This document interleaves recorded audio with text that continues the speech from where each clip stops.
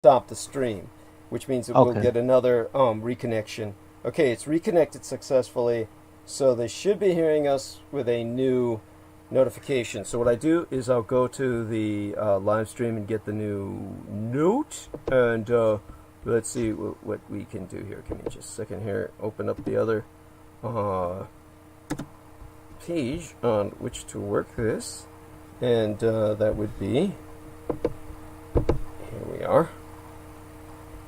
And oh my God, there's a picture of Vero Reno Barrera at a table. It looked almost like she was eating breakfast in bed, and which might be the case. All right, now stream health. Let's refresh the page and see what comes up here. Okay, it looks like you just did a brand new one. Okay, that's figures. Okay, good. Okay, so All right. Yeah, let's yeah. see if I this got holds it. because we're undergoing constant blackouts because of the fires. The fires are approaching San Francisco, and what that means is I may wind up evacuating. Hopefully, that the fires are approaching San Francisco. There we are, and we know it works. Okay, just let me get the link here, and with that we will transfer us over to as I said, I had intended to All be right. gone for a while anyway. I'll let you two guys do the talking while I handle this. All right. Right. Where Well, did we leave off? all right, go ahead.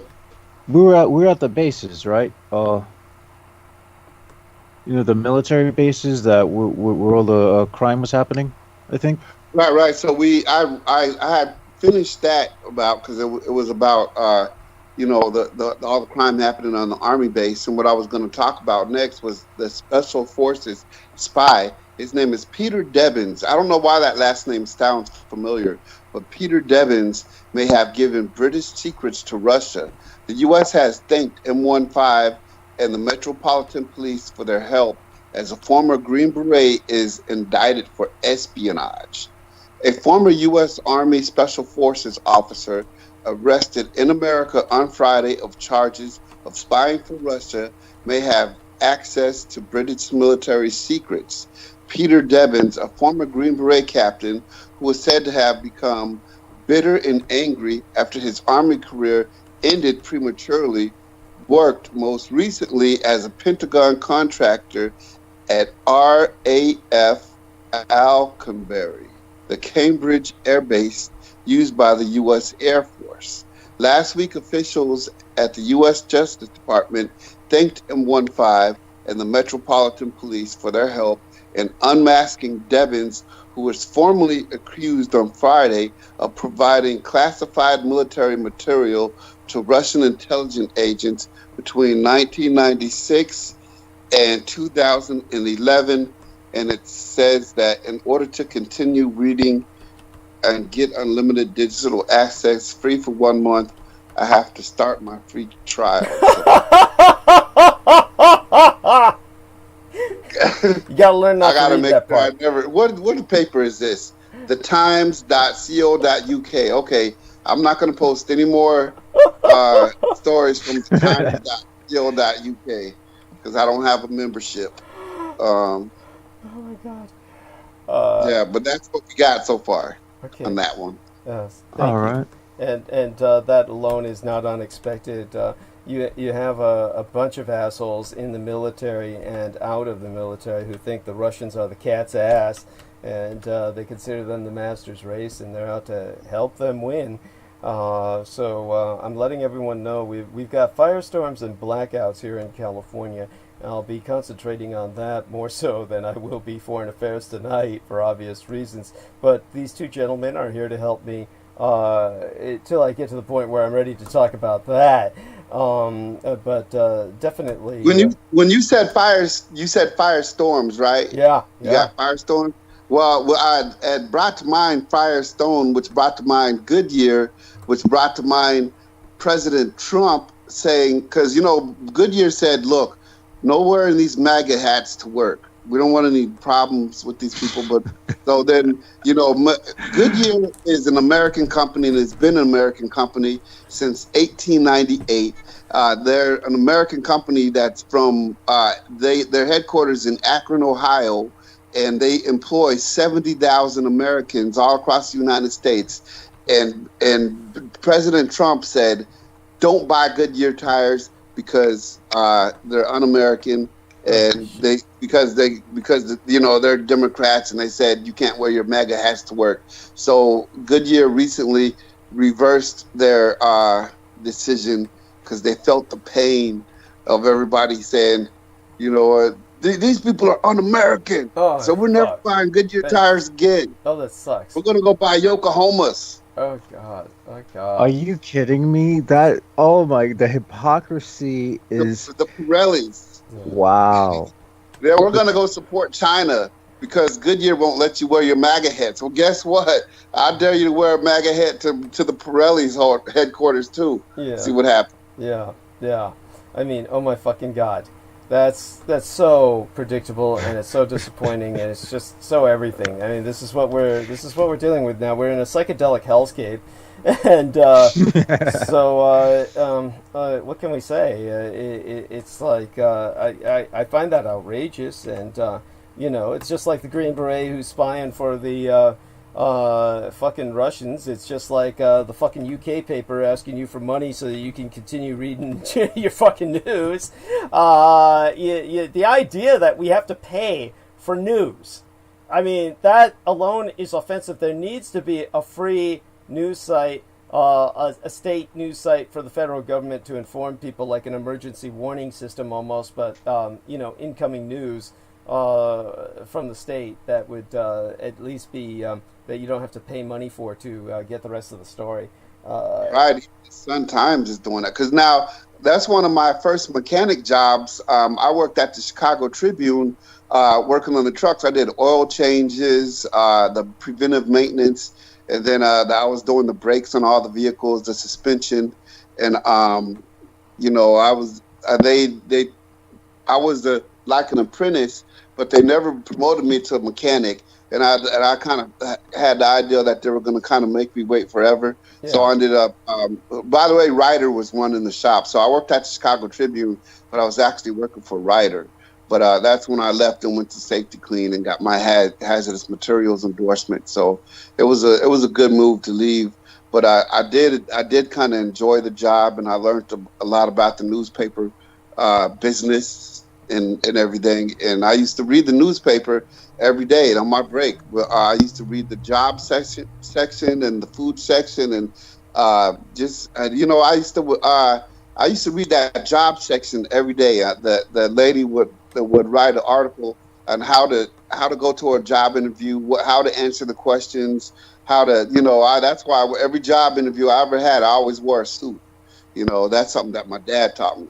Mm-hmm. But yeah, I miss reading the newspaper, but that, it's in a different time. People aren't even subscribing to newspapers anymore. So the newspaper has to do one of two things. They either have to charge people for reading it, or they have to put a whole bunch of pop-ups and a whole bunch of different ads.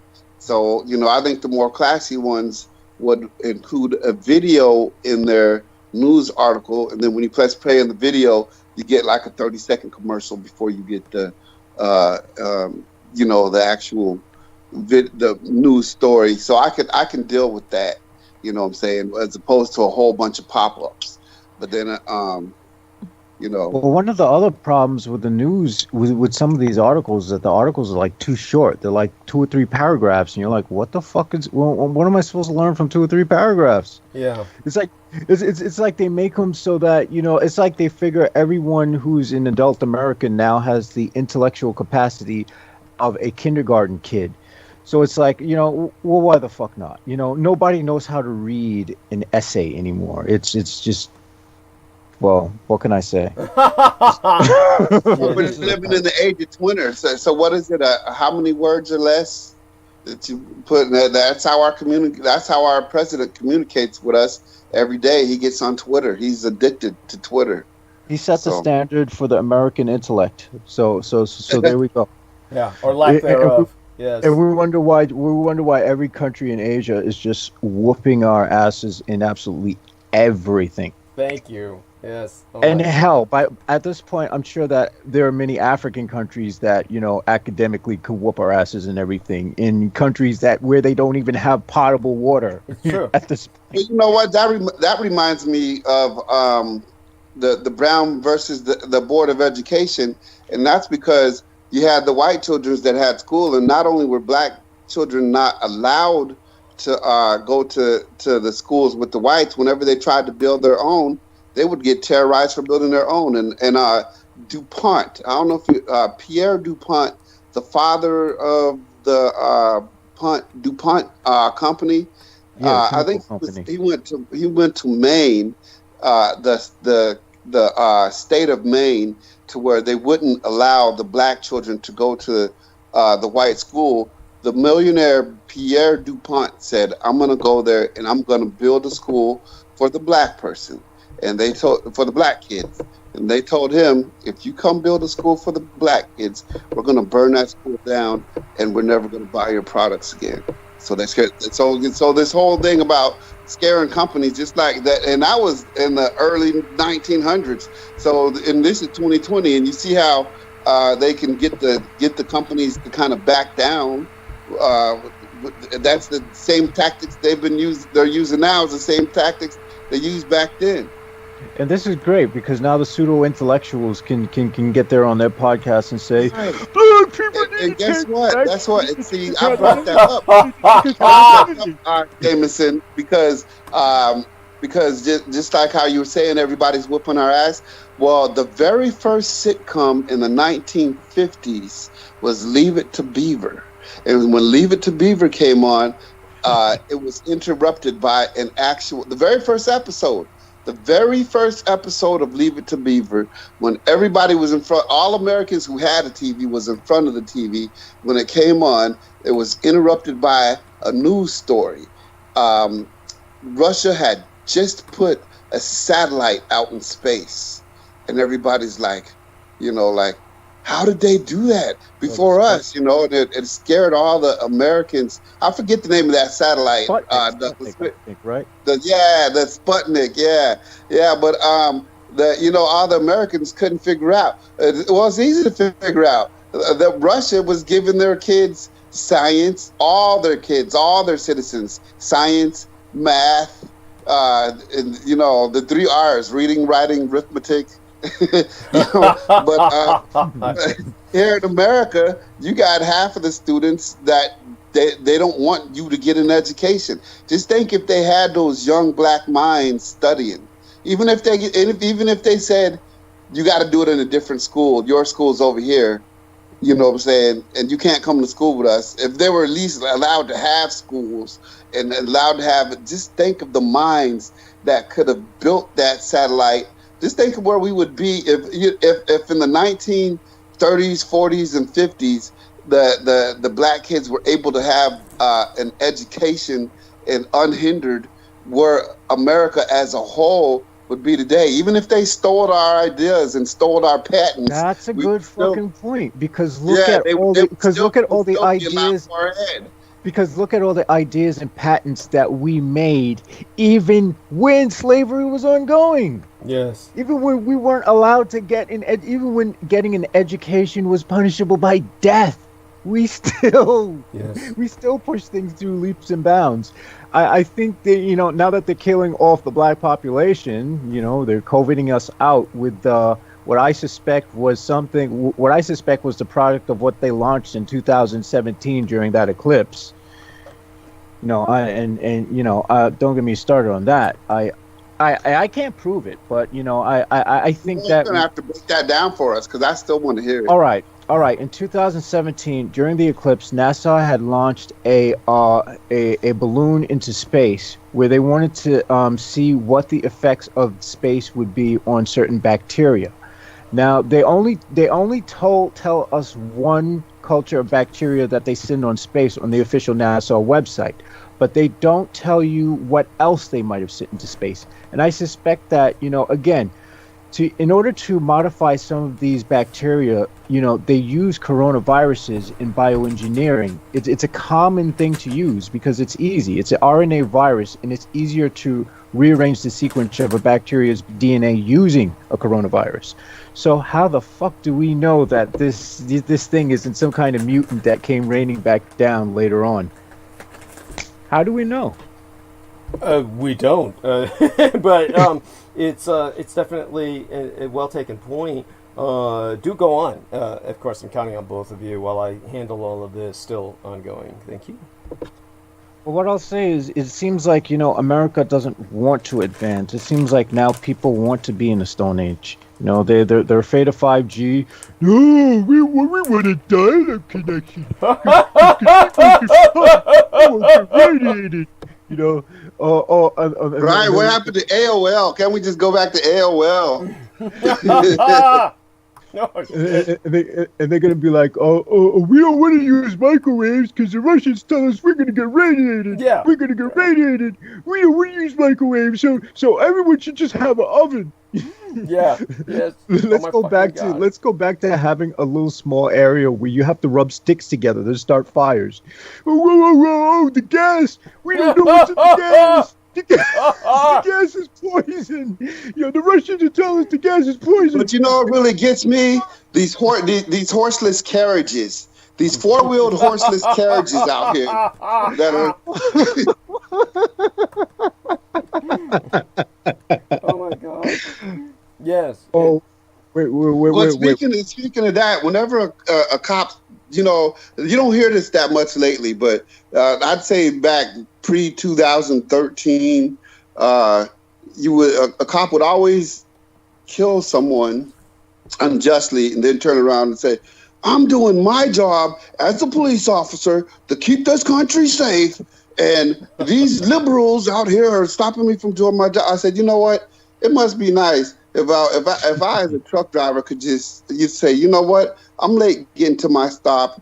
I think I'll just plow through these cars and knock them all off the road to get them. And when they come to me and say, why the fuck did you kill all those people and knock all them cars off the road? I say, hey, I am doing my job as a truck driver to deliver this product to its destination, and all these liberals and these four-wheeled horseless carriages keep jumping in my way and trying to stop me from doing my job. I sound just like how the police. I mean, it works for the police. Yes. That's where we're headed. That's exactly where we're headed. I mean, how else can we downgrade? Maybe we'll stop using toilets because too much fluoridated water hits people's asses when they flush their toilet. Oh, when you flush your toilet, it sneezes. You have to close the lid. Instead of using the lid, we should just use pots of water and throw it on the street. Oh, this way it would be organic and fertilize the ground. Yeah, they're already trying to make everybody sit down in order to. Oh, and man, Douglas, I never told you this one. I don't think. I went to the post exchange. I used to go to the post exchange like every day. I was like in Puerto Rico for like almost 2 years. Okay, so I used to go to the post exchange at Roosevelt Roads, Puerto Rico, on the interior of it. So when I got out the Marines and I went to go stay with my mom and dad for a little while, they took me to Fort Carson Army Base in Colorado Springs to go to their PX. And when I walked inside, their PX was identical. I mean, this was an Army base that had a PX that once you walked in the inside in Colorado Springs was identical to the PX that was in Puerto Rico. But there was one difference. The men's bathroom and the women's bathroom was superimposed. They were interchanged. So when I walked in there, I said, I'll be right back. I'm going to use the bathroom. I walked right into the woman's bathroom, and I noticed there were no stalls. I had on some steel-toe boots and everything, and then I noticed I looked some high heels next to me. So then all of a sudden, after I walked in, it must have been break time because a whole bunch of women were in there. And I said, oh, shit, I'm going to get fucking busted. And so I locked the door in the stalls and I had to just sit there for like 30 minutes until all the women left. Dude, you could have just told them that you identify as a woman. No, not back then. Not back then. No. Oh my God. That happened to me at City College of San Francisco when they fucking changed the sign, and they did this not as a joke or a prank. They did this in the middle of a play that my mother had taken us to because she participated in the dancing at City College, etc.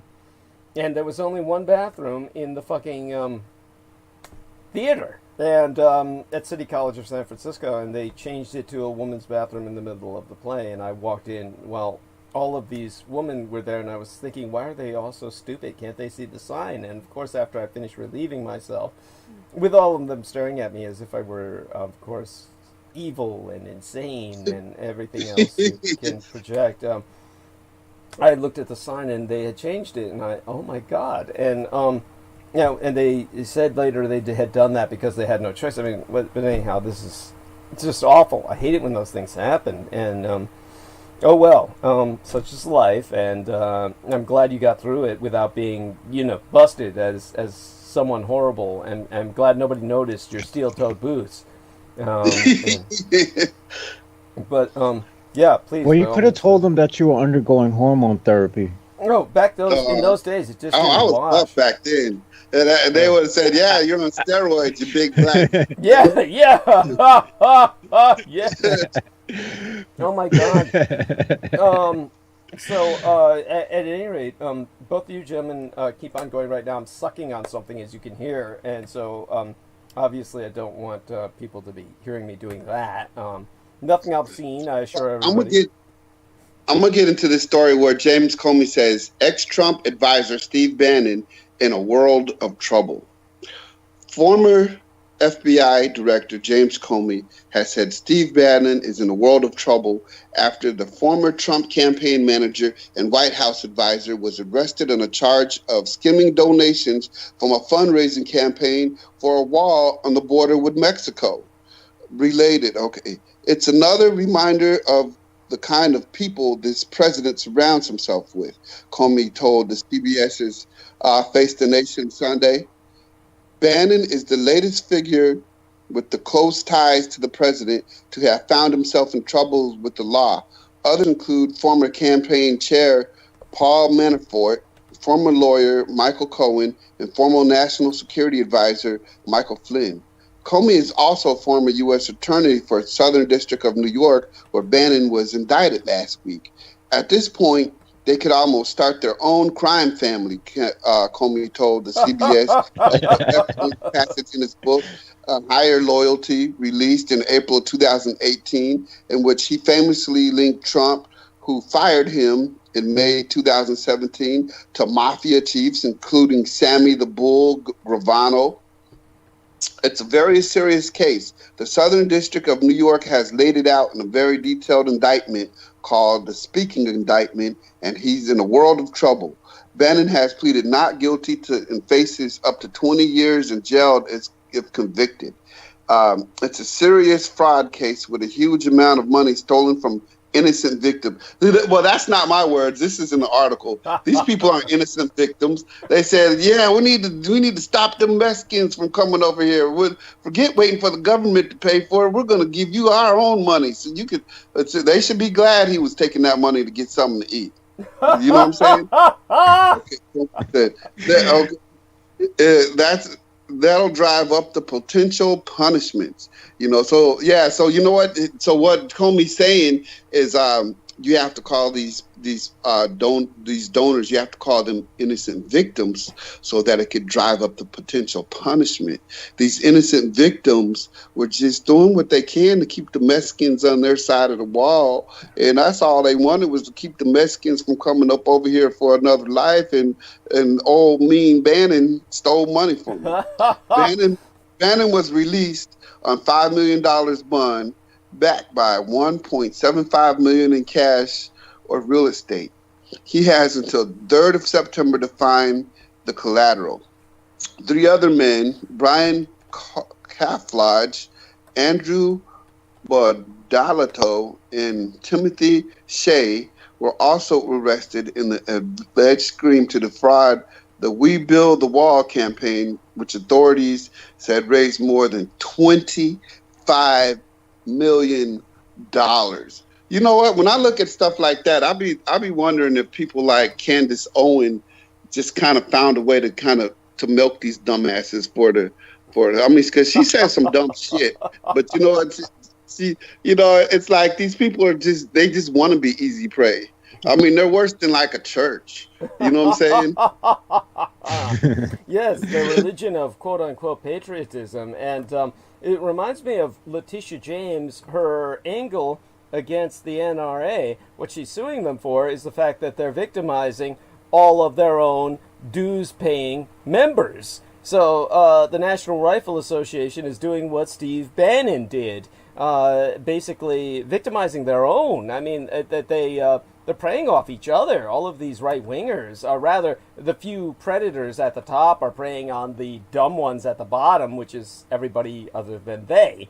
And so that's what you've got going on with the NRA, is Letitia James. The people who are dues-paying members of the National Rifle Association should be cheerleading her. They should be raising her upon their shoulders, like the people who were liberated by oh God, I can't remember her name. Who was the young lady who was the stark white, beautiful blonde in the Warring Kingdoms, the one with the dragons?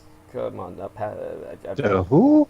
You know, come on, Game of Thrones. Come on. Oh, damn! I don't even watch TV. I'm like, I live off of my laptop. Like, I'm fucking turbo geek.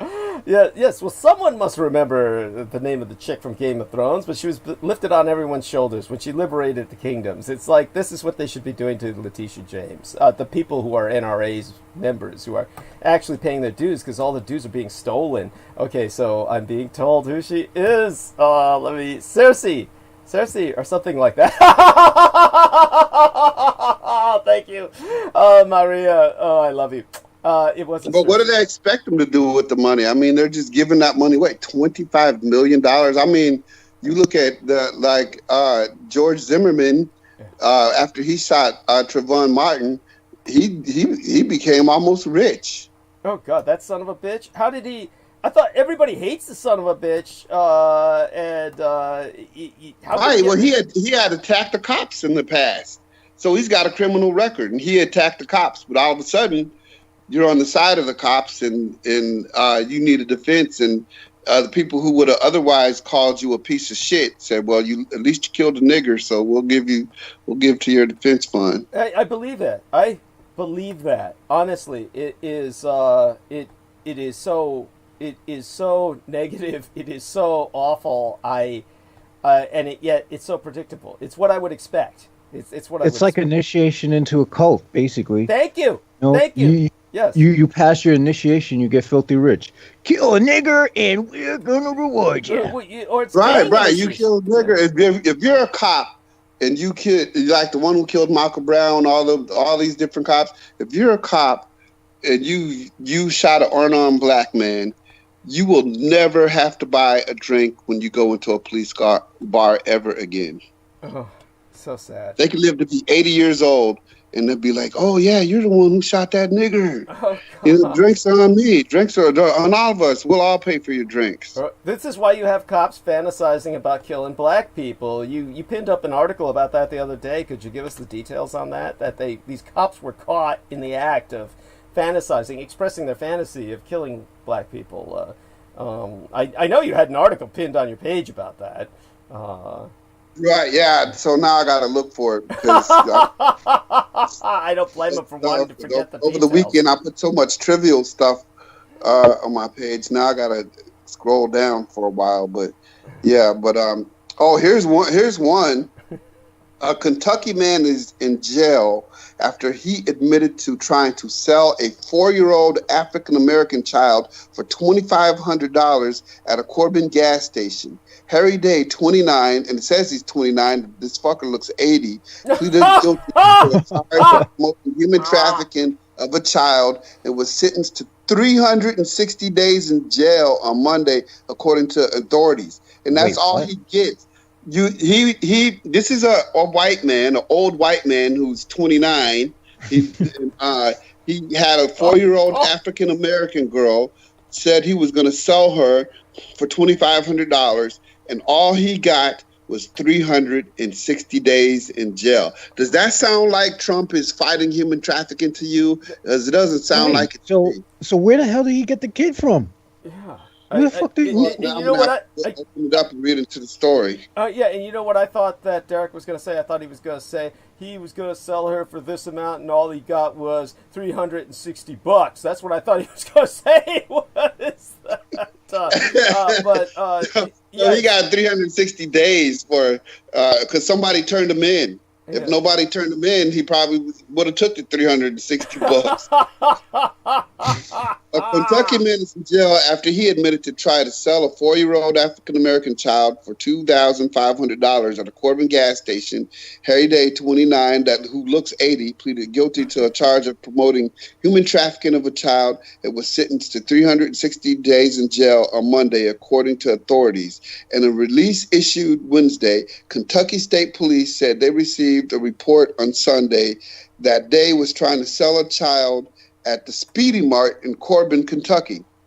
His vehicle was reported while he was at the Speedy Mart, and it was tracked to the home of the child's mother, Gertrude Henson, who was 26. The police said they found the child as well as some methamphetamine and drug paraphernalia. Day and Henson both admitted to using methamphetamine earlier in the day, and the two were arrested. Day pleaded guilty on human trafficking charges and was sentenced to appearing at a district court on Monday, according to the Knox, Kentucky clerk's office.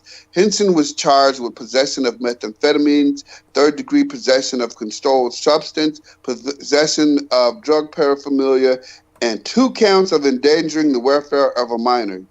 The two were both being held in Knox County Detention Center as of Wednesday afternoon. And you know what's fucked up? If the police plant one rock on me, one piece of rock cocaine on me, I'm going to jail for 9 years. Yes. So wait, is this their kid? So am I to assume this is their kid then? No, she was doing drugs with him. Okay, so somehow or another, he took off with the child, or she let him have the child, and he took the child to the gas station, and he charged too much, so they turned him in. If he had charged more price, I'm sure he would have had a sale. Oh shit! Man. Oh shit! Oh, by the way, you hear those sirens behind me. I don't know if all of you can hear that, but yeah. Yes, that we are undergoing. The fires are approaching, so I want everyone to keep me in their prayers. Shit. Yes, the San Francisco is. We're surrounded by fires, but there's plenty of other states burning as well. I'm looking around now, and I've actually compiled a little list. And I'm astonished at actually what I'm fucking seeing now. But I want everyone to know it's not just here. There's 70 wildfire zones burning across 15 states right now, just so you know. And tens of millions of people are under some sort of heat warning or advisory. I'll go into that, but right now I'm looking around just to accumulate more information, what I can on it. I'm trying to get the size of, just a general size of some of these major fires. But in California, we're really burning the entire state. If you look at so Maria is saying, "Oh my God, go somewhere safe. Fuck the transmission." Don't worry, honey. Hey, it's Douglas Dietrich. Don't worry about me. I've got Malaktawish at all times, right? The peacock angel. I wouldn't burn too easy. So, definitely appreciate the sentiment. Do keep me in your prayers, mostly for those around me. I'd hate to see the environment go up. Mostly for the hull, the building. But otherwise, actually, worst of all would be the electricity going off. But which it's done twice already tonight, and actually miraculously has come back on almost immediately, considering. Which brings me kind of to the story to relate, and then we'll get back to the.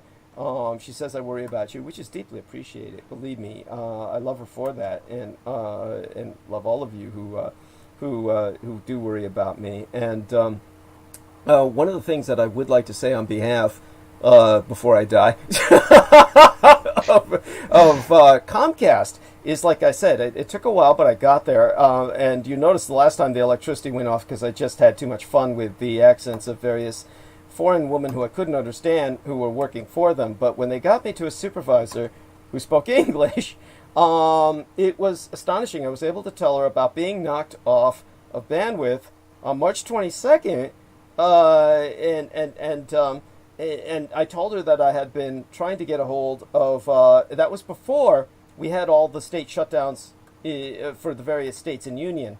And because of the different types of shutdowns that had occurred, I was unable to really contact anyone at Comcast because Comcast had started to rotate their personnel, work them from home, like many people were doing, and it just became, Comcast became fairly inaccessible in terms of customer service, and for months. And because of that factor that I was able to articulate so well, and afterwards I told her once it restarted, the automated service just kept shunting me off. And I explained to her how long I had waited to get to her, which of course was no real inconvenience because, like I said, I was occupying myself with what was online. But she was incredibly sympathetic, and she gave me $100 credit. So I got $100 credit. That means I don't pay my bill this month, and I don't pay next month. I only pay about $20. They have that, so it's incredible. I do want to put out a positive word for Comcast. So I've had generally positive experiences with them once, the problems have been confronted.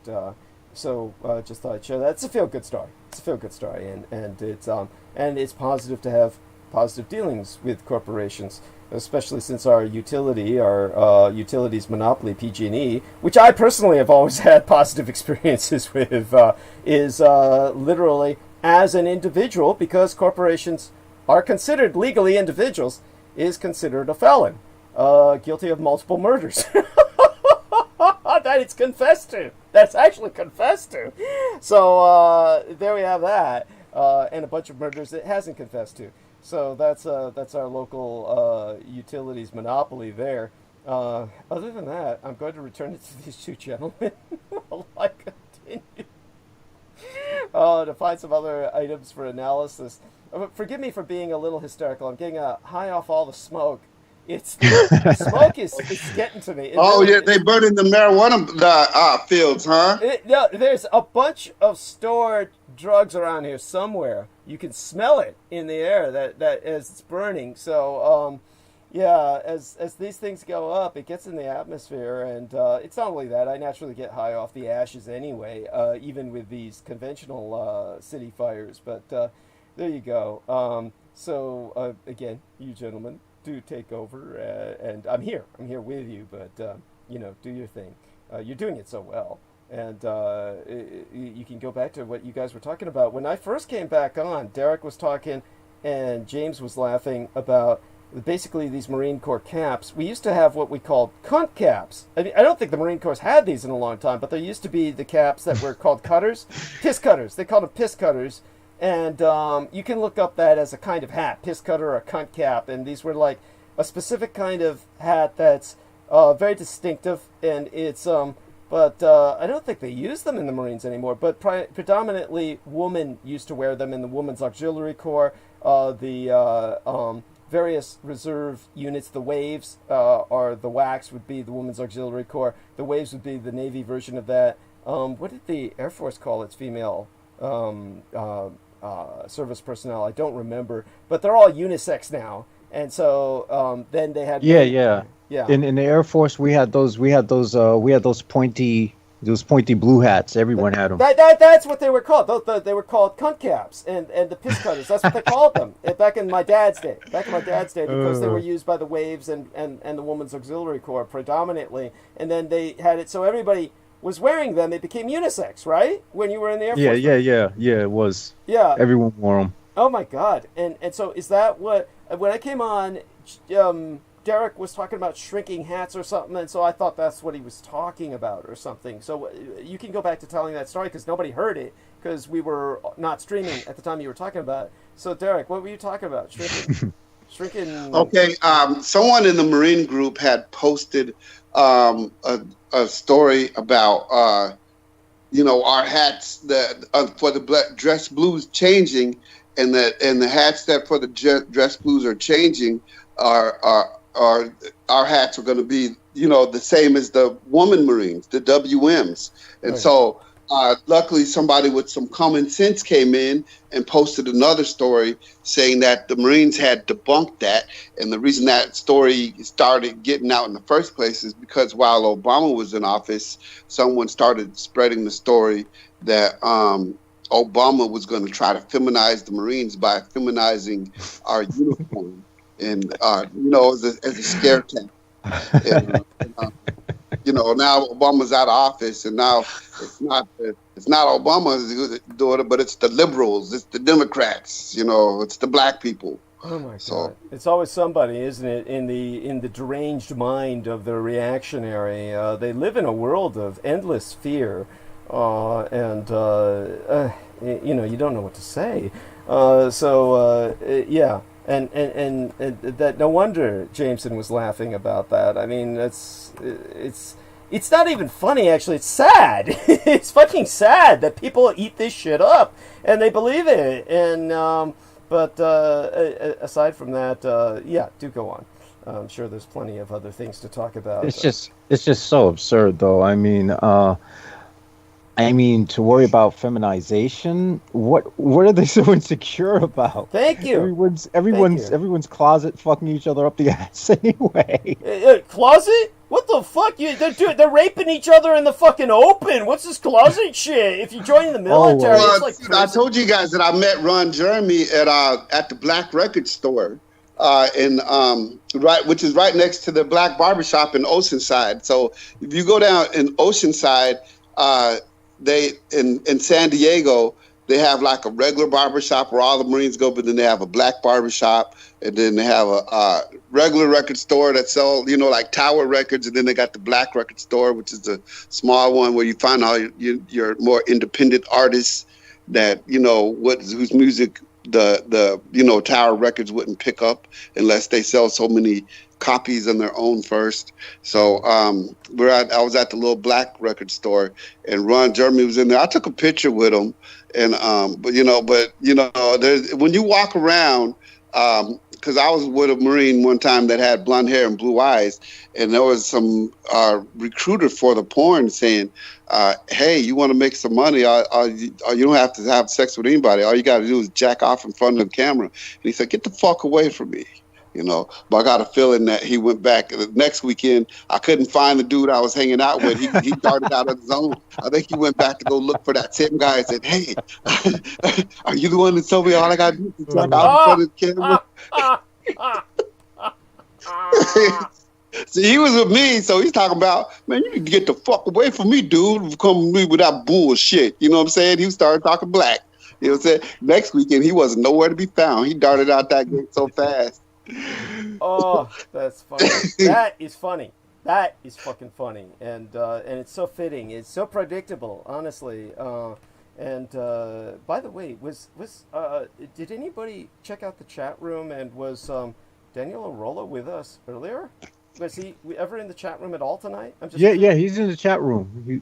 He gave the name of the dragon rider in the Game of Thrones. Oh, did he really? Oh, thank you. Yeah. Thank you. Okay, and so he's with us now. Thank you. Targaryen. Oh, thank God. Yes, and Yes, anyhow, hugs, Daniel, hugs. I mean, oh my God, I was so worried about him because he threw out this awful joke that was like, Chief Slapaho about some Indian chief who became a pimp, and then one of my other friends on Facebook really got onto him about that, and do be careful about these jokes you throw out, Daniel. I mean, sometimes I do wonder where you're coming from. So, yes. Oh my God, this is why he gets banned off Facebook so often. Anyhow, Elizabeth C says, "Love DDD's laugh." Yes, thank you, honey. Mwah. Love you too. And Lay Renee Encounters. Hey, honey. Mwah. Love you, baby. You didn't need to retract any message. It was probably something about my laugh. So Daniel says, Daenerys Targaryen, yes, was the dragon rider in the Game of Thrones. Yes, played by the actress Amelia Clarke. Thank you so much. Yes, wonderful young lady. So glad she survived that encounter with a medical emergency. She actually had like a brain aneurysm or something of that nature, but she survived. Anyhow, Lay Renee says, "I love you guys. Love you too, honey. Mwah. Love you." And gotta get on her show sometime soon. I did promise her that. And in general, I don't do interviews anymore, but she would be quite the exception. There's someone else who asked me for an interview on one of my timelines. I just ignored him thus far. By the time if I get back to him at all, he'll probably be angry anyway. But moving right along, we'll go back to both of these gentlemen here, and they'll take us to at least the top of the hour. And you know what? I want to bring up QAnon and what Kevin McCarthy said. He said there is no place for QAnon in the Republican Party. House Minority Leader Kevin McCarthy said QAnon believers are not welcome in the Republican Party. The California Republican denounced the conspiracy theory, which has spread beyond the fingers of the internet into the mainstream, and challenged Democrats to do more to stand up against the anti-Semitism during an interview on Thursday. "There is no place for QAnon in the Republican Party. I do not support it," McCarthy said on Fox News Night with Shannon Bream. He also noticed that the congressional candidate Marjorie Taylor Greene, who is in the past embraced the conspiracy theory that the claims is a secret group of Hollywood elites and Democrats run a child trafficking ring, are seeking to undermine President Trump, has since distanced herself from QAnon. The candidate you talked about has denounced it, he said of Greene without mentioning her by name. She is running for Georgia's 14th congressional district, which is heavily red, so Greene will likely be heading to Capitol Hill come January.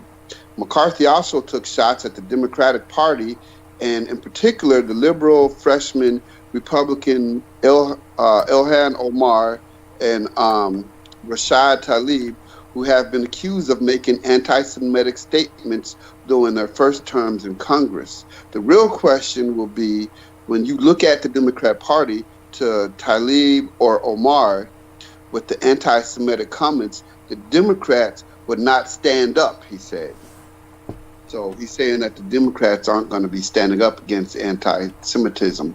When a member of the Republican Party said something that we believe is not about the party of Lincoln, we remove him from the committee, McCarthy said, referring to GOP Representative Steve King, who lost his committee assignments after questioning how it became controversial to talk about white nationalism and white supremacy. He has since lost his bid for another term in Congress. With the Democrat Party, not only can you be anti-Semitic, you can spend your campaign money giving to your husband, he said to Omar, who has paid nearly $900,000 to her husband's consulting firm since he began working for her in 2018. I don't think those things are right. Well, see, Steve Bannon could have learned from that. Does Steve Bannon have a wife? Because if he had a wife, he could have paid her like $1 million to consult her on how to build a wall. And she could have taught him what she learned in her macrame class.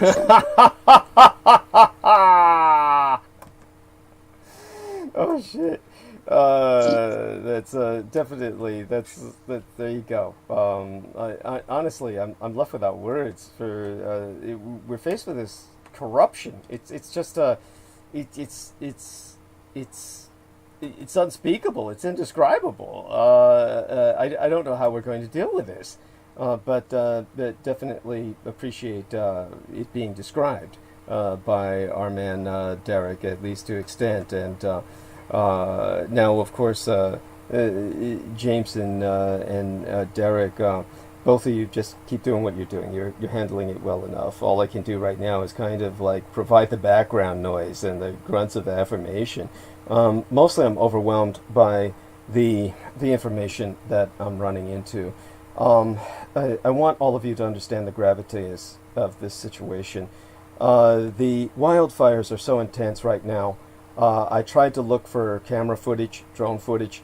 The wildfires are generating so much heat, they're frying the remote cameras that are monitoring them. Shit.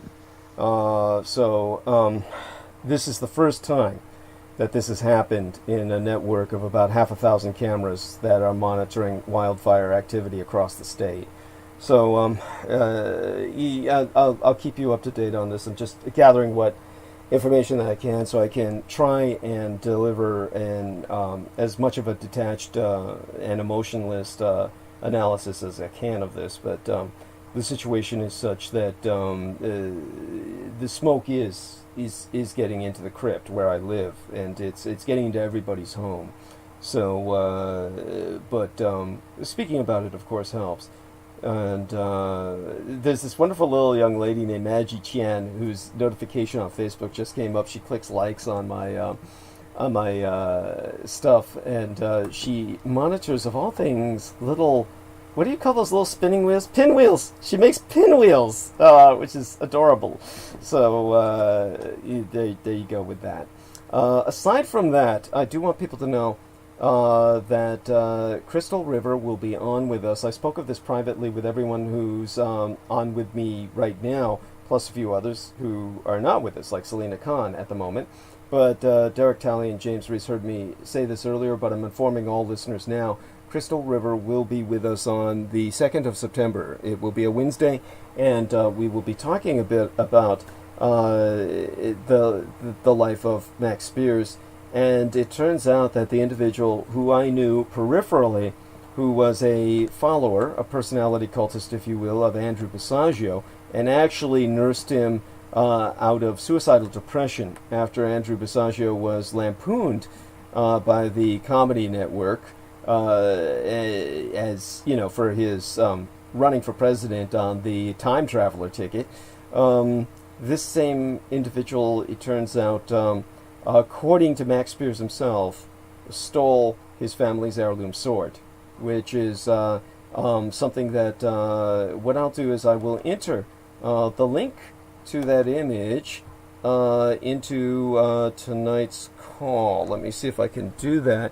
That way Derek Talley and Jameson Reese can actually get a look at this. So let me get that out of the Crystal River shall we say, text, and turn that over to these gentlemen, and that should be enough to actually start a little bit of a conversation, because here we are. This should do it. Okay, and cut and paste that, enter call again, open up our text here, and this will be for both these gentlemen. And that should provide two images. If both of you gentlemen can take a look at that, at your text in Skype. When Judith Ager first saw that image, she said, "Oh my God, they probably killed him just for that." And it was funny then. In retrospect now, it's not that unbelievable. So Max Spears said he never got it back. And this Ken Sendo character, who's not Japanese, and as I said, I knew him peripherally, and he was as Caucasian as they come. And he put that on display, saying, "Oh, Max Spears gave this for me to keep, and I was able to give it back to him after a few months." Well, Max Spears said he never got it back, and then he was dead, which means Ken Sendo's got it. Or, so, fuck. There you go. It's, yeah, that's, talk about, it's getting harder and harder to trust anyone. Yeah, it is. It is. That's It a is. beautiful story. Yeah, I wouldn't have lent that out to nobody. Thank you. Yeah, no. And, so, both these gentlemen are seeing the sword. But here's the rub. Ken Sendo put a picture of that up after Max Spears died. Both of you gentlemen can see the text. So he's almost bragging about it. He's claiming he gave it back. If he didn't give it back the way Max Spears said, and then Max Spears died, and then he puts that picture up, says he gave it back, and meanwhile he's got it, he's a real son of a bitch. I mean, then he's a real son of a bitch. And this is the guy who nursed Andrew Basiago, Mr. Project Pegasus, I want to be president himself, out of suicidal depression. Oh my fucking God. It's a small world. It's a twisted world. It's a psychedelic hellscape. There are photographs of RuPaul wearing a Confederate flag over one of his dresses while walking down a drag strip. Are you serious? Yes. Is it? Wait, is it real or is it like Photoshop? As It's far as I real. can tell, it's real. As far as I could tell, he was honoring Southern culture, and it was meant as just kind of a Dolly Parton kind of trip. And wow. But this is the psychedelic hellscape we live in. Wow. And people say Americans aren't stupid. Well, no. There's no one who's not. There's no one who's outside of America who doesn't say Americans are stupid. We'll put it like that. That's just wow. That's just the level of insanity that makes me wonder if can I at least I would be humoring myself by looking for some kind of conspiracy behind the mass stupidity, but I'm sad to say that I think it's just a natural phenomenon here. Yes. In other words, what you're saying is you would be looking for, essentially what you'd be seeking would be redemption. Yeah, well, that plus you're looking for sanity in a world of madness. That's what you're seeking. There's no sanity to be found here. Thank you. Everything's going to its worst possible. Oh my God. Whenever you see something stupid and you say, "What's next?" and then you bring up something sarcastically, well, guess what? Whatever you brought up sarcastically, that's next. Yes. Yes. Yes. We're living in those times to where everything's coming to its worst possible conclusion. I can't help but think in a past life that we were all in hell and that we did something super fucked up, even by the standards of like Gehenna or the like deepest, darkest places of hell, and that this is our punishment. This is our punishment, being here on fucking Earth in this time, as this species. There's an article that kind of haunted me today, and the reason it haunted me is because it brings back memories of 2003, where my cousin was killed in a nightclub called the E2 nightclub. Oh. Well, I'll bring that back up, but because she just recently had a birthday. But I'm looking at Zero Hedge right here, and it says at least 13 killed in Peru nightclub stampede triggered by police social distancing raid. So you had some people at a nightclub, and this whole thing could have been prevented, but the way the police wanted to raid the club, it caused a panic, and there was a stampede, and that's essentially how my cousin died. There was two girls in a fight, and if you remember back in 2003, George Bush was president. We had the red alert and the yellow alert. We were actually on orange alert because Osama bin Laden had just put out a videotape. You know what I'm saying? Status, right. So two girls were fighting in the club, and the way this off-duty Cicero police officer who was working at the club handled it was he sprayed the two girls with mace, and the mace went up in the ventilation system, and everybody thought it was a terrorist attack.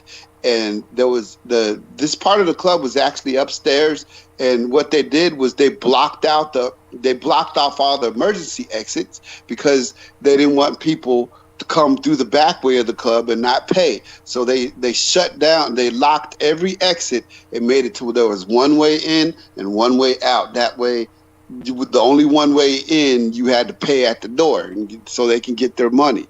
And then when this pepper spray went up in the ventilation system or whatnot and came throughout the whole club, everybody thought we were under a terrorist attack, and they all funneled to the doorways, and 21 people, including my pregnant cousin Latoya McGraw, was killed. So that's what this kind of brings memories of. Again, it was something that was caused by the police. I mean what's absurd is that the people would die of coronavirus anyway. So what's the point of sending the police? That's what I'm saying. That's what I'm saying. I mean, a lot of people are going to say, well, they shouldn't been at the club anyway, but you know, it's like a guy pointing a gun to his head, and the police say him, put the gun down, or we're going to shoot you. You know what I'm saying? Oh my God! Well, Maria Michaela Gregor says good night and stay safe. So we're saying good night to her. Good night, honey. Good night, Maria. And, good night, Maria. Yes, and it's amazing she's up this late because she's like almost on Eastern Daylight Time, really, and she's over there in Canada. So she's up. Well, she's at the same time as either Derek, or more likely, she's in the same time zone as James. So it's about 3 a.m. in the morning. Where's it? What's it like? No, 2 a.m. What's it like? I'm at 1 a.m. We're at 2 See, I got a doctor's appointment at 9 because I'm meeting a new doctor tomorrow. I asked my oncologist to recommend me to a new family doctor because I really don't have one. So I should have done it a long time ago, but better late than never. So tomorrow I'm going to go meet Dr. Carter for the first time. And so I'll go to bed here pretty soon. But I'm going to read this article about the 13 killed in Peru nightclub stampede. It says, in an example of COVID-19 related law enforcement gone horribly wrong, 13 people were killed in a deadly stampede as patrons tried to flee a surprise police raid on the crowd in Lima, Peru nightclub on Saturday night. At least 6 people were seriously injured, including 3 cops. Orlando Velasco Manuca, General of the Peruvian National Police, told CNN. You like that? General of the Peruvian National Police. Yes. Yeah, he told CNN that the police were summoned to the Thomas Resto Bar in the Los Lobos district of Lima, Peru's capital city, on Saturday evening. They were ordered to shut down an illegal party where officials believe more than 120 people were in attendance. Peru is struggling with one of Latin America's deadliest and most devastating outbreaks since social distancing measures have been mandated nationwide, along with a 10 p.m. curfew in an effort to slow down the virus's spread. Despite taking strict preventative measures early on, Peru has racked up more than 576,000 cases and more than 27,000 deaths, according to JHU. The county has Latin America's second highest infection rate. Peru ordered the closure of the nightclubs and bars back in March and banned extended family gatherings on August 12th. According to an official statement delivered to CNN, the Ministry of the Interior reported that the police did not use any type of weapon or tear gas to clear the premises. When people began to flee the second floor venue, they were crushed on the steep stairs. Already, 23 people have been arrested, and officials are looking to hold the owners of the nightclub responsible. So, you know, stay safe or we're going to have to kill you. Yes, like Vietnam, we had to destroy the village in order to save it. Definitely. And here's the story about the E2 nightclub to which my cousin was killed. It says the E2 nightclub stampede occurred on February 17th, 2003 at the E2 nightclub located above the Epitome Chicago restaurant at 2347 South Michigan Avenue in Chicago, Illinois, which 21 people died and more than 50 were injured when a panic ensued from the use of pepper spray by security guards to break up a fight. The club's owner, Dwayne Kyles and Kevin Hollins, were later convicted of criminal contempt for their persistent failure to keep the facility up to code and sentenced to 2 years. So, yeah, this is one of them things to where they were actually paying off the fire inspector. So. Oh my God! It's it's again. You just shake your head. Well, how hasn't the species destroyed itself by now? Oh my God! Well, how are we still here? Yes, it's amazing that we've been able to. Yes, it's you wonder how we've lasted this long. You know what really made me mad is I was listening to right wing radio after it happened, and after I knew my cousin had died, and all these white people were calling in saying, "Well, these people are animals. They got what they deserve," and it was just making me so. It was just making me so mad. You know what I'm saying? It was just, I was really seeing then what I'm seeing now, and it's getting magnified. You know.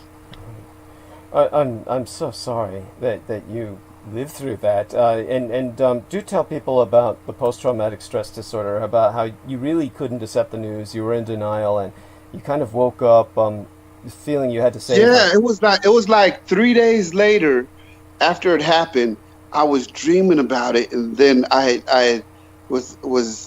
had a dream to where she was saying, "It's not too late. It's not too late. I can still be saved."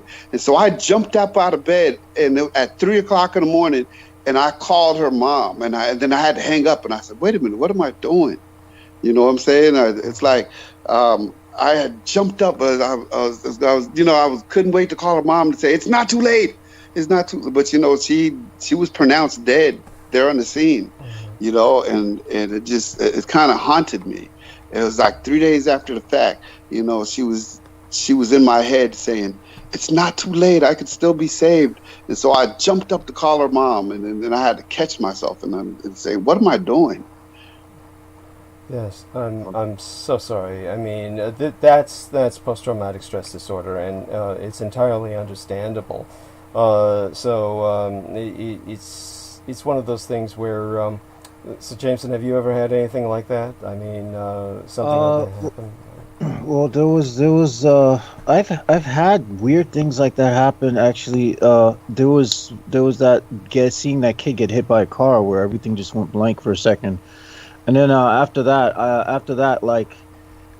whenever I saw a corpse or something, like you would be it like a dead cat or an animal, for some reason, I just like for a very small fraction of a second, everything goes black, and then I go numb, and I'm like, oh yeah, it's something dead. And then there was like during the night of 9/11, like I started to have these dreams where I was like falling. And I felt like people were passing through my body. It was just the most uncomfortable thing, and I had this dream where I was falling off a building, and it just felt like I was falling forever. So I don't know. I don't know if that's post-traumatic stress or not. I just know that after a certain point, it just stuck with me. Yeah, and I'm sure that was the experience of many people besides yourself, and not to diminish your experience at all. But as a New Yorker, though I'm sure you wouldn't consider yourself a New Yorker of the city necessarily, but you did grow up there, or you had quite a bit of exposure there. I know you're familiar with New York as a city. So I've lived in New York all my life. Yeah. Outside of when I was in the military briefly, which was like such a small period as to be negligible. Right. So how did with that experience of growing up in New York, you did live in the city for at least a period of time, right? Yeah, I've yeah. lived in the city all my life. Okay, I've so never and not been in the city. okay, So I see. Yeah. I was literally across, like, I lived in Staten Island at the time. So what happened in Manhattan was right across the water. So I could see the smoke coming out of the sky from the That buildings makes sense. Yes. when I was in school, all the way on Staten Island, Okay. all the way up there by Newdorf, which is like miles away from the city. I Right. could see the smoke rising in the sky. Right. And Okay. a lot of people who had family who worked in the buildings, they knew they were never going to see them again. Right. Right. Right. No, it Because a was. lot of people commute from Staten Island to go to Manhattan to work, Mhm. and so yeah, it was a really, it was surreal. Right. Now, forgive me because my impression, my stereotype would be that Staten Island compared to Manhattan Island, Staten Island would seem almost idyllic or comparatively almost like the Boondocks, almost compared to something like as hyper developed as It Manhattan Island. Is that the it case? is compared to Manhattan, it's relatively like rural, but it's not rural to the point of seeming like Long Island. You know, Okay. it's Yeah. kind of like it's in between, like somewhere in between Queens and Brooklyn. Okay, okay, and so that's what I figured. Both Peter Moon and Selena Khan are on Long Island, Yeah, yeah, and which means they're both good, relatively well off. yeah. They're so far from Manhattan that the commute would take hours to get to Manhattan. Oh my Whereas God! from where I live, I could get to Manhattan within an hour Right, right, if I hop on the ferry boat. right. So The you. thing is, I've just been too afraid to go to Manhattan because I fear that, I'm going to catch COVID if I go to the ferry terminal. Oh, I And get then, it. No, like, no, I fucking get it. Yeah, I'd be afraid to go out yeah. the fucking door if I was in New. And and now I'm hearing that Manhattan's like a fucking living hell on earth, and I'm like, it's unbelievable to me because I've like before the COVID thing, I would regularly go to Manhattan almost every day of the week Right, right. just to get away from this fucking shithole. Understood. It's not a shithole. It's just, oh God, there's a weird energy in this borough. It's just fucking strange. It's built on a swamp, so I mean, you can imagine it's this fucking haunted island where the people are equally, or more scary than the ghost or any of the spirits you encounter because they're Yes. just fucking Oh morons. God. And yes, yeah, definitely. I can understand that. And with that, Derek will help bring us back to Chicago for a little bit, the second city. Or and he can tell us a little bit about what's going on there. By the way, how is your father, Derek? Have you heard from him? Have you spoken to him? Oh yeah, he's doing great. He's enjoying his retirement, and he says he's working for the census. He's doing some census thing, so I guess they're sending out people to go take the census. So, Okay, and on. yeah, and so with the census and all of that, that's well, that's interesting. And what did you say about that again? He's not participating in the census like being a census taker, like going out and traveling around or something like that, right? Yeah, he said that's what he's doing. Holy shit! Why? Just I don't give know. I himself guess something to to keep do. busy. They keep busy. I don't know if it's that company he works for, because now that he's officially retired and he doesn't work, in order to keep busy, he's got two things going on. Oh. For one, whenever a car show comes to the northern Alabama area, he's the original owner of his 1967 Mustang. It's gold. It's got a straight six, 3-speed on the floor. It's a beautiful car. It's practically looks brand new. The last 10 years he worked, before he retired, he like restored like one element of the car at the time. Like one year he just did the suspension. One year he did the interior. Another year he did the engine and the whole compartment painted up in there. So now that he's retired, the car looks brand new.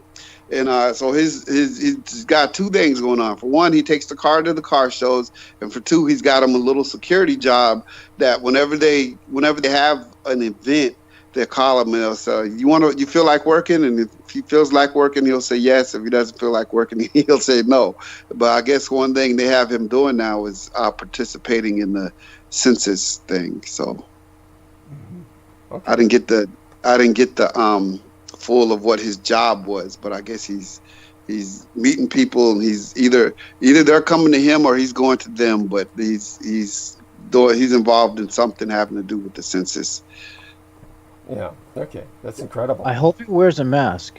Yes. Make sure he wears a mask. Yeah. It's fucking dangerous out there. Thank you. You know, it's like literally catching the cooties. I don't want it. Ugh.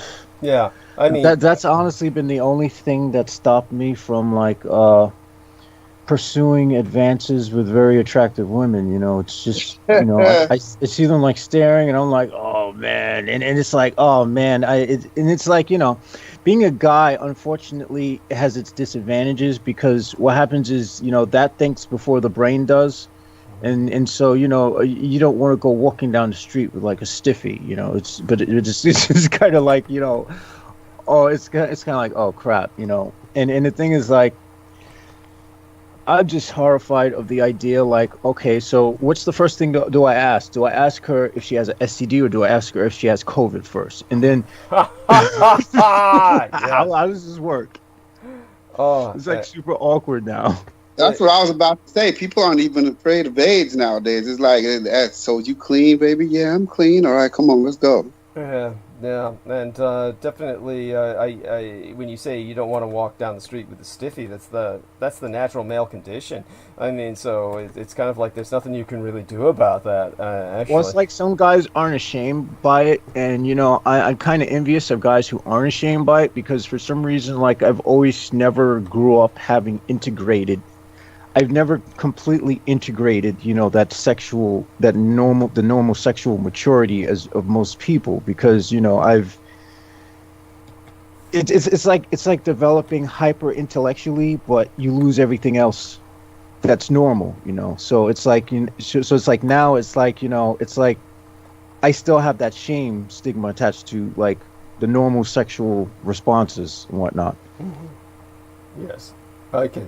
I understand, and so Derek Talley, of course, is totally shameless, and perhaps he could give some pointers on how exactly we can forget all about any sense of shame and go on to enjoy life. How's Erica doing? That brings to mind. Oh, she's doing great. She bought me lunch last week, or breakfast. Really? Oh, wow. I like the way he can't remember which one it is. I was hungry, and I told her yes, and then she brought me back a croissant sandwich. Okay. Yeah. And so, wow. And so, aside from all of that, she, of course, you know, she's worked with modeling and acting in the past, and she's, or even now, she's still working with modeling and acting. So, is she like the first woman that you've known who was in that profession, or you've known others? Yes. No, I've got cousins who are models. My cousin Nikki McGraw. Wow. Wow. Yeah, I've got a couple of, because I'm related to some of the most beautiful girls in the world. That's why beautiful girls don't impress me like they think they do. Oh, wow. You know what I'm saying? I got some foxy cousins. So any girl that thinks that she's gonna whoop me got another thing coming. Oh, wow. That's incredible. Well, just don't pull a Trump. Just don't pull a Trump. Yeah, right. Right. No, I'm not. I'm just kidding, man. You know, Yes. you know him. He's like, oh, you know, I'm just not impressed with. Impressed as I get older, I get less impressed anyway. But you know what I'm saying. But you know, shit just don't impress me like how it did when I was younger. Uh-huh. Yes, understood. Now, maybe you can look this up and find out more for us about this story. There's a Navy SEAL who's appeared in the San Diego military courtroom on the charges that he sexually assaulted a fellow sailor in Iraq. See if you can find out something about that. I would appreciate that. So while Derek is looking that up, I noticed that there was a march as well in downtown San Diego. First off, the San Diego State University began its fall semester hoping to avoid the COVID-19 outbreaks that are hitting other universities. Good fucking luck. Their racial equity push focuses on 40 miles of dirt streets in low-income areas. So that's some infrastructure there. I just happen to be looking at San Diego because I'm trying to keep, I'm assessing all of California right now. I'm going north to south. And I noticed that they have a violence against black women march, or that was the focus of their march through downtown San Diego. But it's definitely interesting to me that that's ongoing as well. So and of course the San Diego thing is important to anybody who's been in the military, because as Jameson knows, it was he was in the Air Force, so maybe he wouldn't know, but that's a big naval base. As Derek Talley knows, of course, we've got 29 stumps, as the Marines always reference it, but that's the Marine Corps base, and we've got the San Diego Marine Corps Recruit Depot, of course. So, but aside from that, while Derek is looking up what he's looking, I actually found it, and it's even the headline is disturbing. I want to know. Tell me. I'm gonna take a 50-50 guess here. I want to know the gender of the sailor he raped. Was it male or was it female? It's probably definitely male. It says strangulation and biting. Former sailor details sex assault and other allegations against Navy SEALs pulled from Iraq. And this is out of San Diego. U.S. Navy intelligence specialist Colleen Grace was asleep on a remote air base in Iraq when she was woken up by knocking on the door next to her room, and then a voice she recognized. The voice belonged to a Navy corpsman she knew. He was upset, speaking loudly. The Army colonel who lived next door, Grace, heard the corpsman say that a sailor who attended a 4th of July barbecue had just been raped by a member of the Navy SEAL platoon on the base. The corpsman asked the colonel what to do because the victim was afraid that if she reported the incident, retribution would follow. Grace looked down at her phone to check the time and saw a missed text from a friend asking her to come over. Urgent, the message read.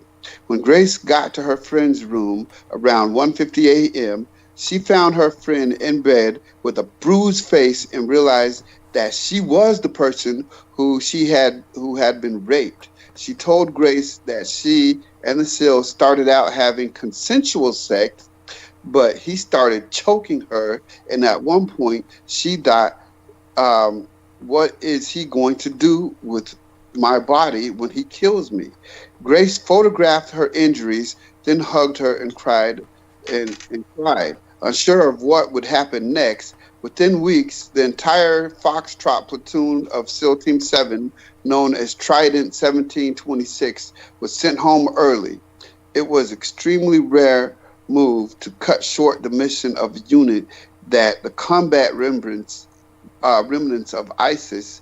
Navy officials have given few details other than to say that there was an allegation of sexual assault and drinking at a 4th of July barbecue in Iraq in 2019 in violation of Navy rules barring deployed troops from consuming alcohol. Okay, so listen to this. We were talking about getting pointers on how to talk to a woman.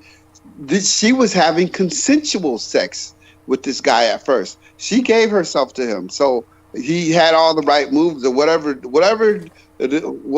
was. He talked her into having consensual sex with her. But even after having consensual sex, he couldn't get himself off. So he had to choke her and punch her. And he had her thinking, oh my God, what is he going to do with my body after he kills me? That's fucked up. Well, it's still rape if she says stop. No, I'm saying it was rape because he took her and he was choking her. He was likely to kill her and punch. She didn't ask to get bit and kicked and punched and stuff like that. So yeah, it was that's rape. It started off as consensual sex, but then he's a pervert who can't have normal sex. He has to punch and kick and bite and strangle in order to have sex. Yeah. So that's what it sounds like to me. Yes. Guys like that are better off trying to fuck wolves or some shit. I mean, seriously. Yes. I mean, fuck something that'll fight back and give you a fight. Then, if that's the case. Yes. I don't understand what the point of attacking something, unless you're going to get I mean, if you're gonna fight, I always figured that if you're gonna fight something, at least fight something that you're gonna get a challenge from, right? Yeah. Right. But he sounds like a fucking coward. You know what I'm saying? Yeah, he probably joined the SEALs because he had some kind of complex in the first place. You know what I'm saying? Yeah. Well, it says the story of the platoon being pulled from the Iraq has been previously reported, but documents obtained by the Associated Press through the Freedom of Information Act and interviews with nearly a dozen people give the in-depth view of what led to that rare recall. Records obtained by the AP from the Naval Criminal Investigation Service also reveal a previous unknown report allegation of sexual misconduct against the SEAL platoon chief, Special Welfare Officer Chief Nicholas Olson. I like that special welfare officer. What the fuck is a special welfare officer? I haven't even run across that MO before. What? Maybe I did, but I just rejected it from my mind. What the fuck? But you know what? His job is probably to check on the welfare of people, so he knows how to profile them to see if they've got low self-esteem, so he can know who he can have sex with. You know what I'm saying? That's what I'm getting. Oh shit. Yes, thank you. Now I've got it. Now I understand. Yes, now it makes what little sense it does. But and I want people to understand these are your quote unquote Navy SEALs. This isn't like in the movies where these are John Wayne heroes. Listen to what we're describing here. This is what you have these days. Anyhow, so please go on, Derek. I'm sorry. I'll just. Yeah, but I'm glad you see what I was talking about. I mean, I've never heard of a special welfare officer chief either, but that's one hell of a title, special welfare officer chief. Well, the platoon was withdrawn after the Navy made an unusual public push to strengthen order and discipline in its secretive elite force amid a series of scandals. The Navy fired 3 SEAL leaders in the aftermath of an alleged rape and charged enlisted SEAL with sexual assault, aggravated assault via strangulation, and assault by battery, and allegations of biting the victim on the face, among other counts. He on the face. faces court-martial in November.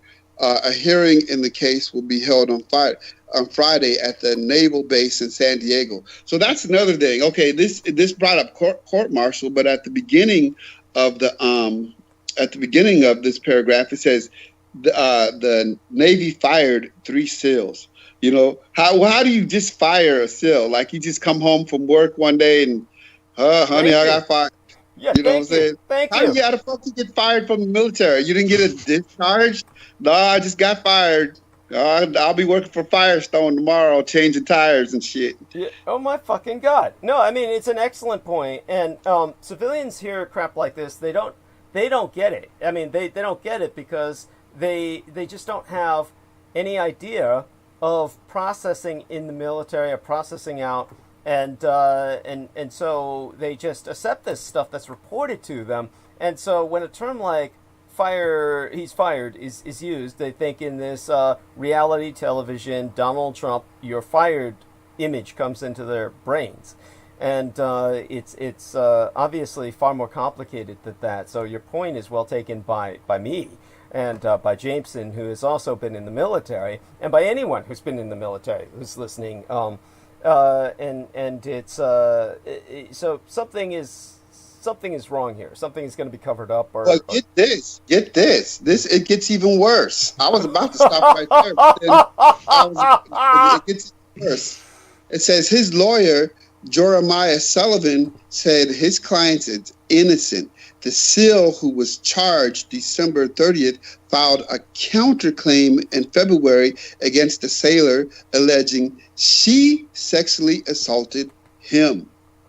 AP is not naming the SEAL despite his criminal charge, nor the sailor, because they both say they were victims of sexual abuse, and the AP has a policy of not identifying victims unless they choose to be identified. Grace is the first service member to publicly talk about what happened in Iraq. She spoke to the AP in an exclusive interview. So he's saying, oh, this is just so rotten. He beat her and he punched her after she consented to have sex with him. But now he's saying that she sexually assaulted him. What an asshole. Oh, my God. Oh, my God. I hope he fucking gets his ass beat. Oh, we can only pray. It's So he was defending himself against her, so that's why he beat the shit out of her. Basically, is what he's saying. Yeah. Right. She was raping him, so he had to. Oh, God. She jumped on his hard dick, so he had to beat her ass to free himself. Oh, shit. Oh, God. Oh, God. It's like, again, this is a psychedelic hellscape. By the way, I was trying to look for an image, and it is out there. So people who do look for the image of RuPaul wearing the Confederate flag over his dress, I found out in the interim that his husband, because of course he's married to a top man and he's the bottom bitch, essentially, his husband owns stock, major stock in a fracking operation that's generating earthquakes in the western states of the United States. Again, just another sign we're on the 9th level of hell or something like that. That just doesn't end. It just gets more psychedelic. The further you go, and nothing makes any sense anymore. This is like, if I had heard somebody relay several of the things that we have heard tonight, I would have accused them in days past of taking drugs. But at this point in my life, I would only ask them to share. So we're definitely in some kind of major dislocation process. And the simulation is breaking down. Apparently, the code has become corrupted. So can anyone truly blame me for saying, fuck it, let's just shut it all down? You know what? This article does get even worse. You guys, check this out. 2 days before the 4th of July barbecue, a military judge in San Diego acquitted Special Welfare Officer James Edward Gallagher of murder in the death of a captive Islamic State fighter and attempted murder in the shooting of civilians during a deployment in Iraq in 2017. So this special welfare officer is now been acquitted, even though he killed, Islamic fighter, and he killed some civilians, but he's been acquitted. So no discharge for him. Gallagher, who was convicted of a single charge of posing with the dead militant's body. Oh, so not only did he kill him, but he posed with the dead body, probably with a big old cheesy grin on his face. Right. Got support from President Donald Trump, who prevented the military from taking disciplinary action against the former SEAL. The 4th of July incident led to a second ethics review of America's commando forces in a year. The review by Special Forces Operations Command found a problematic culture that overemphasizes combat and put troops at times far from supervision. So this special welfare officer is a real piece of shit. And what basically, Donald, you get to go over there and if you don't want to get convicted of killing a black person over here, you can join the special forces and go over there and shoot you some militants and pose with their dead bodies and shoot you some civilians. Don't worry, if Donald Trump is in his office, you won't get convicted. And then you could come back and become a police officer where you can get paid for shooting colored people. Oh my God! And so I may have actually spoken of this individual in the past, and then simply purged it from my memory because I remember discussing war crimes and talking about the impact on morale and just the rest of the world and their perception of America because of Trump's pardoning of war criminals. And so what we have now is, look at the end result. He was given total impunity.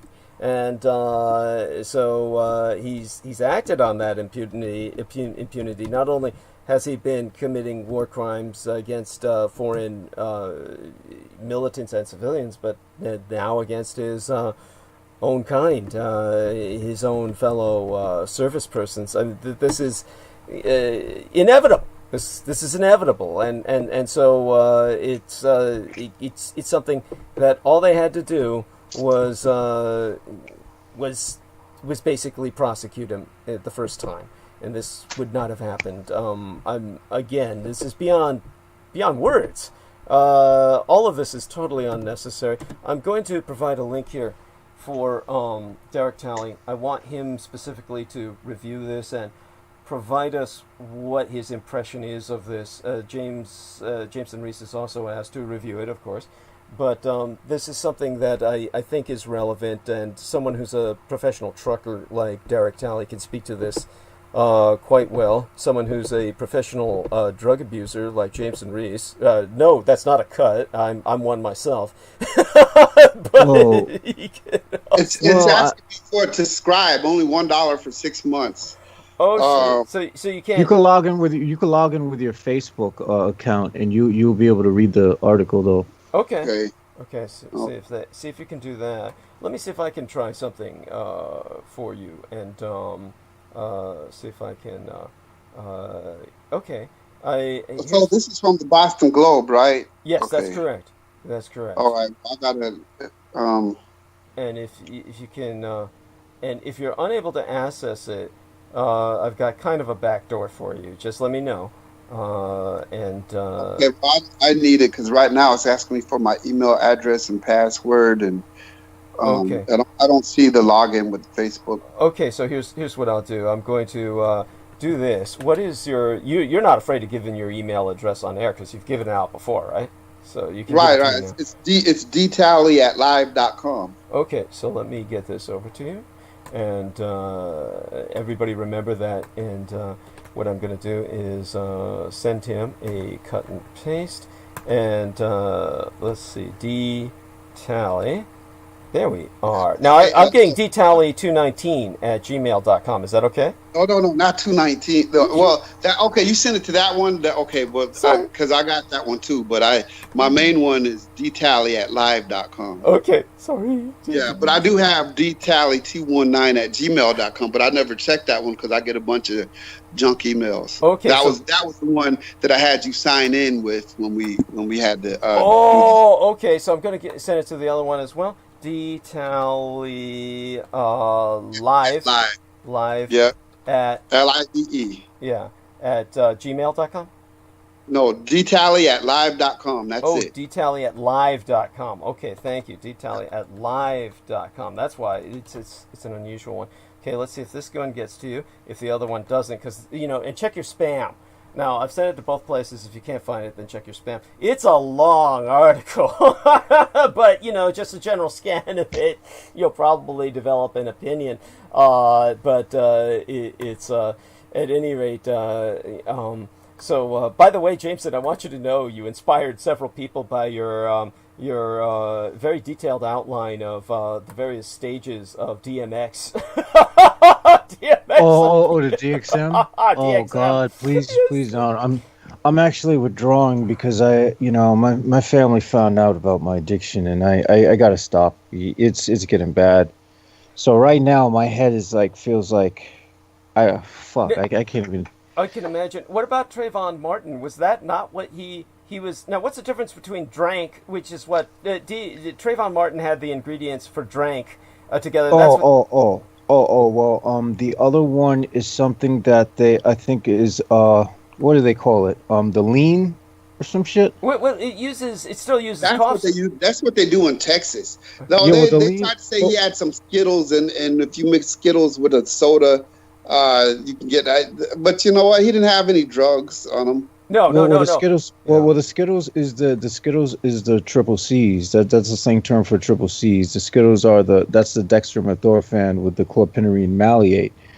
But the lean that other people are talking about, that's a different core formula. That's something called promethazine, which is a codeine derivative. I mean, not codeine, but what I mean is it's an opiate. It's opiate.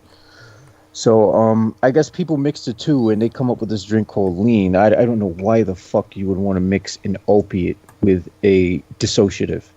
I got a song for you, and it's about one of the sellers of that lean. My man Zero, Z-R-O, Zero. He's got a song called "Talking to the Popo," and he's telling his partner, "I heard you talking. I heard you was talking to the Popo, and since we got secrets, that's a no-no. Bitch, I'll kill you if I find out you be talking to the Popos." He said, "I ain't going back to prison no more."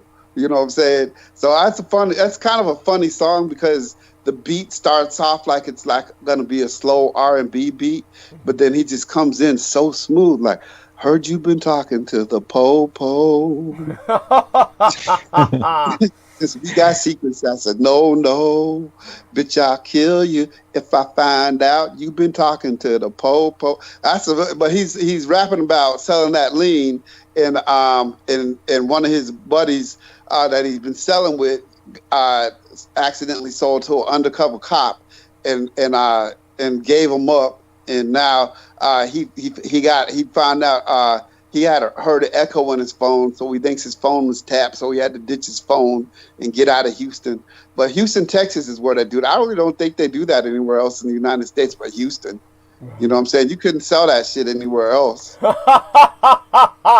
I wouldn't know. The guys around. I mean, the guys out here in Staten Island.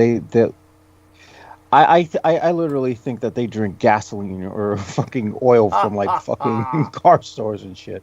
Because of the way some people walk around out here, man, they're wow. I mean, then again, there's a mentally ill population, and a lot of these clinics that were taking care of them have closed down due to COVID-19. So a lot of them are just literally stuck walking the streets, and it's horrible what's happened.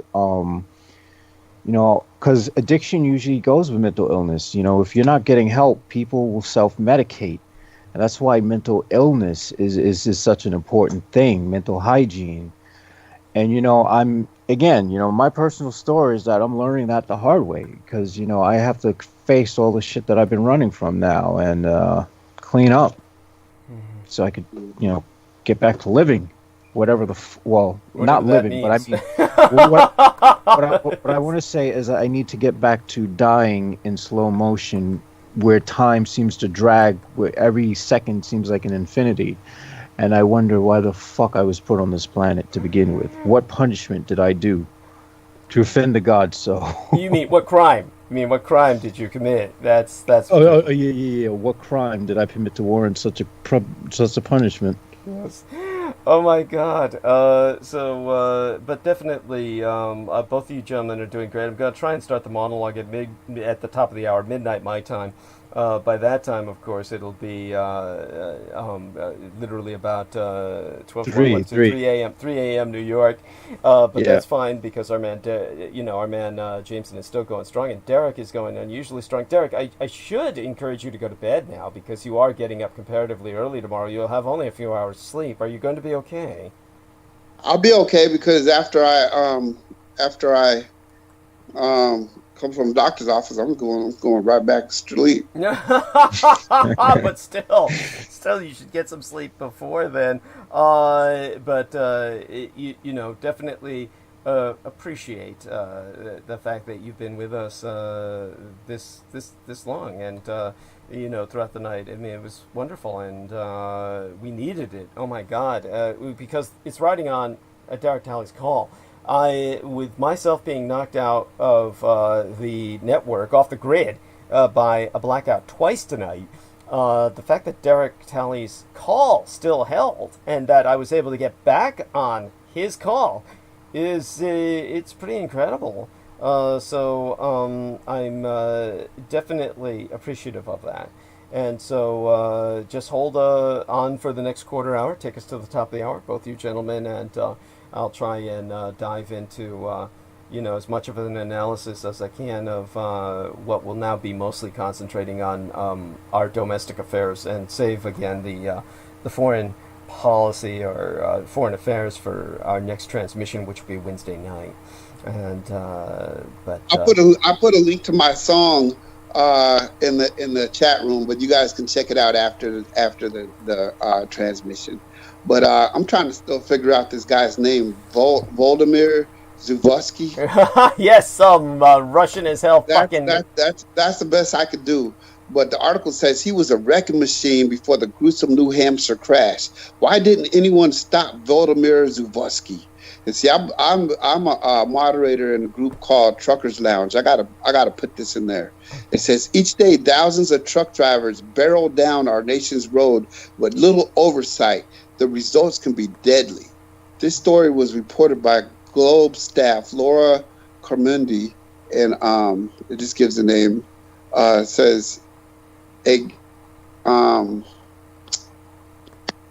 what's the matter with this phone? My phone is like stalled. After it's nothing but white. I just see the first thing. It says the gravel lot next to the lumber yard storing Dodge pickups and trailers between the graffiti covered brick warehouse and a ring of weeds and scrub in West Springfield. They hired a ragtag crew of drivers, criminals and drug users among them, men and party hired, and sent them out on the open road. See, I thought them days was over because see, truck driving is so regulated now. You don't even see lot lizards in the because back before we had to do drug tests and everything. It was like you could just become a trucker. You know, you could just become a trucker and come straight out of prison and become a trucker and smoke crack and snort coke and stay and they'll give you 14 hours of drive and you can drive 20 hours straight and not get caught because there was no electronic logs. See, nowadays they give you drug tests, they give you electronic logs, and I don't think people be able to get away with this shit in 2020. You know what I'm saying? That's why I'm looking for a date on this article too. It doesn't surprise me that they're getting away with it in 2020 because look, I mean, this is the age of impossible now. We have Trump as president. Yes, thank you. Anything is possible in the most negative sense. At this point, everything could be deregulated in like a day, and we wouldn't find out about it. Well, he could shoot somebody in the middle of Broad Street, and his supporters would still love him. Yeah, no, and I mean, it's terrifying, and so we've got a situation where you add to that the incredible just conditions of nature where we're confronted with the fact that the Gulf Coast of the United States is bracing for back-to-back hurricanes while we're burning up in the West. The climate change is going to, people are going to be dying, not just of the fucking pandemic, but of Mother Nature striking back. Of RuPaul's husband fracking up more earthquakes. I mean, what has man wrought upon himself? It's just it's unimaginable. We're just in times that don't even make any sense. They are very much an end times in the sense that this is the end of one world and the beginning of another, and it's the world as we know it is over. And so we have to put our faith in the society that will replace this one. We have to create the society that will replace this one. Well, hopefully the survivors will be smart people and they won't be the people who voted this shit in office or partook in the idiocy. Because if it is, then I think that, I would ask that you do us the favor and use the Vox Arca and just put humanity to rest, please. before this goes any further. Well, if it You were, know what? I looked up that guy's name, that Zadimir Vlasky, and it has got some horrible pictures. He crashed into some motorcycles. oh my God. It shows motorcycles strung all over the street. It looked like it may have been like a motorcycle club traveling together, and here comes a truck and plowed into all of them. Oh my God. You know what I'm saying? If he had hit the Hell's Angels like that, they'd track him down. They'd kill him in prison. Yes. So- Yes. It Yes. says the scene where several motorcycles and a truck collided on a rural two-lane highway in New Hampshire. Murata Thompson, Associated Press. Last summer, Volodymyr Zavasky allegedly caused a crash which killed 7 people on motorcycles on a winding road in rural New Hampshire. The tragedy illuminated 2 major problems. States failed to communicate with each other about dangerous drivers who have convictions, and the trucking industry operates with minimal oversight. And you know what? That last part is false. We don't have minimal. We have major oversight. We have weigh stations all over the place. You can't even. I mean, you can't even be overweight on these streets. They'll pull you off. We got electronic logs. If you log in to lunch, your 30-minute break, 1 second too late, it'll shut you down for 10 hours. I mean, we have very stringent oversight, but it says one of the problems is that the trucking industry operates with minimal oversight. I don't know what more oversight they want to put on us. It says for the past 11 months, the Globe reviewed crash investigations around the country, police reports, driving records, congressional testimony, and federal state crash data. What's emergency is a maddening picture of repeated regulatory lapse punctuated by gruesome crashes and unanswered call for change. Well, see, you know what? There's probably certain types of trucking companies that did that, because one of the trucking companies I went to work for in Chicago, C&K Trucking, people were telling me, do you have a good driving record? I said, yeah, I got an excellent driving record. Have you ever been convicted of anything? Or like, no, I'm a veteran. They said, look, this trucking company that you're working for, this is the company that drivers who had good driving jobs and then got caught on the piss test or did something fucked up. This is where they go to where you're going. You're going to the place where all the fucked up drivers go after they get caught using drugs. And they said, you want to start someplace higher than this.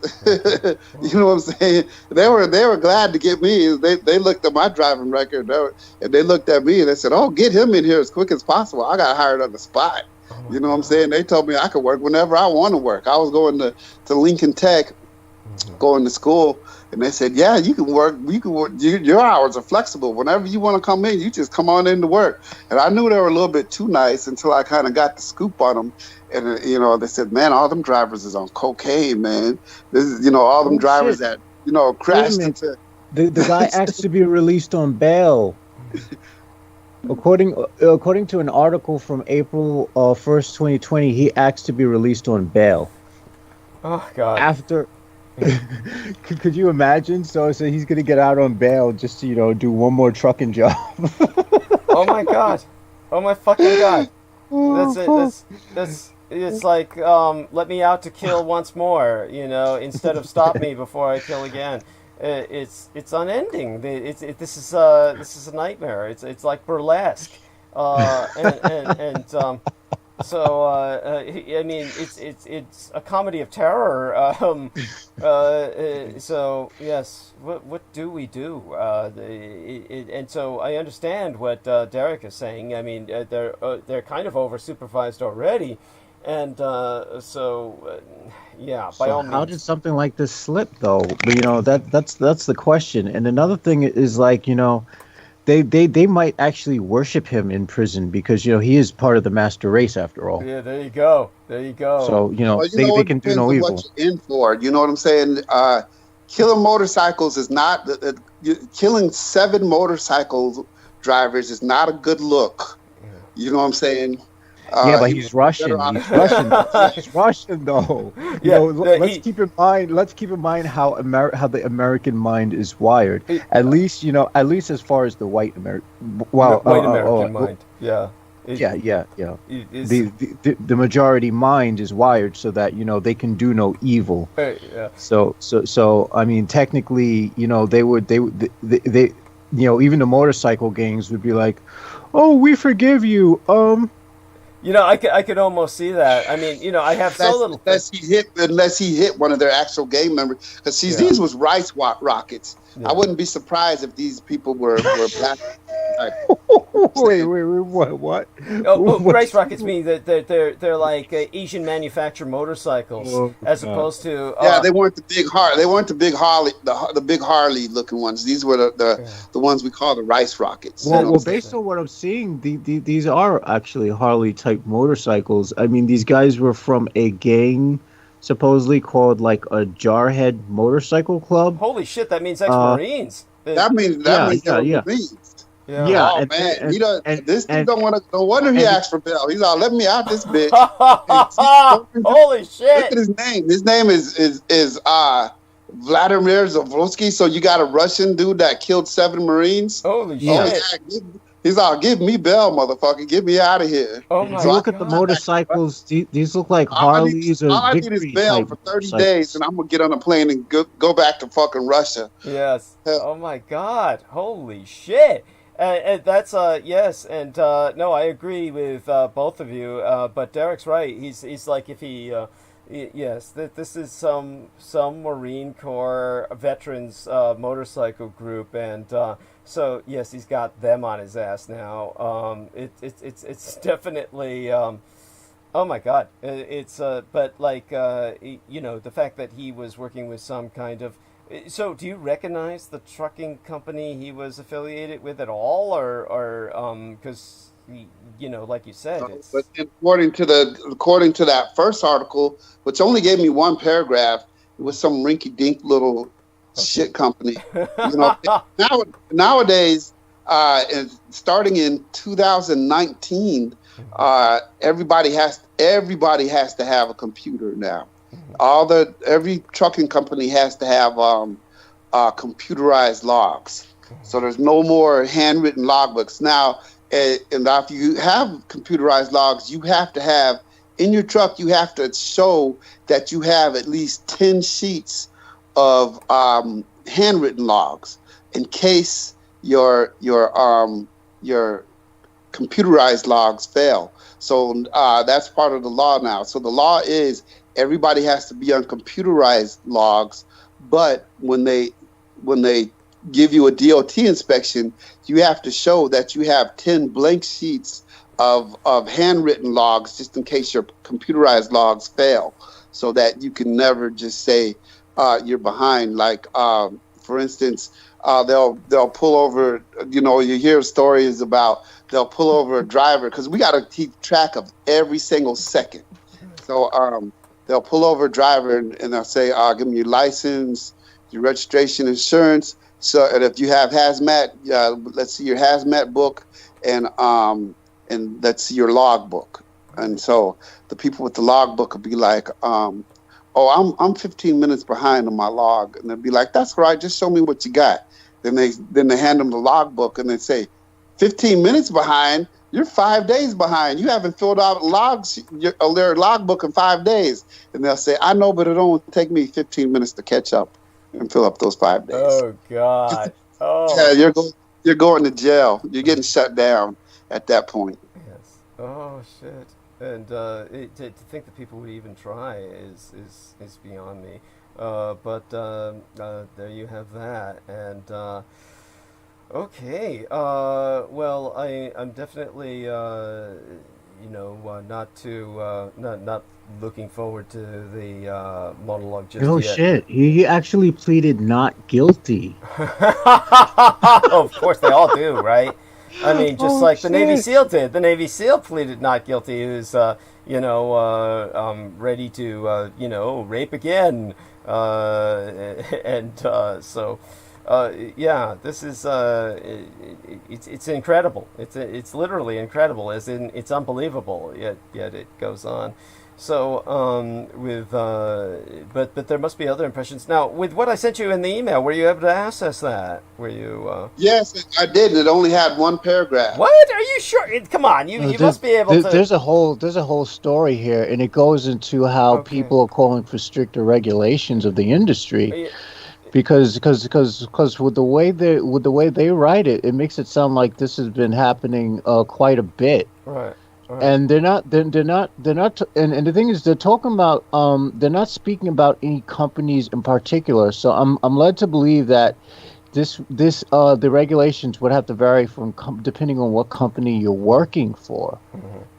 Apparently, this guy was not supposed to be driving a truck anyway. Somebody just let him do it for them or something. Right. So let me see if did you open both emails from both sources, and both of them only had a single paragraph that's visible? Is that what's? Well, no, I only opened the one that at dtally@live.com. Okay, open the other one and see if that one's got the full cut and paste. Because I'm going to check the what I sent out, and hopefully I'll should be able to see the entire article. I'm surprised you can't.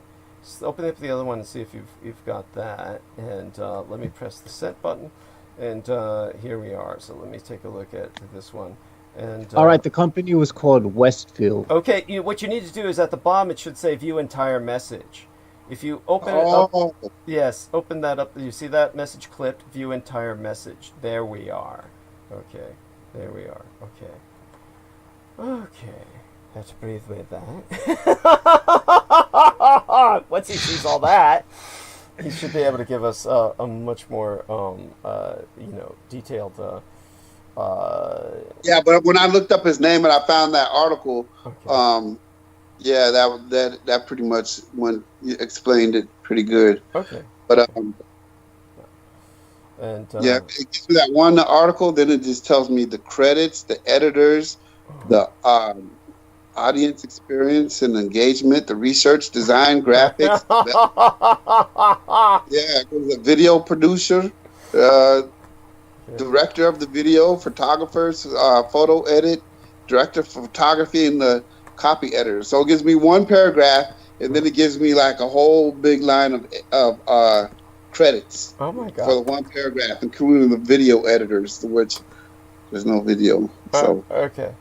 Yeah. What's even worse is, according to this article, they say more than 30,000 companies enter the market every year. Oh. So this means I'm glad. Listen, I'm afraid of driving. It's bad enough trying to cross the street in a borough where people can't drive. They don't yield to pedestrians.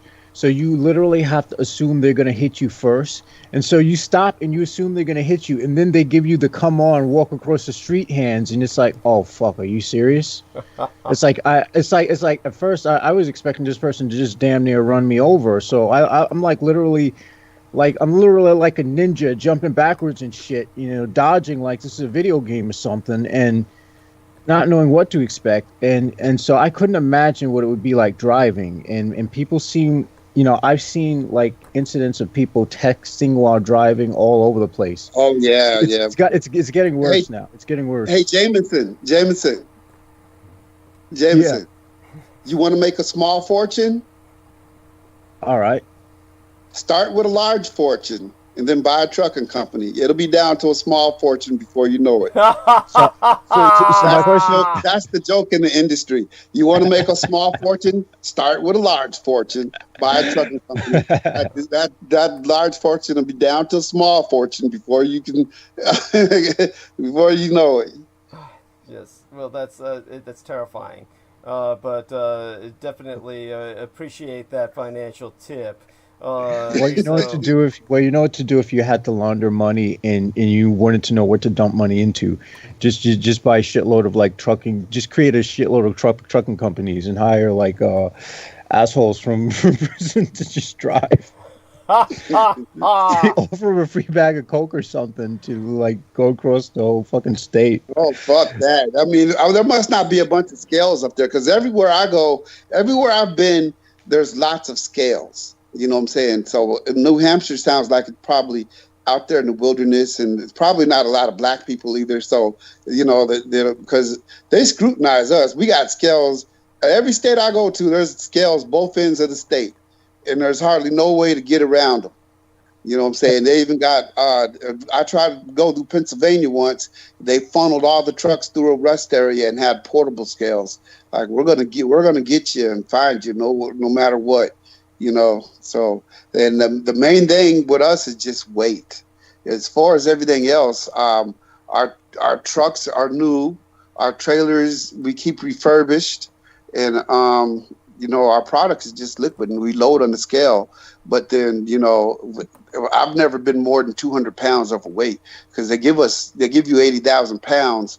And sometimes we'll load the truck to 79,500. Sometimes it'll go a little over, like 79,800. Well, if you load your truck to 79,800, your driver has to be under 200 pounds in order to go over the scale legally. If you got a 400-pound driver, he's going to be overweight by 200 pounds.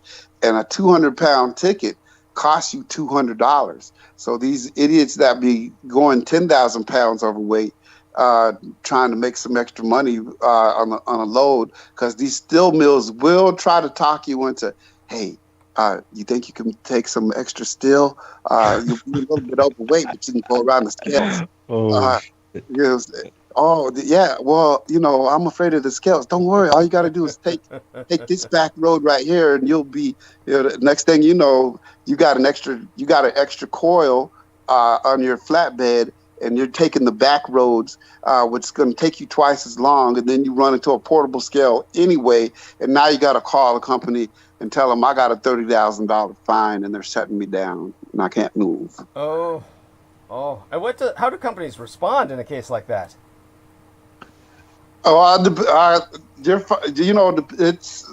not an insurance. It's one thing if you hit a Mercedes, and total Mercedes guys cost $30,000. The insurance company is going to hate you, but there's insurance for that, because they're already paying insurance. But something like that, they got to come out of pocket.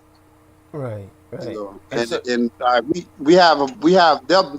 gave when I worked for Praxair, they gave one of our drivers a $30,000 fine, and as soon as they gave him a $30,000 fine and the company paid it, they shut that bridge down and built a new one. So to this day, we call it the Willie Memorial Bridge because he paid for that motherfucker. Oh shit! Holy shit! Oh my god, that's a nightmare. That's a fucking nightmare. I can't even. Oh my god. Well, it could have. The situation could have been worse if this guy was driving something like liquid hydrogen or nitrogen.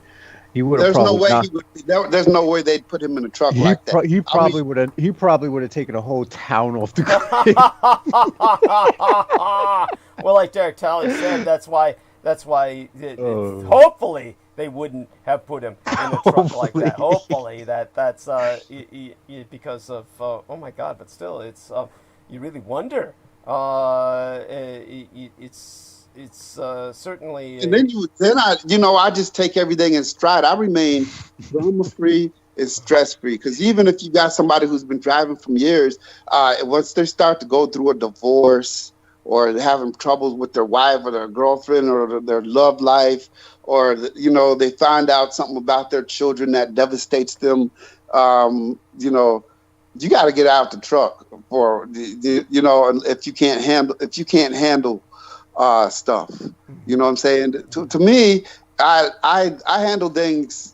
I've had a lot of things happen in my life, and I take it with stride. And one thing that helps me out is listening to your show, Douglas. Like you'll do a show on Wednesday. I can't wait to Thursday, because I'm going to be listening to as much of the show as I can. Same as you do a show on Friday. I can't wait till Monday to be listening to the show. And I listen to audio books. I got music that relaxes me. I got my music, and so. Luckily nothing has ever stressed me out to the point to where I just said I can't drive. But, if it ever got to that point, I would just have to take me a break, rather than get on that road and kill somebody. That's the important thing to do. It really is, and honestly, And they won't penalize you for it. You know, if you say, "Look, I just got stress in my life and I need some time off," our company will not penalize you for it because they would much rather that happen than you get out there and say, "Well, we fucking need this fucking load delivered," you know. right, and just send you to go out and do what this guy just did and wipe out a whole Marine Corps motorcycle gang. Yes. Oh my God. Honestly, we're left in a world that we're just we're undergoing rapid change. We're on the front lines of what's essentially the world's turned into kind of like a battlefield, and the climate catastrophe is going to wreak more havoc. It's one of these things where you just and then you've got someone like Vladimir Putin who denies that humans are behind climate change. I don't think he's even bothering to deny climate change anymore. He's just saying humans aren't behind it, as if maybe that lets him sleep at night, like I didn't do it or something like that. I mean, is that what it amounts to? Is that maybe he's convincing himself he's not an ecocidal murderer? But I don't think he cares if he murders. I think he could just use it. He could just use saying, humans aren't responsible, to have Snowden say that, yeah, the reptilians are doing it because the reptilians met with President Eisenhower, and the reptilians have done it. I don't know, I can't quite get his voice, but yes, yes, he sort of mumbles like that. Oh my God. No, it's a very weird voice. Yes, no, you fucking got it down. You fucking got it down, and honestly, you've got it down in more ways than one. I think you're quite the astute analyst on your own, and as is Derek Talley. Now let's spank Derek Talley and send him off to bed. Honestly, we've kept him long enough. And I should start my monologue now, whether I'm ready or not. And I definitely, am heartwarmed by everybody tonight helping me with this. I'm going to ask Jameson Reese, of course, to stay on with myself so that he can relieve me if I need a break. But I think I should be able to handle the rest of the evening. We're going to find out soon enough. And all right. Yeah, I'm going to take a slight break. Okay, so let's go mute. Yeah, let me know when you're back. As soon as you're back, just come on verbally and say I'm back. And and I'll tell Derek Talley. Good night, Derek. Yeah. All right. Good night, everyone. Good night, Jameson, Douglas, and it's been a cool conversation. I had a good time this evening. Oh, God bless you. Well, we really enjoyed your being here with us. Believe me. And in the meantime, of course, just hang with me for a moment before you take off. I'll say that out of all my selfishness. And what I'm going to try and do is kind of balance a little thing out here. I'm just trying to look for a little something. And we're going to hold until Jameson Reese returns. Is that okay with you, Derek? Yeah, that's cool. Okay, good. All right, I'll be right back. Yeah, take your time. And of course, with our man, Mr. Talley, before you go off into the gentle night, tell us a little bit about what else might be going around. That Mr. Burns, were you able to catch up with Mr. Burns again? I haven't spoken to him lately. We speak every once in a while. It's been a while with him. I always, have a good time when I talk to him. But we over the years we haven't, kept too close. You know what I'm saying? So I need to, tell him thank you for coming on the pro. I already told him thanks for coming on the program. So I'll just let him know if he ever has anything important to say. To let me know, and then we'll get him back on. But yeah, it was nice having him on. When we learned a little something, got some education of what's going on in Chicago. But meanwhile, here in Tennessee, I got an article that says Tennessee mom says parents asked to sign ridiculous waiver that they will not eavesdrop on their kids' online lessons. So now kids have to take online lessons because they have to stay home because of the COVID-19. So they got to take their lessons at school. They got to take it at home on the computer.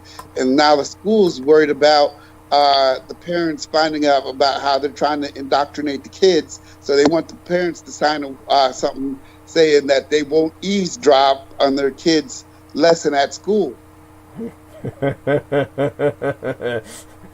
Yes, we've talked about the ridiculousness of that. Yes. Yeah, that is about the most sinister thing. It says a Tennessee school council is under fire for asking parents to sign a form agreeing not to eavesdrop on kids' virtual classes over the concerns that they may overhear confidential information. Okay, what is 370 times zero?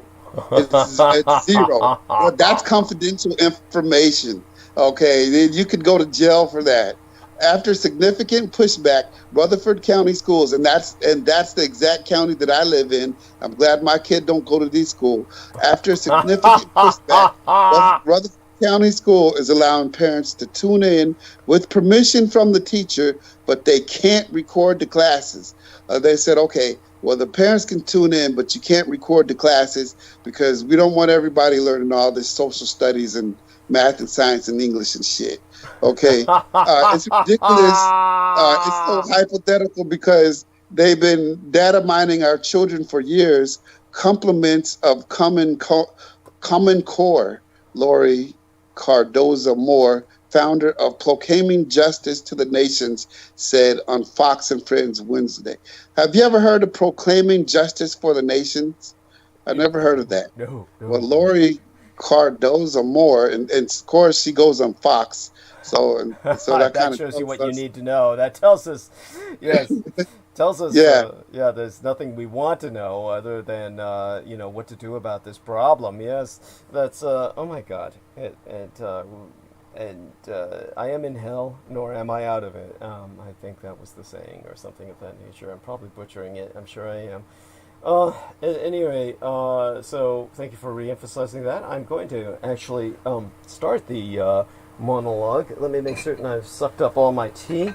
Maybe I should fix another batch of tea, but I guess not. No, that's fine. And what I'll do is instead have this water here and have that take me through. All right, then. I'll start the monologue. I'll start into solicitation. J-Mo will let us know when he returns. God bless you, dear brother Derek, and you have a blessed night. Sweet be thy dreams, and awake refreshed. And do let us know tomorrow that all went well. And with that, the good news is, for what it's worth, if I had the ambition to last another 8 hours. I could easily do so because the live stream was knocked off and started afresh, so we don't have the 12-hour limit. In other words, we have the 12-hour limit, but since we took up so much of the last like a total of 4 hours and 20 minutes, 4 hours for the first one and 20 minutes for the second one. Mm-mm. Yeah, yeah. It doesn't work like that. It's 12 hours for the first one. But we only used 4 hours of it. Right, we only used 4 hours of it. Yeah. Then we only used 20 minutes of the second one. Yes. So the third started fresh. Yes, pretty much. So we've still got plenty of time left. Had we, if I were all, the truckers call them pocket rockets. If I were all hyped up on pocket rockets and ready to go through the night, I don't have don't have those drugs on me at the moment, and. So, and I didn't want to take them while there was fires burning around outside me. So save that for when I really need to run. If the fires get close enough where I have to evacuate, then yeah, I'll be needing all the pocket rockets I can muster. But right now, we'll just start slow, and I won't go on for that long, but long enough. So I'll get started now, and hugs to Derek Talley, and get yourself off to bed. Thank you, sir. All right, good night. Blessed be. Thank you. It's been a struggle, what with all the blackouts and getting back on live stream. And Mein Kampf, my struggle be thine own. Contribute to the struggle at DouglasDietrich.com, where we now be accepting contributions via PayPal Holdings Incorporated on DouglasDietrich.com. And in all due acknowledgement unto our own personal hero, we asketh of everyone moral and or fiscal support on behalf of our dearest English brother in battle, John Henry McMills Warrington. You can friend and follow he via his Facebook timeline at facebook.com/John.War for were it no for he. And his YouTube channel, which the maggot channel you can subscribe to at youtube.com/C/Maggotaur, which be spelled MAGGOTAUR. He being the property manager thereof, as well as Team Thrax, Dietrich's Our Dragon's ultimate post-episodic producer, and our final productions archivist at DouglasDietrich.com. And again, it must be acknowledged that were it not for he, nigh all videographic works of the internationally recognized renegade military historian would have been lost. So if financial aid no be prohibitive per budgetary constraints, electronically relay some monetary assistance to tinyurl.com/mmaggot-millions. That would be tinyurl.com/MMAGGOTMILLIONS. And now you, too, can do your part to help in the fight against total annihilation. Spread the word about Douglas Dietrich, that he, the biological son of Adolphus Jacob Hitler, which you can find out more about at douglasdietrich.com/2019/05/08/Douglas Dietrich, son of Adolf Hitler, fighting against white supremacist neo-Nazis. Confer while you're there a footnote on mine bio, sire, on the homepage of showsdd.com. Let it be known to all and sundry, far and wide, that the scion of Adolf Hitler, Douglas Dietrich, be alive and well, and resident in the city and county of San Francisco, and, if at all possible, electronically relay thy contributions at douglasdietrich.com. People are forever asking, Renegadus Humanus Arma Maza Erudicio, the renegade human weapon of mass instruction, what they can do to fight the pedopathophalacracy, such being our present Slavo-Western government by patriarchy of pathological pedophiles. You can all help spread awareness by supporting myself. We have a new contribution page on douglasdietrich.com, where you can make a donation online using either thy credit or debit card. Simply go to douglasdietrich.com and click the red Donate button. All sponsors will be granted exclusive electronic access to both my videographic and audio recorded archives through to this year, from the 2011th year in our Lord, the very year mine own late and sainted matriarch, the Grandma Dame Diana Linzu-Jin, Takabayashi Hideko Dietrich, was murdered, assassinated, nigh immediately aftermath. San Juichi Sensemi, the 3/11 terror attack against the Fukushima Daiichi, our Big One cluster of nuclear power plant facilities. On site, the 7,000 Isles of the Greater Japanese Empire went into meltdown, and that's when it was deemed by much Native American cosmological reckoning that the first rays of the dawning of the sixth world broke upon us, and magics could again be worked conjointly with Mother Earth to redeem the folk upon her. They're not on YouTube anymore. Whereon the intra-global crises analyst Douglas Dwayne Dietrich long ago established his high-profile visibility platform per rationale of personal security by way of public promotion. Only on contribution will thy membership be processed within 48 through 72 hours, between 2 to 3 days. For full access to all mine archives, meaning all those videos that John Warrington saved, aside those on the Maggot Douglas Dietrich channel, and the YouTube channel named Taboo Bros 2, which be spelled TABOO space BROS space Roman numeral 2, as managed by mixed martial arts maestro Daniel Arola, whom you can visit at facebook.com/Daniel.Arola.3 of Damage, or Daniel Arola Martial Arts Group, Incorporated, Cali Combatives. Optionally, mail either checks or money orders, never cash, to the personal residential address of the Mr. Douglas Dietrich, which itself be listed on DouglasDietrich.com. The most important thing being that people regularly donate what they can within their means. Now, foremost, among Access Daddy D's donors, aside his lady and mistress Lena Shea herself, be our most beloved greater British brother in battle, the Team Drax, Dietrichs, or Dragons, heavyweight lifting keeper of the spirits, and YouTube Bizarre HD channel managing mixologist, George Edward Knight, whom you can friend at facebook.com/george.e.knight.7. By the way, we've got the message from Jameson Reese that he's back among us, and thank him very much for that. Wonderful human being.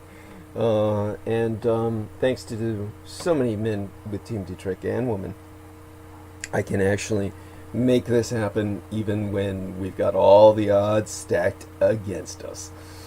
And of course, if you mail either checks or money orders, again, I want to emphasize, do not mail cash.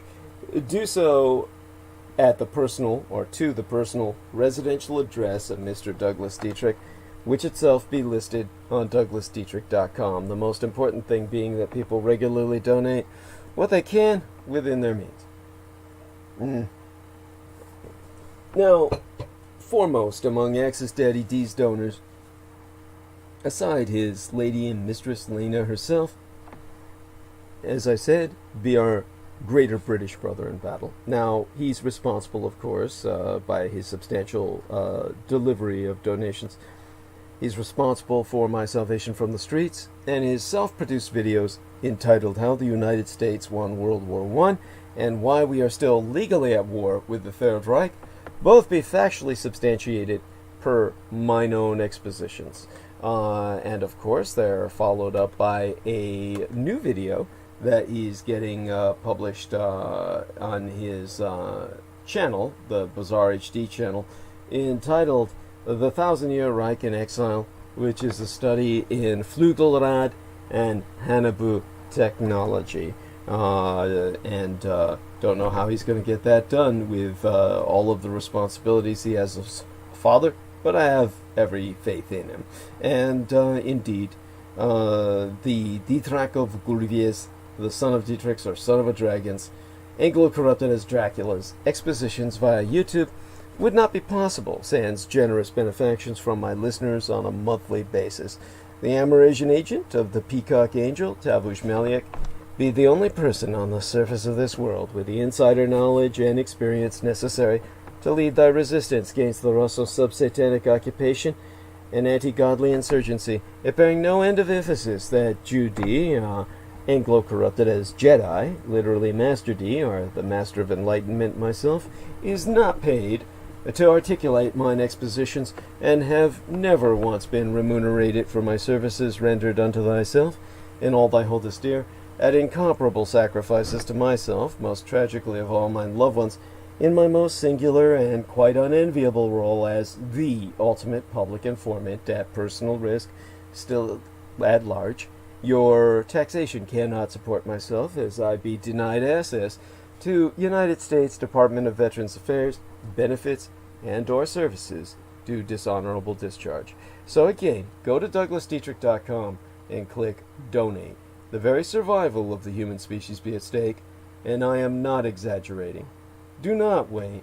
Donate now. It be appreciated beyond my ability to express in any language.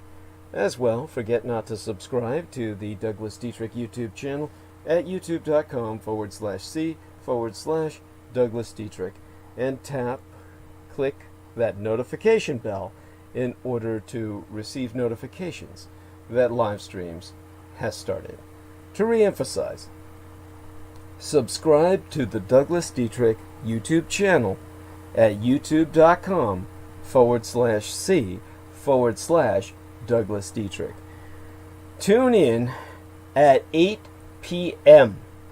Eastern Daylight Time. That would be 5 p.m.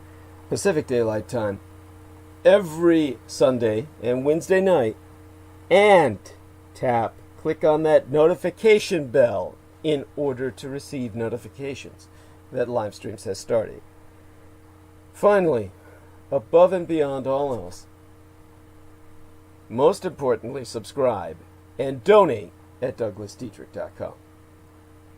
Sponsors will be granted exclusive access to the online archives, including all video and MP3 recordings of Douglas Dietrich from 2011 through unto the present.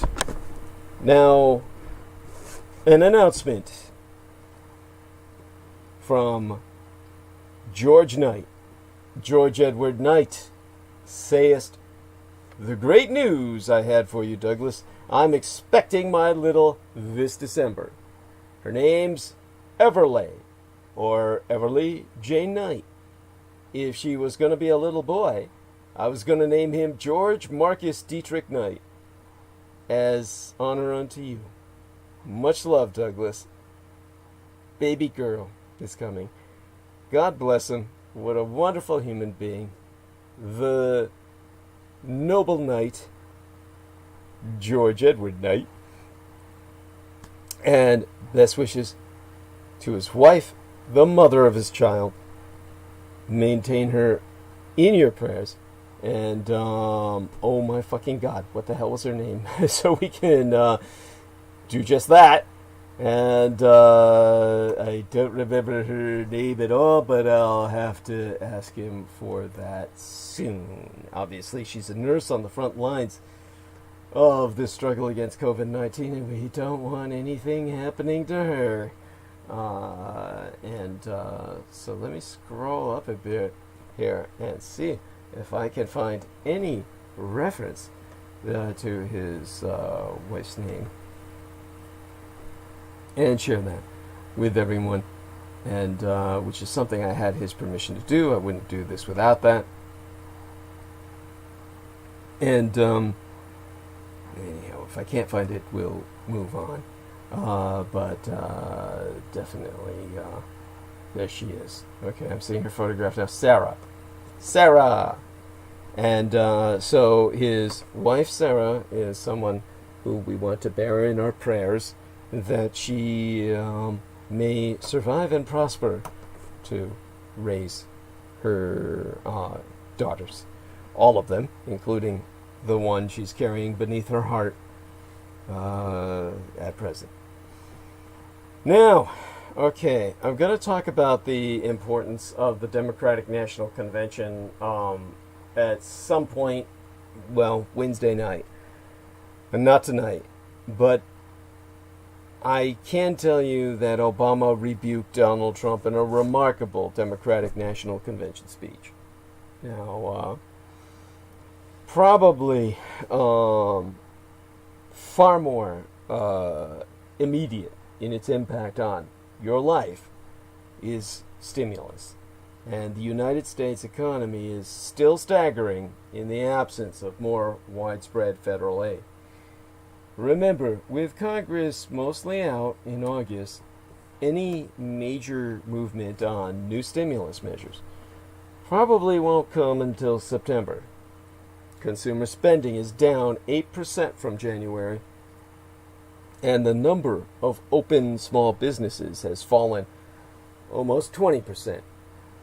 The unemployment rate, at 10.2%, remains higher than at any point during the Great Recession. School reopenings have caused another wrinkle. According to new research from the Census Bureau and the Federal Reserve, 1 in 5 working-age adults is unemployed because the pandemic upended their child care arrangements. And confusion still abounds over Trump's recent executive actions for coronavirus relief, including a payroll tax cut that many businesses say is completely unworkable. But most immediately, what concerns myself, all of us tonight, is the fact that California is burning. We are in flames. Massive wildfires across central and northern California, many of them sparked by lightning, have consumed more than 700,000 acres and killed at least 5 people. So far, that we know of. Now, the firefighters have struggled to keep up, facing not only the flames, but wilder weather conditions. Governor Gavin Newsom has declared a state of emergency, and evacuation orders continue to expand as fires have moved closer to Santa Cruz. But with the risk of the coronavirus spread still high, those evacuating haven't been sure where they can find safety. Hundreds of wildfires blazed across northern California midweek last, burning down buildings and structures, forcing thousands to flee their homes. The state is in the middle of a heat wave that started 12 weeks ago, and lightning struck our state nearly 11,000 times within a single 72-hour or 3-day time frame. During that period alone, sparking around 367 fires, 23 of which were major. So California Governor Gavin Newsom declared a state of emergency due to what he observed was this extraordinary weather we're expecting and all of these lightning strikes, as the effects of the fire were worsened by the heat wave and strong winds. The city of Vacaville, the city where, of course, Vacaville Prison resides, with a population of 100,000, saw a group of fires destroy 46,000 acres. That would be in Europe about 18,615 hectares of land, and brought down at least 50 or half a hundred structures, with San Francisco surrounded by multiple fires, with ash and smoke filling our air. Now, 5 to 7 people, I've been unable to ascertain how many, were injured in a fire southeast of my Golden Gated city of San Francisco. One that I know of with major burns.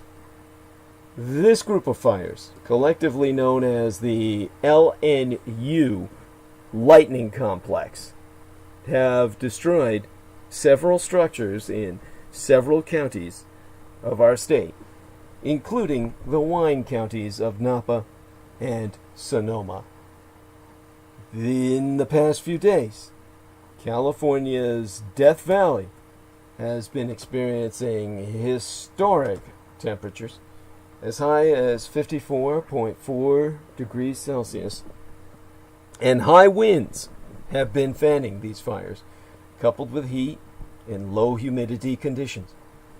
Now, crews have been battling the wildfires in several parts of the San Francisco Greater Bay Area Regional Metroplex, and thousands have been forced to evacuate. Police and firefighters in Vacaville went door to door on Wednesday, midweek last, in an effort to warn residents as the fires spread. Now, fire departments from nearby states such as Nevada, Arizona, and Texas have been sending reinforcements. Governor Newsom responding by saying how grateful we are for our firefighters, our first responders, and everyone on the front lines protecting Californians during this time. Now, a heat advisory stated that nearly 45 million people across these western United States are under an excessive heat warning, and the rising temperatures have in turn put a strain on our power generating network. Blackouts have affected nearly 30,000 Californians that we know of. And wildfires have become ever more frequent in our state in recent times, with climate change being one of the factors affecting this. The Camp Fire, the deadliest in California, happened in November of the year before yesteryear, claiming almost 86 lives as officially acknowledged. Now, what we have ongoing at present is a Bay Area firestorm. Now, destructive Bay Area fires have been fueled by a rare mix of intense dry lightning and extreme heat. Now, the numerous lightning strikes early Sunday sparked brush fires throughout this region, and the Californian wildfires are blazing as lightning has struck more than 11,000 times. And that lightning, in turn, has sparked around 367 fires, with California's wine country particularly hard hit. And so, our governor, Gavin Newsom, has declared a state of emergency. So, last time I counted, midweek last, 10,849 lightning strikes had started hundreds of fires. California's raging wildfires are now so big they can be seen from space. These wildfires have been so intense that they're frying the remote cameras that monitor them. And that's a first for the network of about 600 cameras that monitor wildfire activity across our Golden State nation. In disambiguation from a nation state, we are a state nation with a history of independence. The California Golden Bear Flag Republic, just as Texas was once an independent nation state. Now, Northern California was home to perhaps the world's worst air quality on Thursday of Yester Septimania last week. In many neighborhoods, a layer of ash has covered the ground, distributed by gusty winds and adding to the pollution that is clouding much of my Bay Area. Fires are raging in the San Francisco Bay Area, causing tens of thousands to evacuate. Now, when it comes to fleeing a raging fire amid the coronavirus pandemic, no one is ready for it. Already reeling from a pandemic and a record heat wave that has millions sweltering indoors, the San Francisco Greater Bay Area Metroplex region is now besieged by fire, forcing tens of thousands to evacuate and leaving others inhaling air so smoky that experts warn of serious health risks. Many residents say they've never seen such wildfire conditions, a product of high temperatures, strong winds, and thousands of lightning strikes from unusual thunderstorms that started Sunday. As of Wednesday afternoon, the Bay Area was home to several of the 23 major fires statewide, a subset in and of itself of the 367 blazes burning across California, according to Governor Gavin Newsom. And as I've articulated, many more besides in our state neighbors, our neighboring states. The largest blaze, a series of fires raging through the 5 North Bay counties, grew to more than 124,000 acres by Wednesday night last, destroying more than 100 structures and threatening 25,000 others. Such conflagrations would challenge emergency responders even in normal times, but these come as a deadly virus complicates the job of running evacuation centers and camps for firefighters.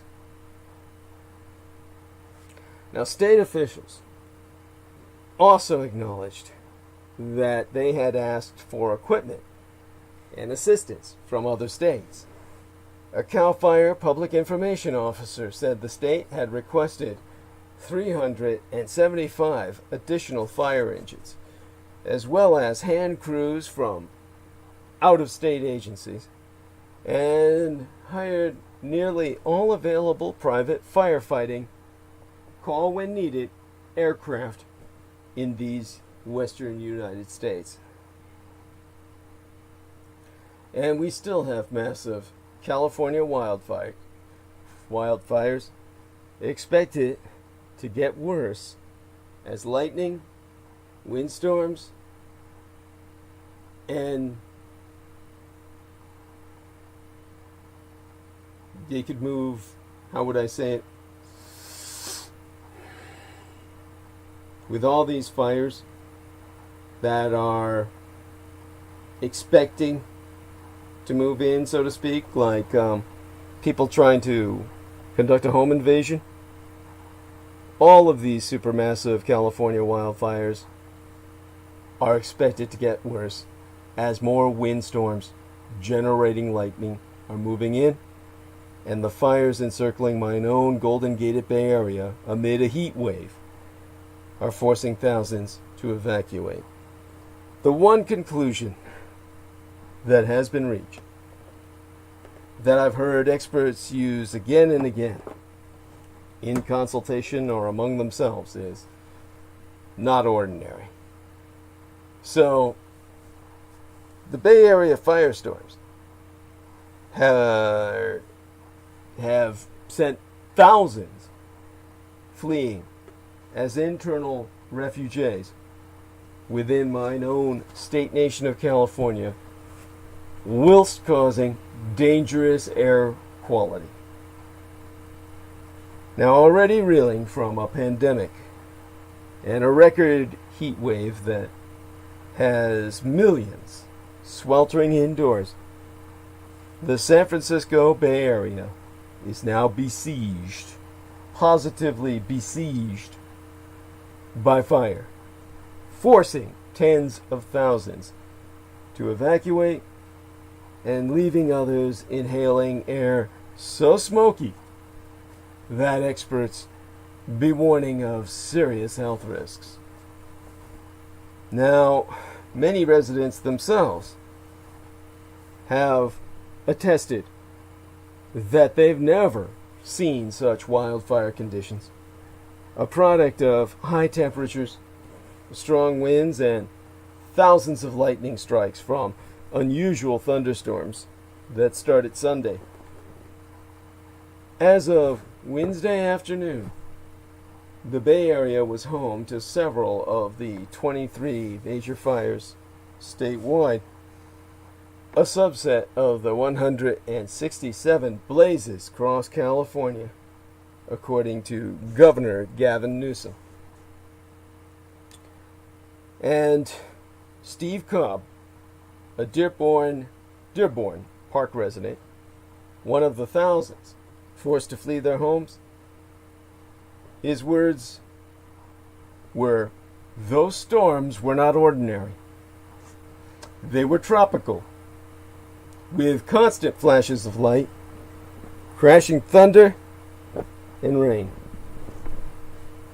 As of late Wednesday, the most threatened area was Solano County, along the Interstate 80 corridor, after a fire roared close to Vacaville, a city of 100,000 northeast of San Francisco. It was beaten back but then blew up and jumped the freeway in the afternoon. Traffic was temporarily blocked in both directions as authorities worked to evacuate an area south of Interstate. Now, by Wednesday night, the fire and others in the area, collectively known as the LNU or the Lightning Complex, had burned more than 124,000 acres with zero containment. Vacaville Fire Chief Chris Concepcion warned residents online of a long night ahead with unstable conditions. Now, if I wind up falling asleep while hosting tonight, don't hold it against myself. I'm going to take a quick look into the chat. I'm struggling to keep myself awake, but as you can imagine, with everything I've been dealing with, I'm pretty much ready to crash. And Leigh Renee Encounters says to Derek that his lost cousins in her prayers, and Derek thanked her. That's so touching. And I know more people are on now. And Creek Haven says, Douglas, I've been following you for a few years, and I think you're a terrific person, a hero. I'm honored to be here to tell you this. You speak truth, and I thank you. I'm from Oklahoma, and wanted to shout out to you. It's late, and that's okay because I have learned so much from you. Oh, God bless you, honey. Love to Creek Haven. Much love and hugs, kisses. Okay. Leigh Renee says, awesome show. Okay. Well, let me see if I can continue. God. The one thing I can tell you, if I fall asleep, the first thing that'll kill me is not going to be any fire, but smoke inhalation. I don't think I'm destined to go out that way. So, I will promise I'll stay safe. Okay? Even if I fall asleep on air, which I've done in the past. I've fallen asleep while live streaming before. And God knows, if I really wanted to go, I could go another 10 hours. It's a pity I don't have any cocaine. God knows, I could use some of that speed right now. Alright, let me try and get back on some track for at least a little while. Now, when it comes to what we're dealing with, oh my fucking God. I am almost at a loss for beginning to describe it. We have a situation that is oh God, it's just not ordinary. And that's a term I've heard from many people who are suffering from this conflagration. Now, with all of the damage that's ongoing,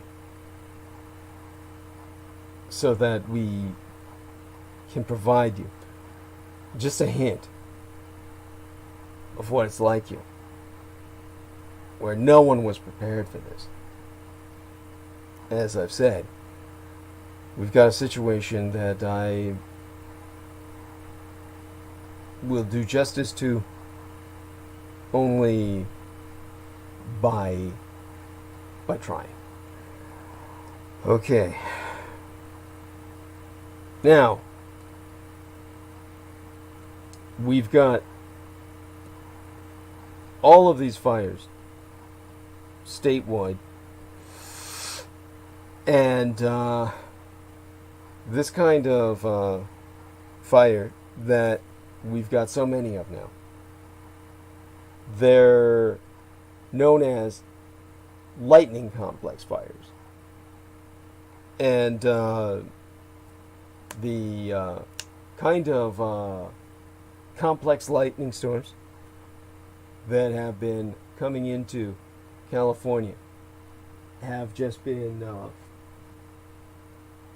letting loose with the lightning in such great amounts that I'll try and get some pictures for you and put them up on my Facebook timeline sometime tomorrow, maybe deep in the evening after I've woken up after sleeping throughout the day.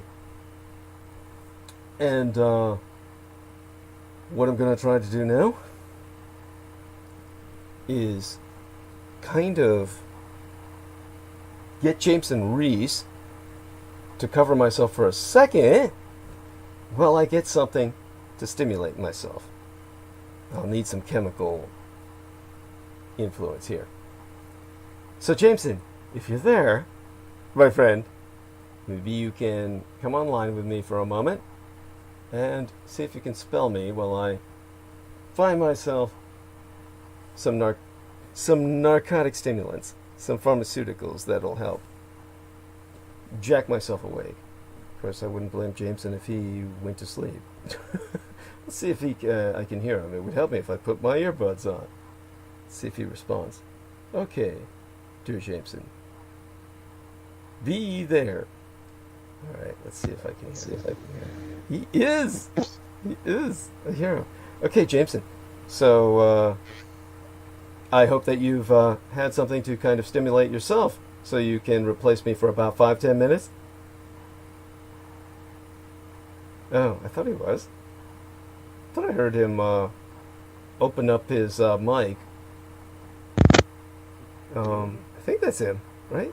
But then again, he might just have some problems over there on the East Coast as I am here on the West. Hear him scraping or scrubbing or something.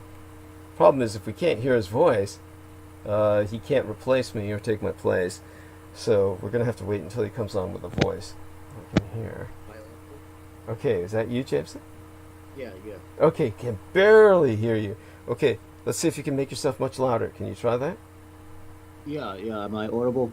A little bit audible, a little better than before, but need to hear you a little better. Can you come on loud and strong? See if you can do that. How am I coming through? Much better, much better.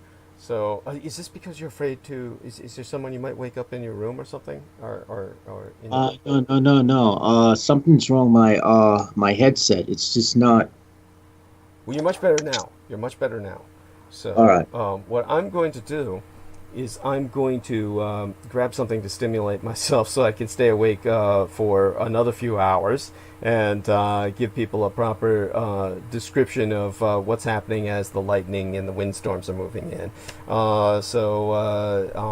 Definitely, I don't think that I can really do this justice, but your being here can help me with that. Just need to put my head together, get some of that booger sugar up my nose, and as we would say in the pornographic industry, I need to lube myself, and I'll be back. And so I'll leave you to it for about 10-15 minutes. Can you handle that? Yeah. You're the best. Love you, brother. Okay, I'll be back. Going mute now. Bye-bye. All right. Well, it seems we have 2 hurricanes moving into the Gulf Coast. We have Hurricane Marco and Hurricane Laura. So it seems like, let's see, according to the Weather Channel, it's likely that Marco and Laura rare back-to-back landfalls in the mainland United States over the next few days. There will be a lot to keep track of. Marco will be the first of the 1-2 punch for the Gulf Coast. This system is likely to make landfall along the Louisiana coast on Monday as a strong tropical storm or hurricane. Laura is forecast to reach the Gulf Coast of Mexico early this week, where intensification to hurricane class is expected.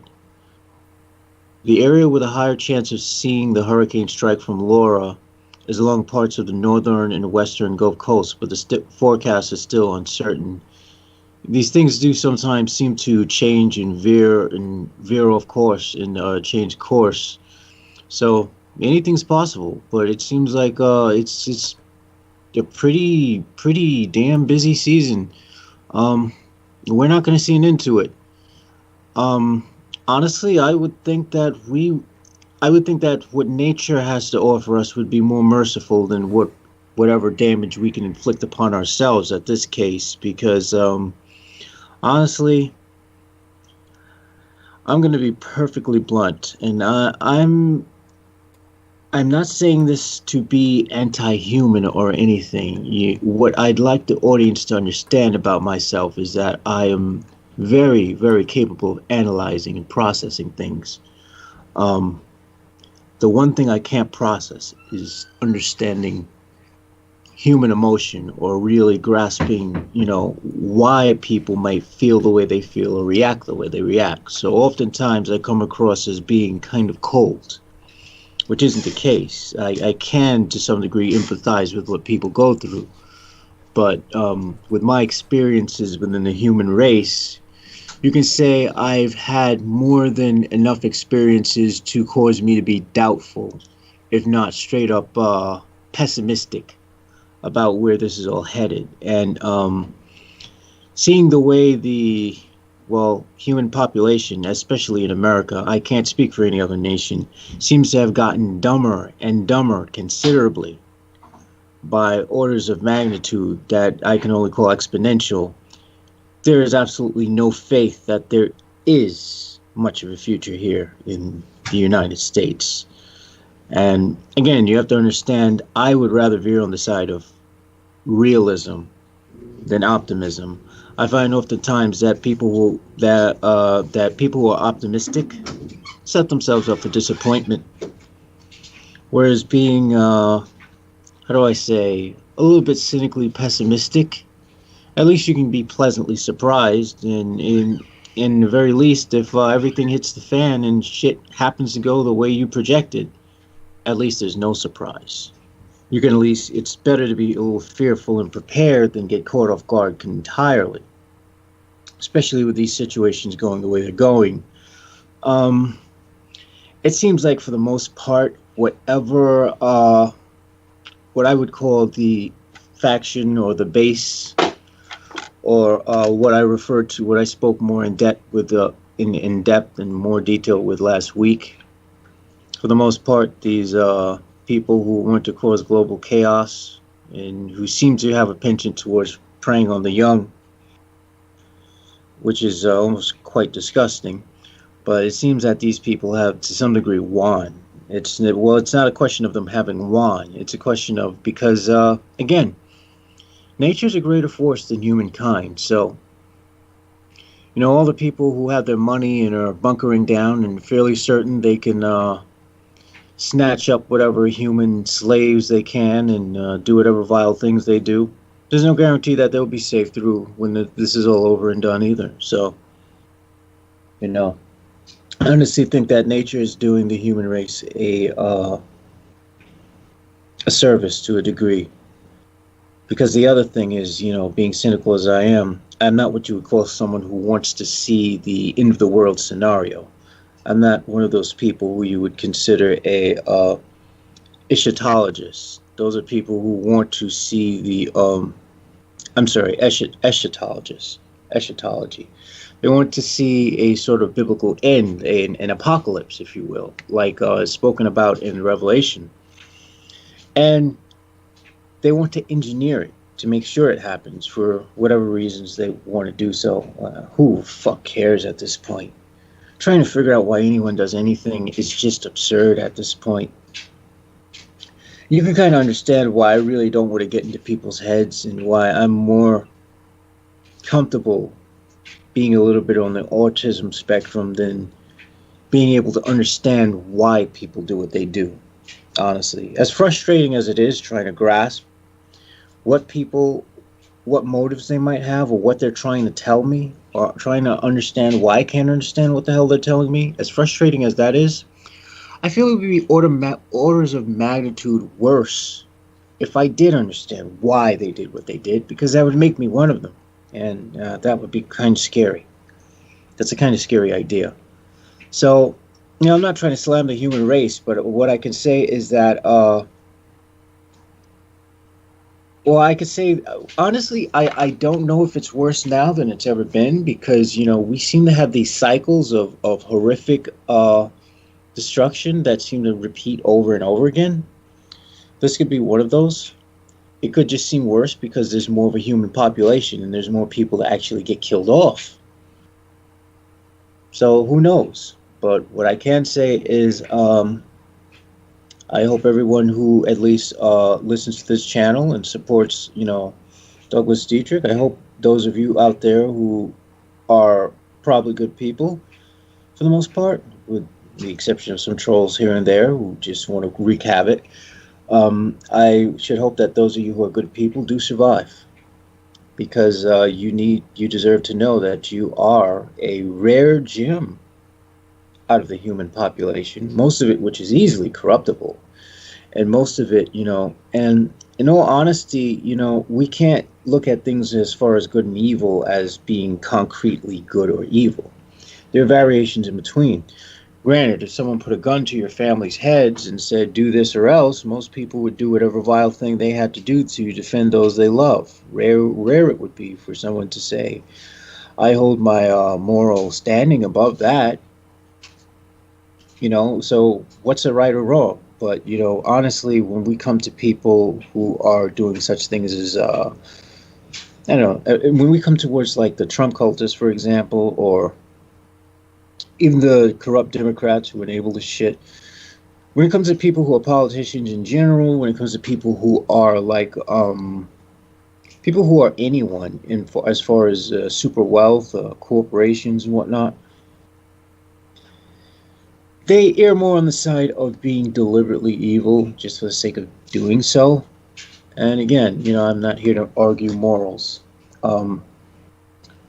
What you should know about me is, I suppose, I do not look at things I'm not someone who you would say would worship anti-gods or, weird deities that other people in the cult do. Rather, I look at it from a more academic standpoint. And I look at these things as being arcane formulas to unlocking the secrets to being able to peer behind that veil that separates, Malkuth that separates us from being able to see what really underlies the mechanisms of reality. And using it as a means to establish greater control over myself and, my environment and my reality, more or less. More so than, worshiping things and doing evil just because, that's what I enjoy to do. I'm not what you would call a creature of chaos by any means. But I do happen to know for a fact that most humans do veer on the side of the chaotic, even if they are good. There are some who are evil chaotic, there are some who are neutral chaotic, there are some who are bad chaotic. But most people are, a little, how do we say? There's no real order to their processing or the way they think, whereas an individual like myself can be accused of overthinking to the point of, literally oftentimes being stuck and being unable to see what people are, being unable to grasp their emotional underpinnings or to really understand why they're doing what they're doing, So for me, human companionship is not what you would call necessary for me. It's more necessary to be able to function, and one of the things that really irritates me about humans in general is that there's a proclivity to judge without being able to, accept an individual for who an individual is, no matter how weird they are. Oftentimes this is done out of fear. And so, there are times when I was wrong about things even with my own family, who I know love me a lot and who I do love a lot. But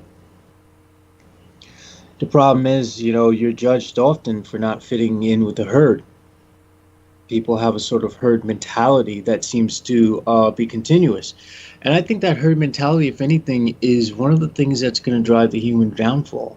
that need to be liked, that need to be accepted, is has turned people into literal Facebook zombies, where the only gratification they really choose to seek happens to be approval from other people. Even as far as YouTube videos, it's sometimes the same as well. You know, I want to get likes, I want to get views, I want to do what other people want, rather than, you know, exposing anything that's true or relevant. You know, and again, that is one of the things that is contributing to the downfall. There is the addiction quality, but what separates me from other people is that I not only own that this is an issue of, you know, for me trying to medicate a severe depression from not really being able to connect to anyone for such a long period of time. It's very depressing. I mean, a lot of people are being depressed with what's happened with the coronavirus. So mental health is, you know, becoming more and more scarce. And, you know, people have to, and I would encourage people to do so. You know, if you ever feel like you have a problem or you ever feel like you're extremely sad, you know, don't hesitate to try to find therapy or someone to speak to online, at least, who's a professional, rather than, you know, trying to go it alone. Because addiction to a substance, I wouldn't wish on anyone. For some people, it can work, but I'm not one of those people. And my desire is to literally be able to navigate this hellscape perfectly sober again, despite how horrific it is. Rather, I'd say it'd be better to be more sincere and honest with how much one hates reality than try to go for the temporary high one gets from, although the high doesn't help. I mean, doesn't hurt, but, you know, if that's all that is, there reaches a point where it doesn't work anymore. And that's the situation I'm in. Dissociating doesn't seem to be enough to run from these personal problems, this looming emptiness that I find lurking beneath my inner being. And this is an emptiness that many of you probably know well. But many people either mask it through media or some people use religion. In the end, everyone's running from it. I'm staring it dead in the face, and, you know, it's fucking miserable. So I know a lot of you know what that's like. A lot of you know that sort of hollow feeling that you get in your chest and your throat that causes you to be sluggish, that sort of fog over your brain, that sort of dark shroud that keeps you from wanting to do anything after a major loss, after a major setback, after a failure even, after a personal failure, you know. Because there are some of us who are harder on ourselves than other people are outside. And, you know, that's also something that causes, you know, a tremendous amount of pain. I should hope that I'm audible. So please let me know if I'm still able to be heard. I don't know how clear my audio is at this moment. I should certainly hope I'm not putting any of you to sleep. I am literally like on the verge of falling asleep myself.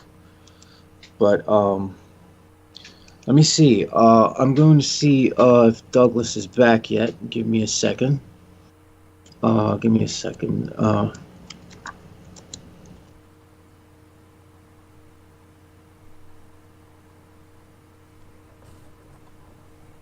All right. I don't want to fill this. I don't want to be silent. What I can do is probably just go into some weird facts that I found pretty interesting online. There's a species off of an island in New Zealand called a tartara, which seems to predate dinosaurs by 20 million years. That was recently found to genetically have have things in common genetically with not only reptiles, birds, but like also mammals and also the platypus, genetically speaking. So this has become somewhat of an enigma to scientists who have been looking at its genome sequences. Now, This species probably has the lowest rate of evolution of anything we've come across so far. So it's one of those species that seems to stay the same for a very long period of time without having to change itself. And they find that it actually has a third eye, which is actually, on the top of its head, which seems to be covered by scales as it gets older and becomes less visible. So this actually fascinates scientists. Um, and who knows what we're going to find out? The question is, hopefully we'll be able to find out all this information before we kill ourselves off. But, if we do, we do. Maybe that'll help keep the species alive. It should be interesting to note that the the native inhabitants have been, fighting to keep the species alive. And in order to work with the species, the scientists have to consult with the native inhabitants first. So, that shines some degree of hope as to, the preservation of a species. They actually had to clear out the species artificially and collect the eggs one by one to clear out the rodent population, which seems to prey on these eggs. And so when they had finally killed off all the rats that were brought by colonization, they were able to reintroduce the species, and the species seems to be making a comeback, which is positive because the human race rarely, does things to really redeem itself. Right. Right. Thank you. Thank you. That's, which species are we talking about? This is called the Tatara. Okay, and the Tatara is a what? It looks like a reptile. It's a species called the rhinocephalia. Okay, so it's got a big nose. It's a reptile with a big nose or something. That's why they call it rhino, right? I'm not sure why they call it rhino. I mean, that's just the name it has according to Nature.com. Okay. It looks like a common reptile. It doesn't look like it would have that much in common with a platypus, a bird, or a mammal, of all things. Yes. But what's interesting is that all of its teeth are fused with the skull. So all its teeth are. So instead of having individual teeth like most animals, it's like a single thing. Wow, cool. That sounds pretty neat, and really thank you for bringing that up, and I appreciate that. And so I'll start monologuing again. I've gotten enough booger, sugar, and lube to keep myself going, as they say in the industry. And but do hang with us. God knows I may need you again soon enough. After all, I kind of wore myself out trying to twice get us back online and dealing with all of that. Beautifully, of course, the call stayed on with Derek, and he's asleep now, but his phone is still on, and he leaves it on the charger, so that's what carries the show. We're going to find out how this works in the near future when I'm working with James and Reese alone, and of course we'll be carrying other people on the bandwidth. But my Skype call at that point will be resting on the call with his system, and so hopefully we'll find out. We might do a small test with our man Brendan Zogit to see if people can hear us in the near future. And but other than that, you're incredible, Jameson. God bless you, and thank you so much. Was there anything else you wanted to say before I go back into my monologue? Feel free to say it. Believe me. Well, right now, I am going through the uncomfortable reality of withdrawing, having, drastically reduced the amount that I usually take, because again, I'm trying to kick this habit. Yes. I'm aware that at this point, I'm starting to get more of the negative neurological effects from it, and that's a sign that tells me to stop, because when I've gone further from this point, the withdrawals have been a fucking nightmare. And I'm told that the withdrawal, in the literature they claim that it's just psychological. They don't have any real medical reasons, but I experience it like it's not psychological. Like, I can barely hold down a conversation at this moment, and I feel like I'm gonna fall asleep while, talking, but I'm not like tired. It's like being super exhausted. I just had I had 3 energy drinks. Usually my heart would be racing and I'd be like jumping off the walls right now, but it's like a depletion. Well, you definitely want to be careful with that. You don't want to overdo the energy drinks while, and you've done enough. and, Yeah. oh my God. So hopefully I don't need you again tonight. If you fall asleep, don't worry about it. We won't hold it against you. If I fall asleep, don't hold it against me. I'm speaking to my listeners, not you. I know you wouldn't. But hopefully I'll be a little better from this point forward. Oh my God. So love you dearly, brother, and stay with us. And if as long as you're capable of doing so. And other than that, I'll get back to what I was doing. Thank you. I'll be in the background. Yes, I appreciate that more than I can express. Thank you. And okay, the important thing to know is that we're already reeling from a pandemic and a record heat wave that has millions of people sweltering indoors here in California. Jameson Reese is feeling it where he's at on the East Coast, and the San Francisco Bay Area itself is, as you already know from the hints of what's gone down earlier in transmission, through the blackouts, through the sirens, through everything I've described. The Golden Gated Greater San Francisco Bay Area Metroplex region is now besieged by fire, which is forcing tens of thousands of people to evacuate and leaving others inhaling air so smoky that experts are warning of serious health risks. Now, many of our residents attest that they've never seen such wildfire conditions, a product of high temperatures, strong winds, and thousands of lightning strikes from unusual thunderstorms that started Sunday of Yester Septimania, last week, while I was on transmission. And as of Wednesday afternoon midweek, the Bay Area was home to several of the 23 major fires statewide, a subset of the 367 blazes burning across California. And that's a number confirmed by Governor Gavin Newsom the last time I checked. We may be closer to 400 by now. Now, the largest of these blazes is a series of fires raging through 5 North Bay counties that has grown to more than 124,000 acres by midweek, Wednesday night of this week last, destroying more than 100 structures and threatening 25,000 others. Now, such conflagrations would challenge emergency responders even in normal times. But these times are anything but normal, and they come as a deadly virus complicates the task of running evacuation centers and camps for the firefighters themselves. The state officials have also acknowledged that they've asked for equipment and assistance from other states. And a CAL FIRE public information officer did confirm to myself that our state has requested 375 additional fire engines, as well as hand crews from out-of-state agencies, as well as hiring nearly all available private firefighting, call when needed, aerocraft in the western United States.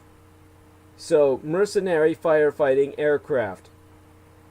Now, the massive California wildfires are expected to get worse as the windstorms move in with the lightning that they generate.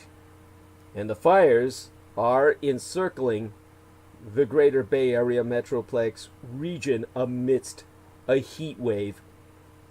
And in turn, as I said, collaterally forcing thousands to evacuate. None of this is normal. This is not ordinary. Bay Area firestorms are sending thousands fleeing, and they're causing the most dangerous air quality imaginable. As I said, in a region already reeling from the pandemic and a record heat wave, we've got a situation where Steve Cobb, a Dearborn Park resident, one of the thousands forced to flee their homes, has gone on record to say on camera those storms were not ordinary. They were tropical, with constant flashes of light, crashing thunder, and rain. That's what he personally witnessed. As of late Wednesday, the most threatened area was Solano County, along the Interstate 80 corridor. Now, after a fire roared close to Vacaville, the city of the prison industry in California, and it's got about 100,000 permanent residents northeast of San Francisco. That fire was beaten back, but then blew up and jumped the freeway in the afternoon. Traffic was temporarily blocked in both directions as authorities worked to evacuate an area south of Interstate. So by midweek Wednesday night, the fire and others in area, collectively known as the LNU Lightning Complex, had burned more than 124,000 acres with zero containment.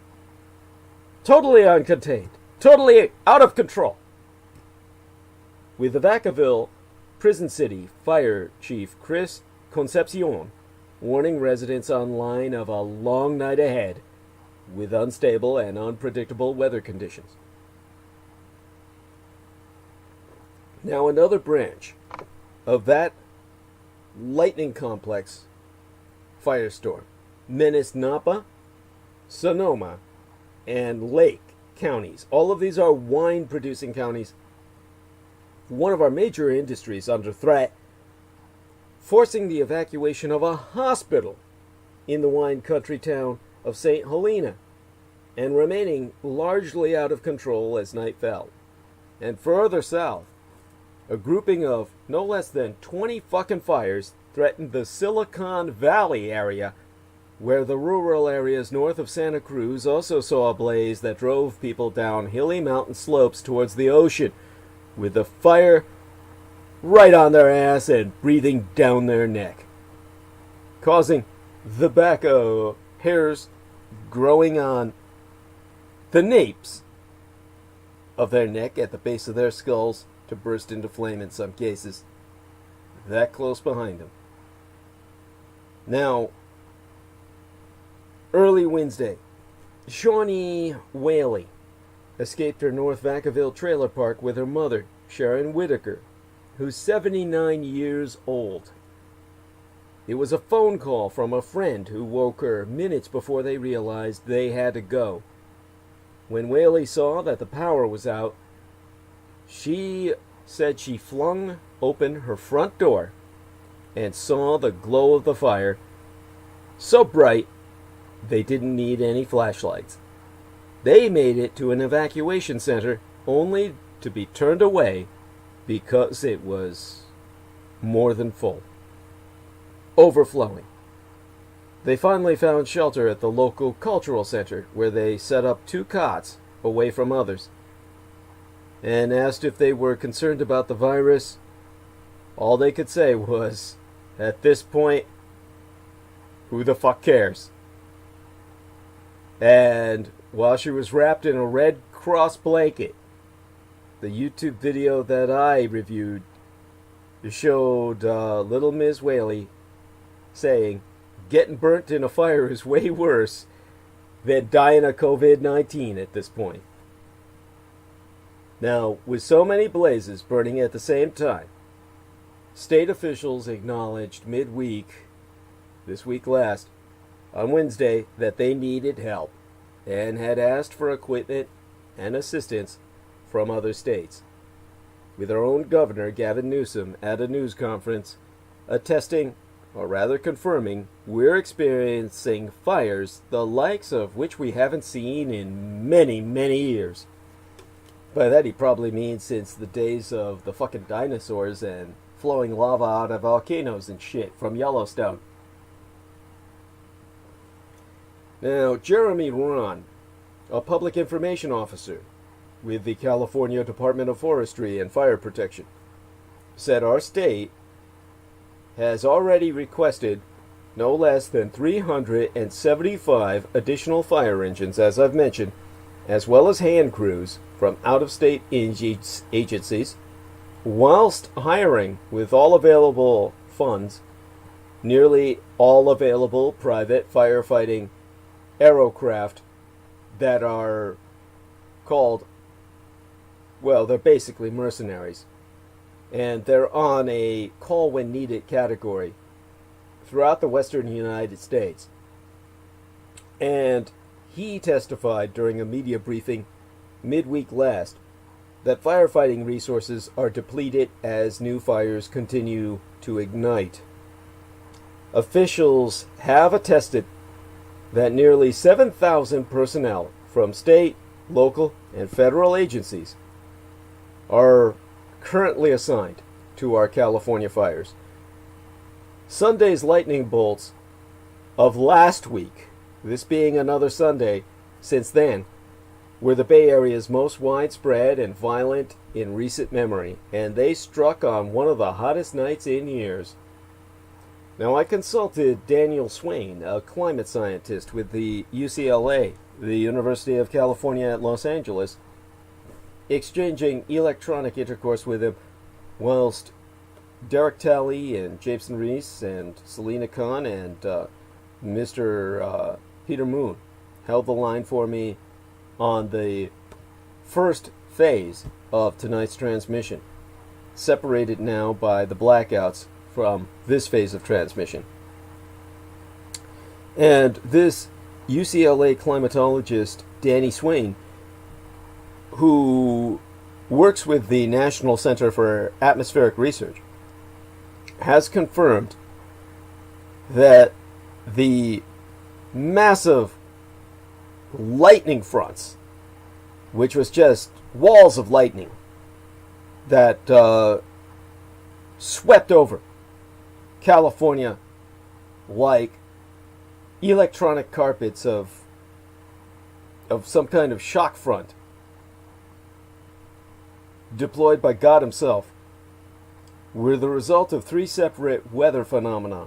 A high-pressure system that swirled hot desert air from Arizona and Nevada across our state, moisture floating in from Tropical Storm Elida off the coast of Mexico, and a thunderstorm in Sonora, Mexico itself that sent a wave of uplifting pressure through the atmosphere, combining with the heat and moisture to create lightning strike sheets. Literal sheets of lightning, curtains of electricity that raked our golden California. And as I said, the most threatened city under those curtains of electrostatic discharge was the prison city of Vacaville, in the path of part of the LNU lightning complex fire. And that complex comprises at least three major incidents in Napa, Sonoma, Solano, Yolo, and Lake counties of California. It jumped from 46,000 to more than 124,000 acres over the course of a single fucking day. As of Wednesday night, midweek last, 105 structures had been destroyed, 70 more had been damaged, and 25,000 were threatened last time I checked with the fire officials, which was after my latest transmission prior to tonight's, or this morning's. In the Santa Cruz Mountains, nearly 24 fucking fires, 24 plus, known as the CZU August Lightning Complex, have prompted the evacuation of at least 25,000 people, with at least 20 structures destroyed. On Wednesday, midweek last, a small but steady trickle of San Mateo County Coast residents streamed into the evacuation center at the high school in Pescadero, a town south of Half Moon Bay, California. Rita Mancera, the executrix directress of Puente, a local community organization, helped evacuees find hotel rooms and arrange accommodations for pets and livestock. She attested that roughly 70 families had visited her center since Tuesday evening, when evacuations were ordered. A 39-year-old named Lance Storm, now how's that for a celebrity name, a stage name, Lance Storm testified that the lightning storms and fires were unlike anything he'd ever witnessed. Now, the Mr. Storm lives on a communal farm in the Pescadero Hills, and when the fire approached, he and half a dozen others decided to get out early, fearing a repeat of the people trapped in Paradise in 2018, where we suffered our highest rate of casualties, well, fatalities, in a fire in generations. And he said, while he was standing by his vehicle and holding a kitten named Energy, that he put everything he could into the bus, and attested that he set his two pigs, Delilah and Daisy, free because they were too fat and heavy to get them into the bus. Not to mention they're too violent and ornery, as pigs tend to be.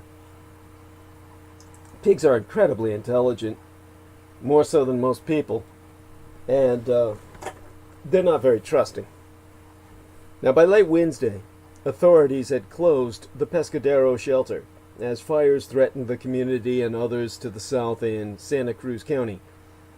In many areas, a layer of ash has covered the ground, kicked up by winds and adding to the pollution that clouds so much of our greater Bay Area metroplex region today. The American Lung Association has thereby warned that excessive heat, wildfire smoke, and COVID-19 pose grave risks to those most vulnerable to respiratory problems.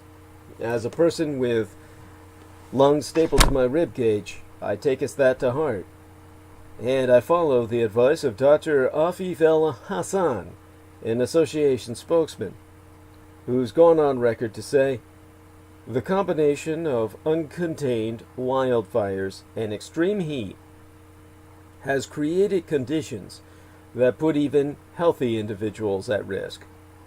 The ongoing COVID-19 pandemic only makes these potential effects all the more serious. Now, intense smoke and heat trigger coughing and wheezing, worsening lung function, and can lead to bronchitis or even death. So our San Francisco mayoress, London Breed, has gone on record to say the best thing you can do is to avoid outdoor air. Several cities have ergo set up cooling centers to help people sans any air conditioning. In Redwood City, California, staff has equipped the Red Morton Community Center with air conditioning, bottles of water, free public Wi-Fi, and plenty of space to maintain physical distance. But Wednesday afternoon of midweek last, the only two occupants were employees from the city's facilities department, who, well, one of them, Rachel Grant, a city employee, testified, "We think the site is just so new that nobody even knows about it." Now, the fires have sent American Red Cross staff and county workers from across Northern California scrambling to prepare for potential waves of evacuees.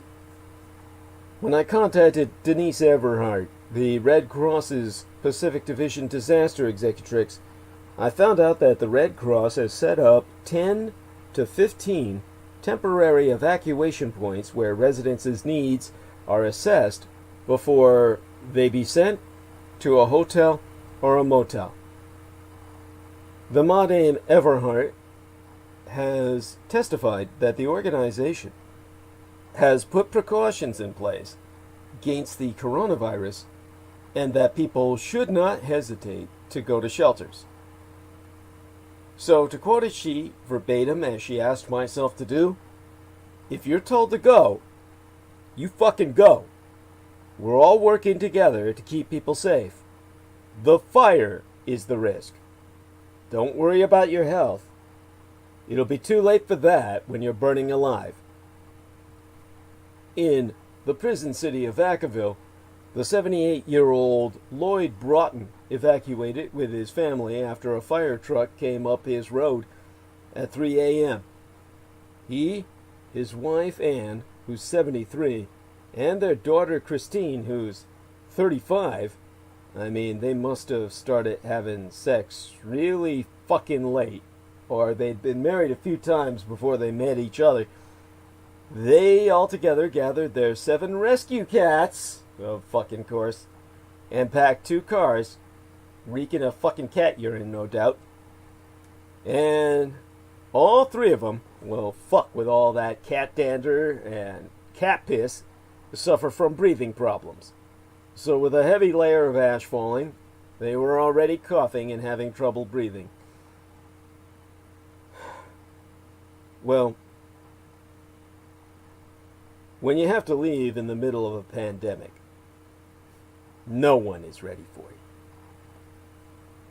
And the Monterey County deputies, speaking of all this being unnatural, arrested an arson suspect in the 2,500-acre Big Sur fire.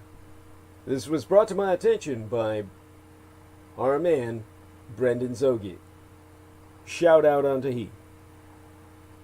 So this Fresno man, Ivan, nice Russian name for you, Geronimo Gomez, probably a Cuban, was arrested in connection with the 2,500-acre Dolan fire near Lucia and Big Sur. Now this 30-year-old Ivan Geronimo Gomez looks scary as fuck, and he faces charges of arson on forest land, throwing something at a vehicle intending to cause great bodily injury, and illegally growing marijuana. This is all according to the Monterey County Jail's website, which I'm looking at now. His bail is set at $2 million United States dollars, it being unclear whether all 3 charges stem from the same alleged incident. Now, the Dolan fire started at about 8:15 p.m. post-meridium afternoon, Tuesday of Yester Septimania, last week, in the Los Padres National Forest, about 10 miles south of Big Sur, California, according to the United States Forest Service. California State Parks personnel detained Gomez at the John Little State Natural Reserve, near the fire's origin in Dolan Canyon. Monterey County Sheriff's detectives met up with park rangers and arrested Gomez. It's unclear what evidence was used to link Gomez to the fire, well, when I checked. But I do know that a message seeking comment from the sheriff's office, my message, was not immediately returned. Let's just put it that way. This involves likely national security and domestic terrorism.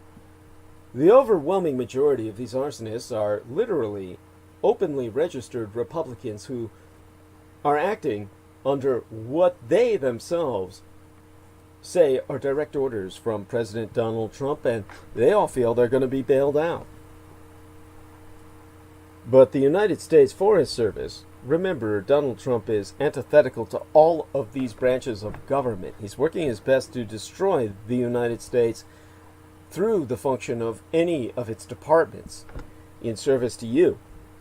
So the U.S. Forest Service, a known enemy of Donald Trump and a target, issued a reminder on its own YouTube page, and they have a YouTube page, telling campers not to abandon fires when they're in the parks, and to bring a mother-sucking bucket of water and a shovel to be able to properly extinguish fires. The Dolan fire is burning in Big Creek Canyon and has spurred evacuations in area. It's also led to the closure of Highway 1 at Pfeiffer Beach. Now anyone with information, any information on the arson investigation is asked to call 1-831/755-3773. I'm going to repeat that. That's 1831-755-3773.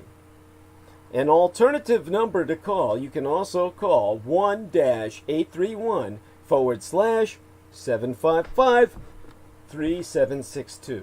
Going to repeat that. That's 755 3762.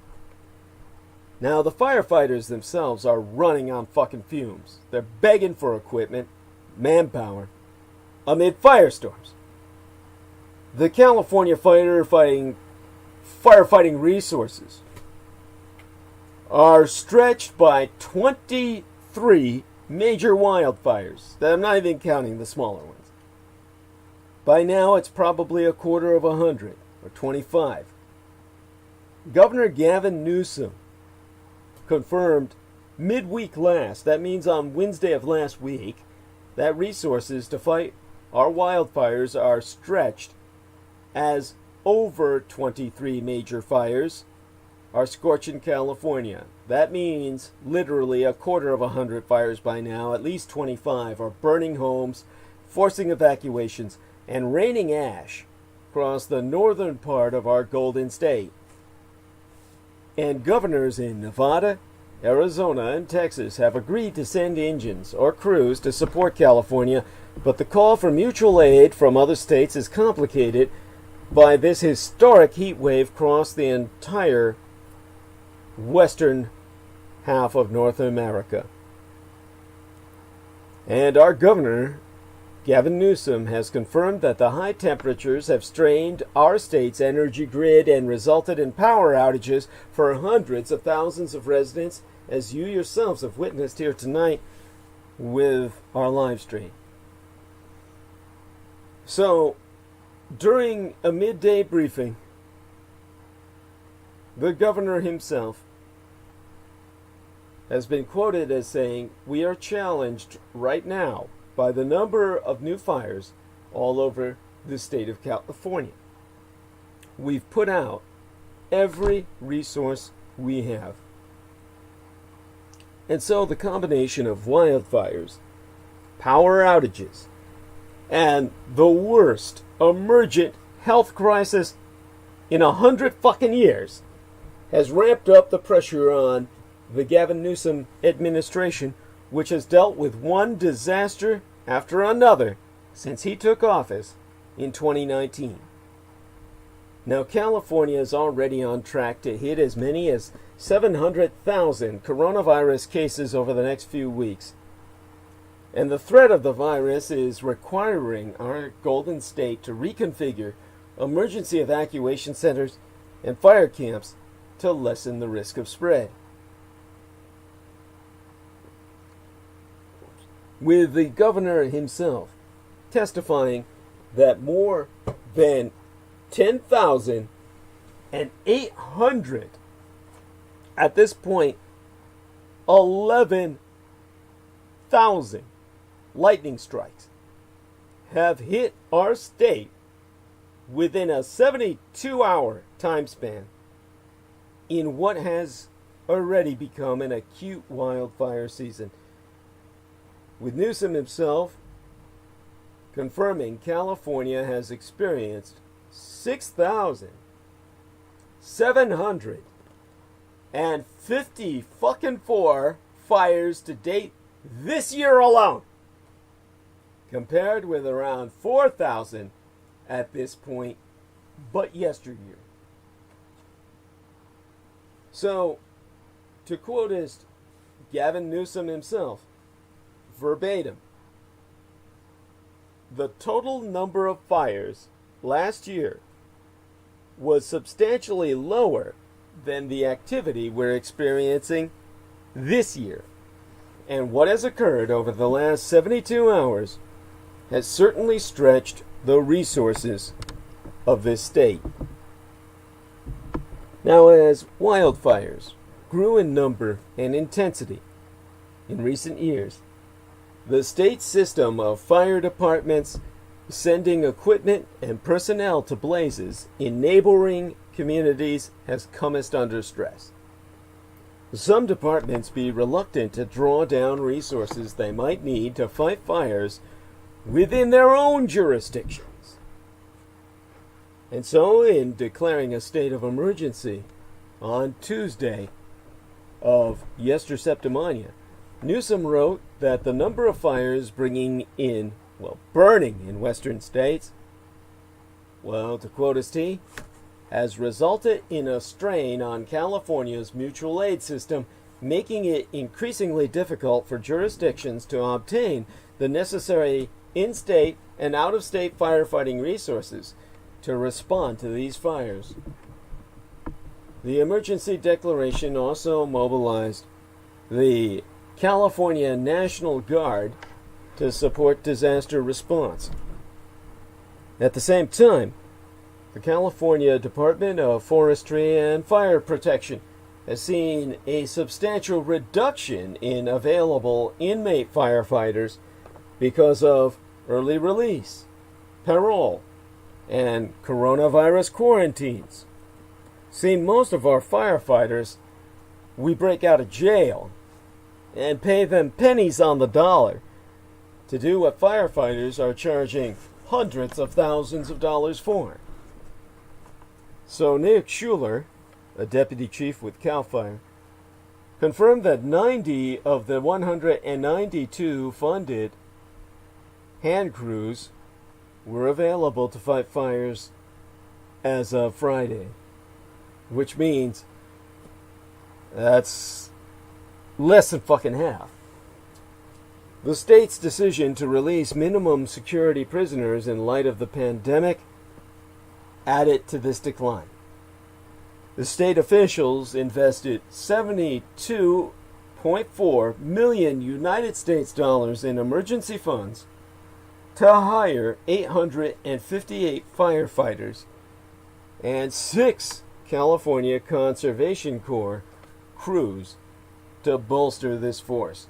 The governor saying Wednesday that 830 of those seasonal firefighting positions had all been filled. And to help fill funding gaps, the Gavin Newsom administration secured grants over the last week from the Federal Emergency Management Agency, or FEMA, to help fight blazes in Monterey, Napa, and Nevada counties. The governor's office saying that these grants allow us local, state, and tribal governments to receive reimbursement for up to 75% of certain firefighting costs. Now, on Wednesday, when I was able to check, in the day, assembling some notes for that night's transmission that I didn't even find time or energy to relate until tonight, CAL FIRE said that our state has requested 375 engines from other states and called up every available private helicopter license to respond to federal and state incidents. That's a kind of a rata sentence to cover up any mistakes or miscommunications on my part in the sentences leading up to that. So many of these firefighters in state attacking the fires from our skies are mercenary helicopter pilots. In case you don't understand the dynamics of this, people's only ability, or the only way to learn without being a multimillionaire and spending thousands and thousands of dollars how to fly a helicopter, is to join the goddamn military. Either, well, any branch of service, even Navy. None of these men, helicopter pilots, some of the best pilots in the goddamn world, much better in most cases than any fucking jet pilot. These incredible specialists cannot find any work involving helicopter piloting once they retire. Even though novels in the 80s would present firefighters as hiring themselves out with mercenary helicopters, what they don't tell you is how they maintain themselves in the off time. And what we've had is enough where a lot of them lose their skill.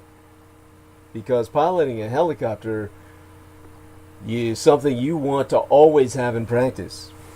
It's not something you can just get into the helicopter and do it again after 8 years without flying. Well, you could, but it's not recommended. Now, the individual that I had consulted, Nick Schuler, Deputy Chief with CAL FIRE, has described California as well prepared, but he relented, or that the amount of fires have exhausted all resources, no matter how prepared we had been. With himself going on record to say, there are moments in time when the fire activity is so significant that no matter how much you prepare, the system will be overwhelmed. Now, to vindicate his analysis, the Hennessy fire, one of the largest blazes within a group of fires in Napa, Sonoma, and Solano counties, has approached Vacaville overnight and prompted urgent evacuations of residents on the town's western border. According to CAL FIRE itself, as of Wednesday evening, the so-called LNU lightning complex had spread to more than 46,000 acres with zero containment. CAL FIRE officials testified that the fleet of available air tankers was stretched completely thin because of multiple fires in region. A cluster of fires in Santa Clara, Alameda, Contra Costa, Stanislaus, and San Joaquin counties, known as the SCU Lightning Complex, totaled more than 85,000 acres and was only 5% contained last Wednesday. The state deployed more than 1,000 personnel, 25 fire engines, 3 helicopters, 3 water tenders, 17 hand crews, and 9 bulldozers to the fire. Now, the threat of more fires remains high, with a large swath of our state from the Central Valley to northeastern California under red flag warnings. Additional power outages loomed Wednesday as temperatures remained high.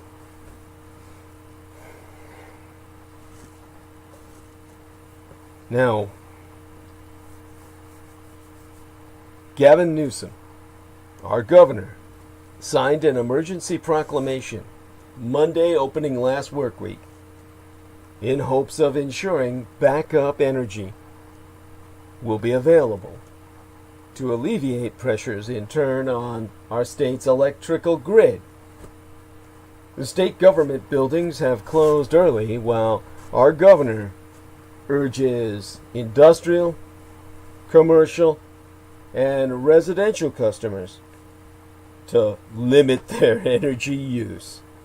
I mean, there you go. You may as well ask a junkie to limit their intake of heroin, which helps them. See God. Now, when it comes to the governor himself, Gavin Newsom, he signed an emergency proclamation Monday in hopes of ensuring backup energy will be available to alleviate pressure on our state's electricity grid. State government buildings have closed early, while our governor has urged industrial, commercial and residential customers to limit their energy use, with the governor saying he accepts ultimate responsibility for the power outages while ordering an investigation and promising to get to the bottom of what happened with the last. To quote is Gavin Newsom from a statement he wrote some time ago but was forced to read on Monday of Yesterceptimania, last work week. Trout, or Governor Gavin Newsom, said, "To make us this crystal clear, we failed to predict and plan for these shortages, and that's simply unacceptable. I'm the governor. I'm ultimately accountable and ultimately take responsibility to immediately address this issue and move forward and make sure this simply never happens again here in the state of California." Now, in terms of just some of these fires, so you get just a little bit of an impression. The Dolan Canyon fire in Big Sur is up to 2,500 acres. The CZU Canyon, August Lightning Complex fire has inflicted serious damage on Big Basin Redwoods State Park. The fate of the majestic trees at California's oldest state park remains completely unknown to me. Now, the LNU Lightning Complex fire in the prison city of Vacaville, California, has grown to nearly 50,000 fucking acres. 0% containment. The Hennessy fire in Napa Valley has grown to 2,700 acres with 0 fucking containment. The fire burns along Highway 128, eastbound and westbound. Napa County's wildfires have destroyed 105 structures, with the number certain to grow. And so, it's been an apocalyptic few days. Well, even by California standards. I mean, fueled by extraordinary weather conditions. Officially, 10,849 lightning strikes within a 72-hour period of record-breaking heat. The fires themselves have exploded across our Golden State as nowhere else, with tens of thousands of Californians having had to evacuate, fleeing their homes, whilst also navigating the added complications wrought by the pandemic.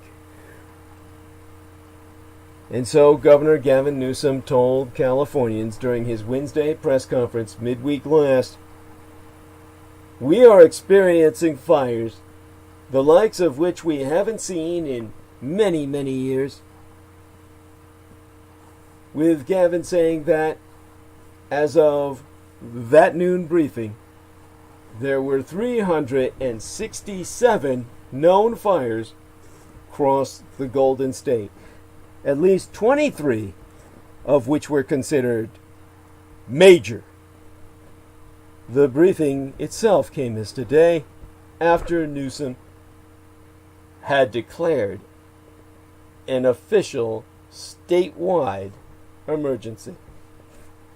And according to the governor himself, the state, our state, has already seen 6,754 fires this year.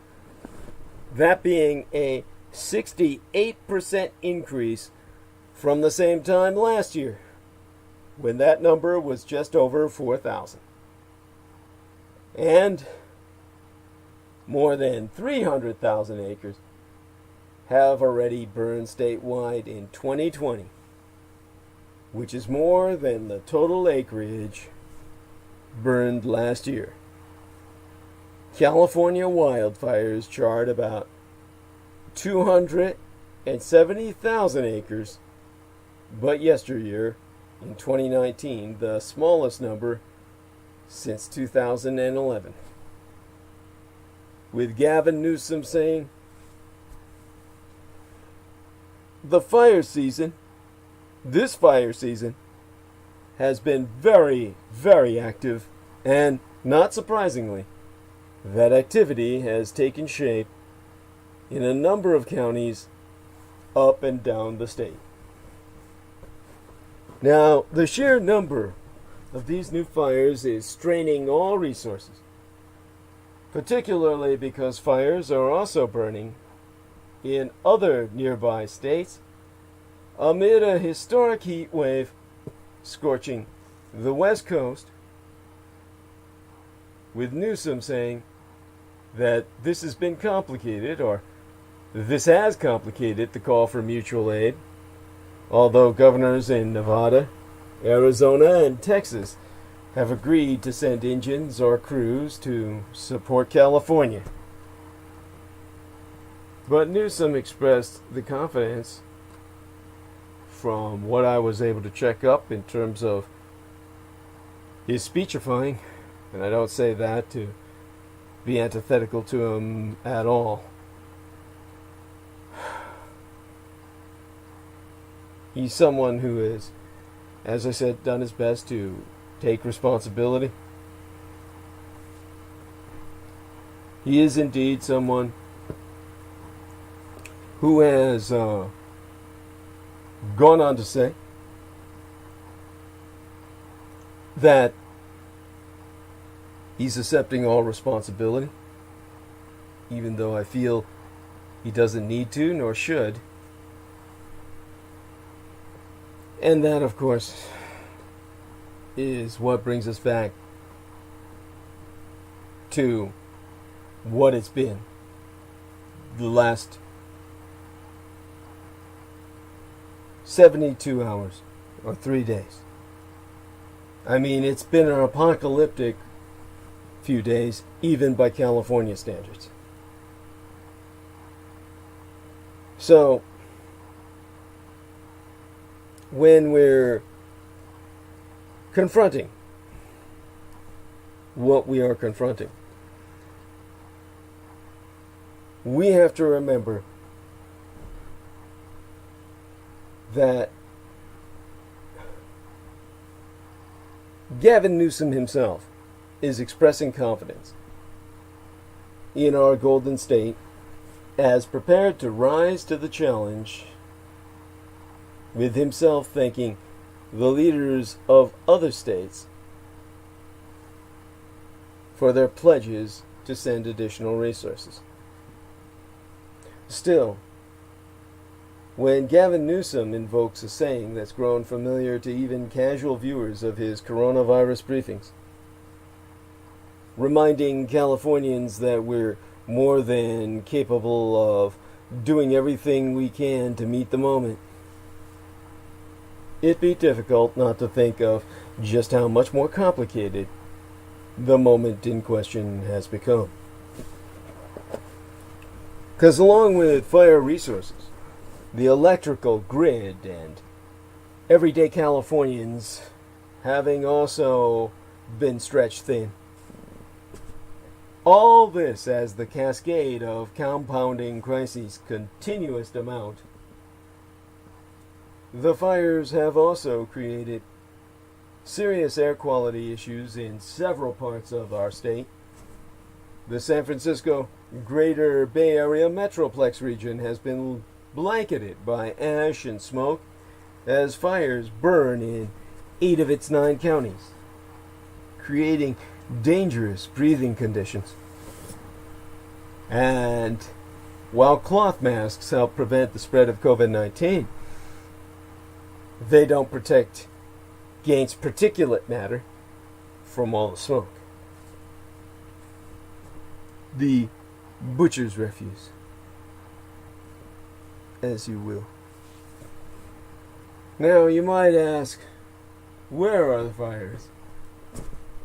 Which I suppose is a legitimate question till you get to the subject. Because the short answer is all across the goddamn state.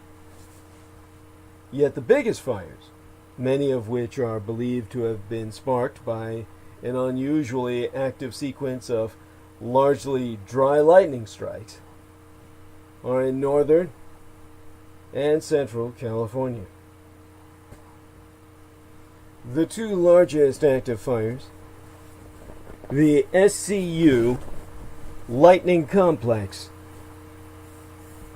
as a fire, and the LNU Lightning Complex fire, are actually both themselves clusters of many smaller fires, with the largest blaze in the LNU Lightning Complex fire in the North Bay,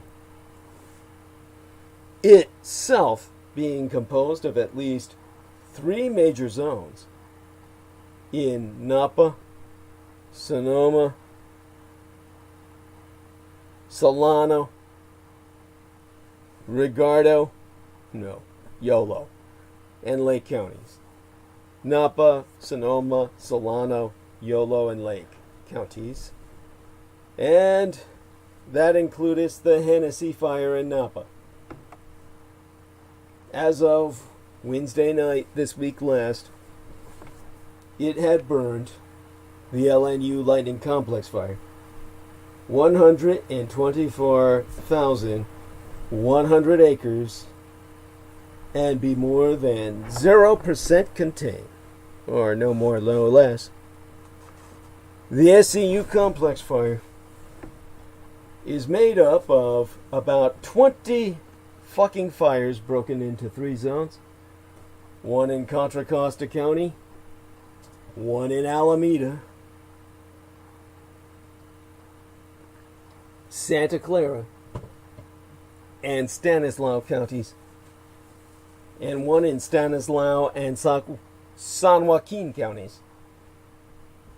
So as of midweek last, on Wednesday night, it had burned 102,000 acres and was yet barely 5% contained.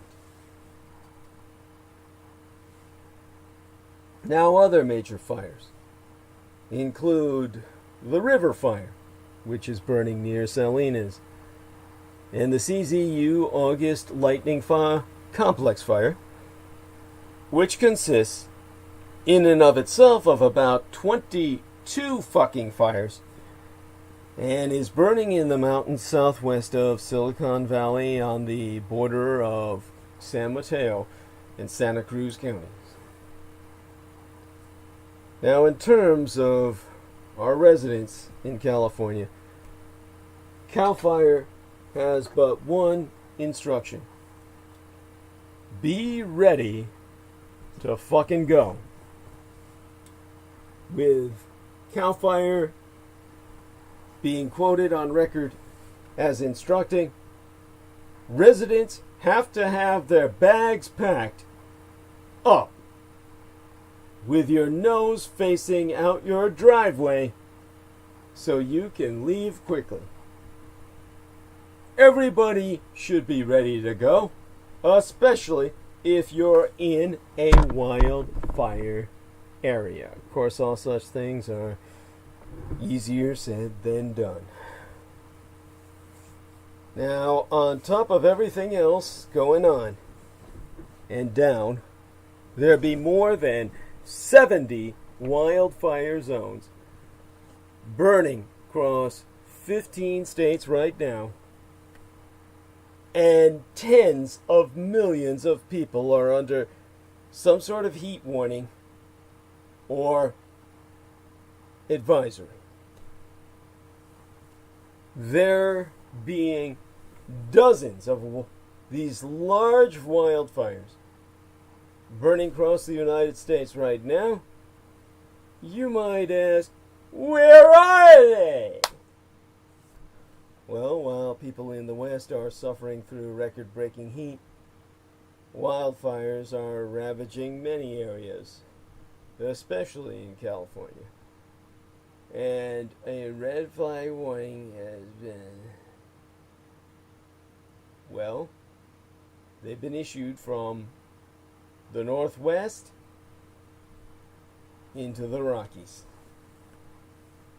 Now, there were at least 77 large complexes of wildfires, meaning firestorms created by the submersion of even smaller fires.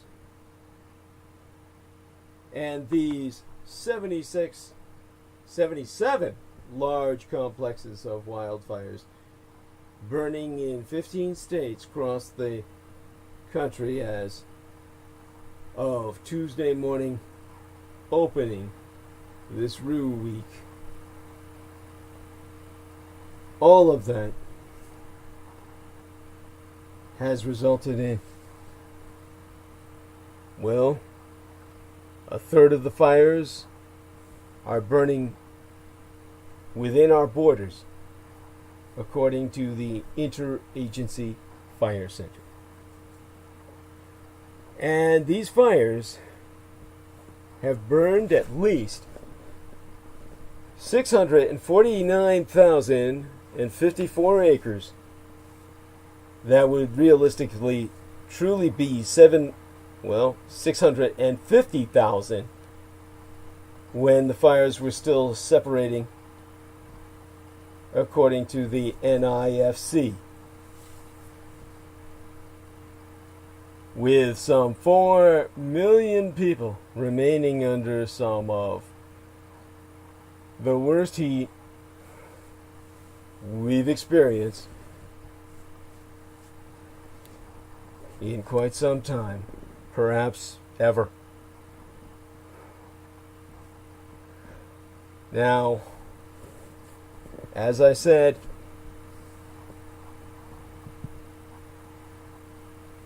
you've got these red flag warnings issued from the Northwest into the Rockies.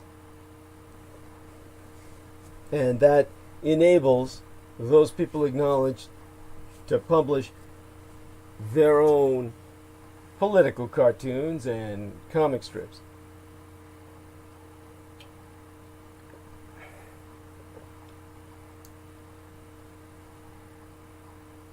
You've got, as I said, 77 wildfires, large complexes thereof, burning across no less than 15 fucking states across our country as of Tuesday evening of Septimania, last work week. Well, a third of those are in California, according to the National Interagency Fire Center.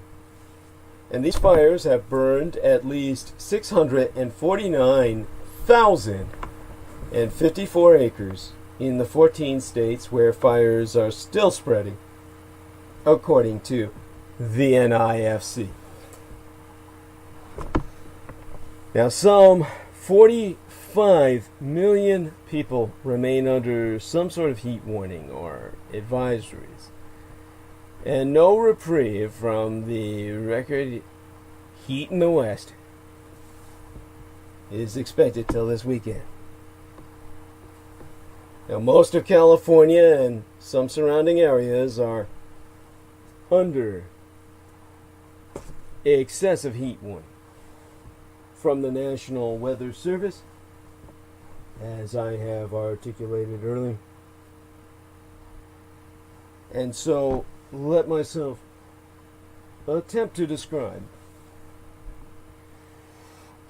where the largest of the fires had been reported as of Tuesday morning, or evening rather, according to the NIFC, which counts areas as fires as complexes instead of single fires.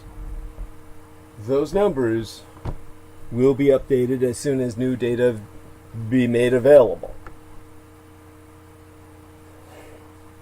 Now, In terms of the fires themselves, I'd like to go off for a little bit on that list that I assembled of what I know to be burning. I do need to take care of something, so let me see if I can bring our man Jameson Reese to relieve myself for a matter of minutes.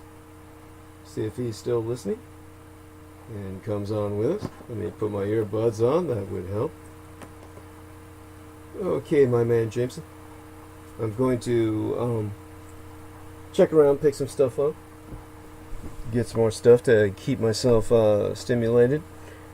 If you're able to come on, I hope you can, then let's do so, and I can take care of that before coming back in, giving people kind of a rundown on which states are burning, aside my own. Now, he might be on mute, or, as he said, his headphone or microphone. Hopefully it's not that bad off. Need him to come on so I can grab a little more meth or speed. Then I'll get yourselves up to speed on how your world works, to a degree, or rather doesn't. Can't risk leaving the series without him, so I'm going to have to be here with him. Come on, Jameson. You there, my man? Oh my God, he might have fallen asleep. I knew it. Oh well. What can one do? Well, let me try and set you all straight. Get you up to date on our burning world. Now, in Alaska, we got no less than 7 fucking fires. More than 26,000 acres have burned already. And last time I checked, still be burning.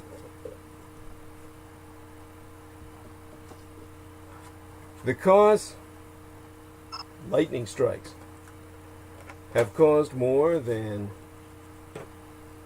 most of the 331 fires reported this year to date in the state of Alaska alone, according to the Alaska Interagency Coordination Center. In mine own golden state of California, we've got no less than 225 fire fucking storms. They're not just fires. These are goddamn fire storms. Their total size is more than 345,000 acres burning altogether. The cause being the August lightning complex, made up of no less than 20 individual fires in and of itself, as generated by lightning strikes in the Mendocino National Forest, according to the information that I'm able to access on INCIWeb information system. In Colorado, we've got no less than 5 megafires, burning more than 135,000 acres, with smoke covering much of Colorado and the Denver metro area itself, the capital of the state, under air quality alert. The cause thereof being the Pine Gulch Fire, the largest, now burning, was caused by lightning, according to an incident report on INCIWeb. In Florida, we've got no less than one superfire covering more than 100 acres with a cause that is completely unclear. In Idaho, we've got two superfires that's blazing over almost 1,000 acres, 490 last time I checked, doubtless on the increase. And the cause of the Muldoon fire, which has burned at least 400 of these acres, is still under investigation.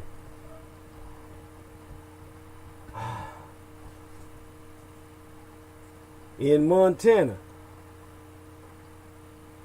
we've got 3 megafires, a size of almost 8,000 acres, the cause being the Bear Creek fire, which itself was caused by lightning, which in and of itself alone has burned more than 7,500 acres. In Nevada, our neighboring state, we've got 2 megafires that are claimed to be totally contained, meaning they're simply no longer spreading. And in terms of size, they burned more than 14,000 acres before they were contained. The cause there being the lightning, which caused the Poodle fire, which in and of itself burned more than 13,600 acres. In New Mexico, we've got 2 megafires emblazoned over 2,600 acres. Lightning also caused the Dark Canyon fire, which has burned more than 3,000 acres. In Oregon, the number of fires amounts to at least 7 that I'm aware of, with 2 claimed to be contained. A size that has scorched more than 22,000 acres. The cause being the Indian Creek fire, which is itself under investigation. That fire alone has burned more than 14,000 acres. In South Dakota,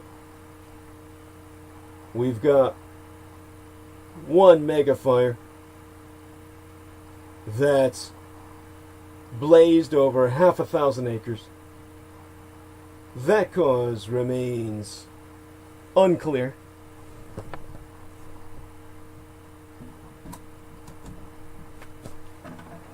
In Texas, the number of fires amounts to 2 that I'm aware of, but their size alone combines over 4,000 acres.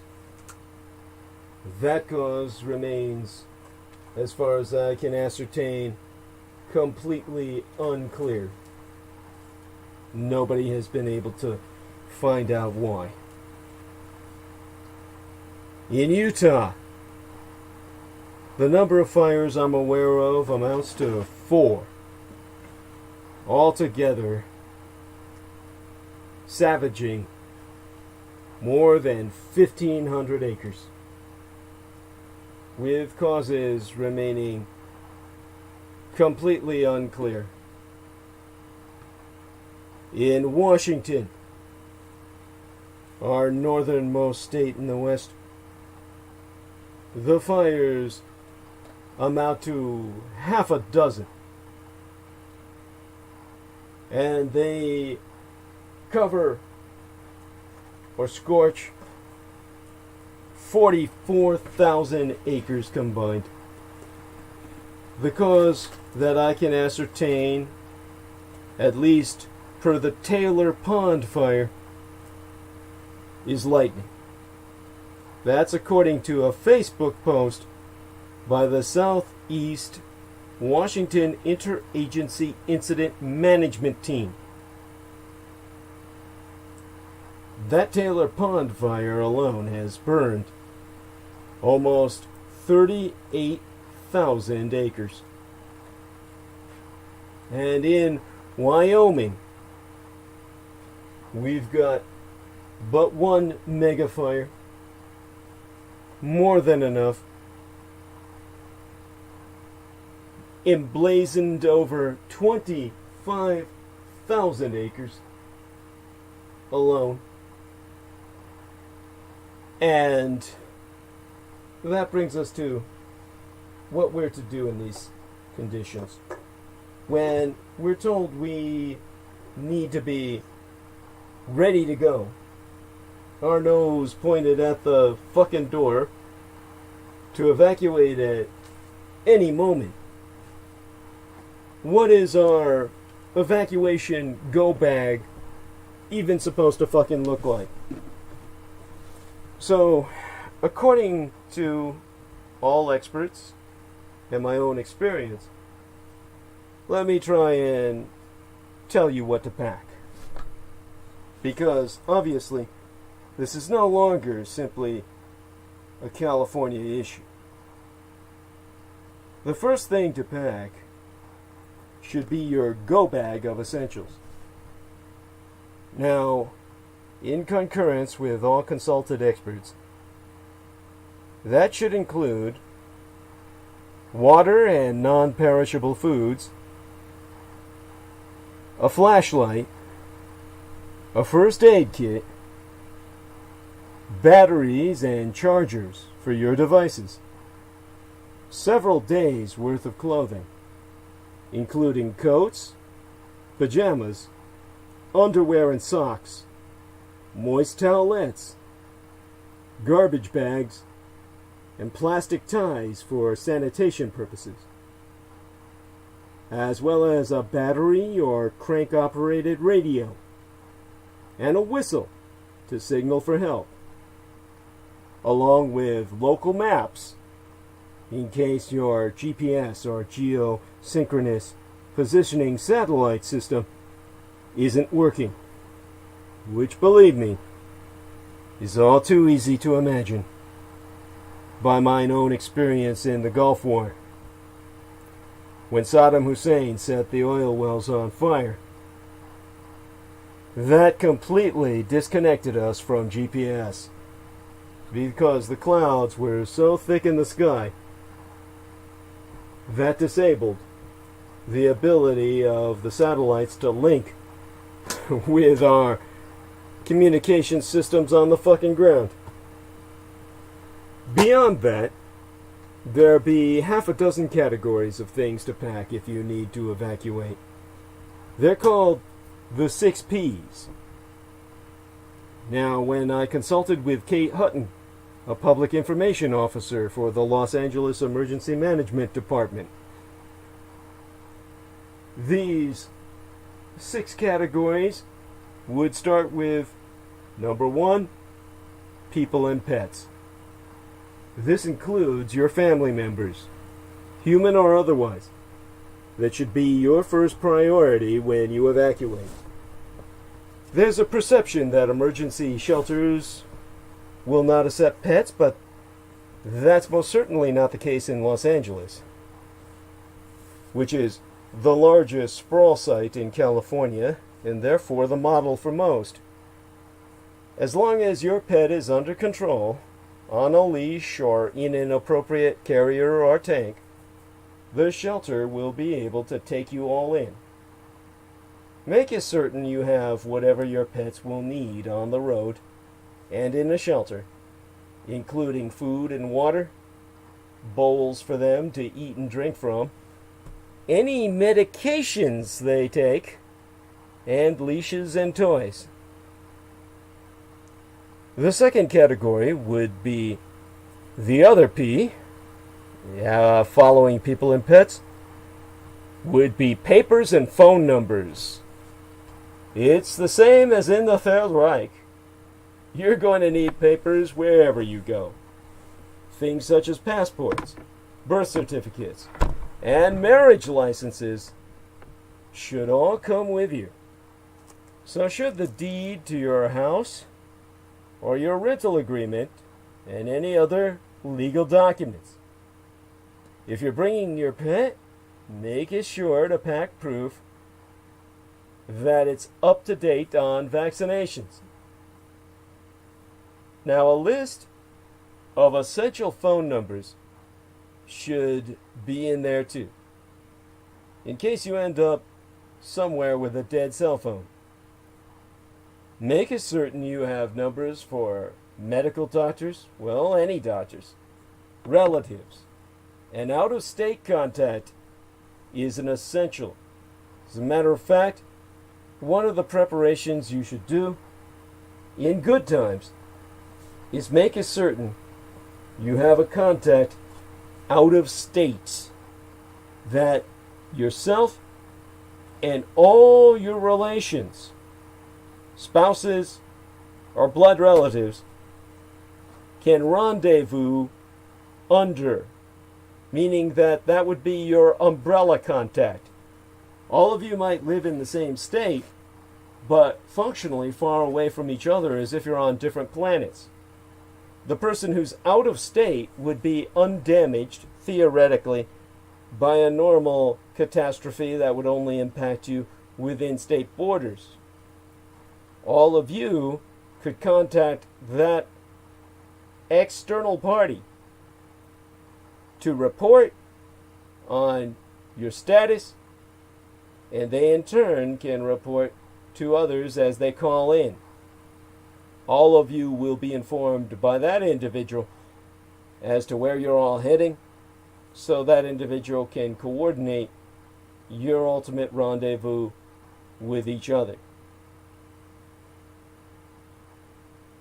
As well as that, you need your phone numbers, your contacts for your neighbors, your co-workers, your insurance agent, your attorney, your landlord, and, yes, even your veterinarian if you're bringing your pet along.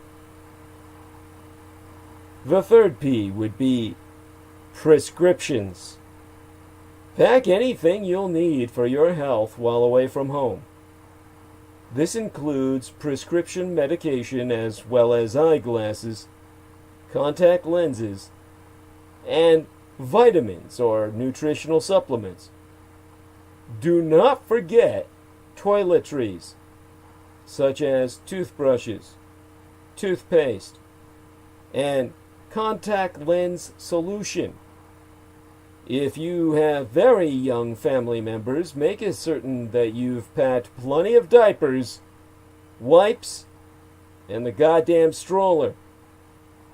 And don't forget, of course, feminine hygiene products, which by God should be free all over the fucking world and dispensed in any toilet.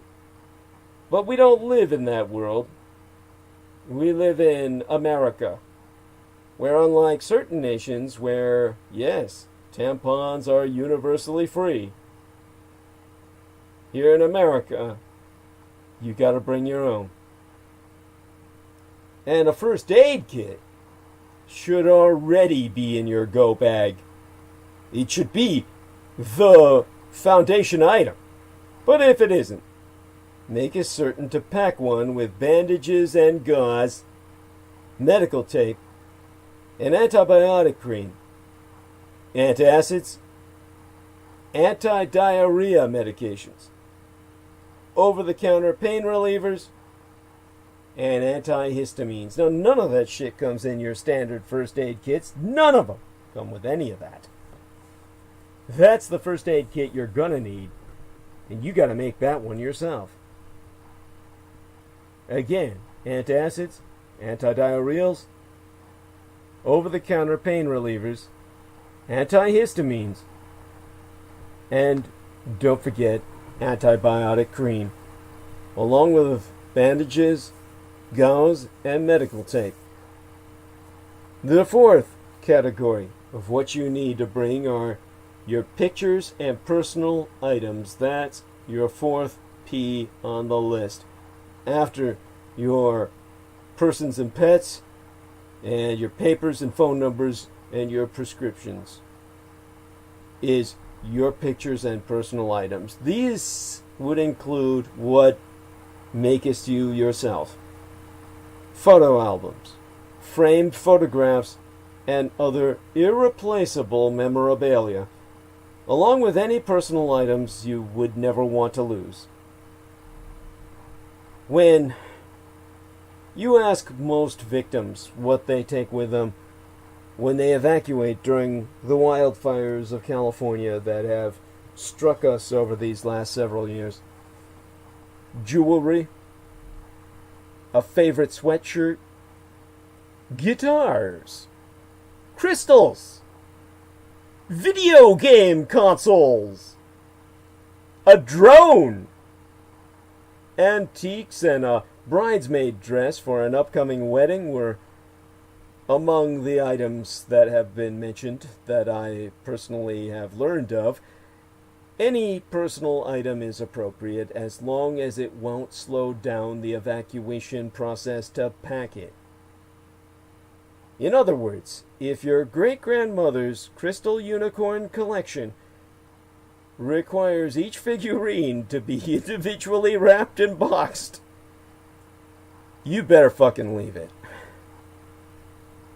Your fifth P would be your personal computers. Your computer, either laptop or desktop or both,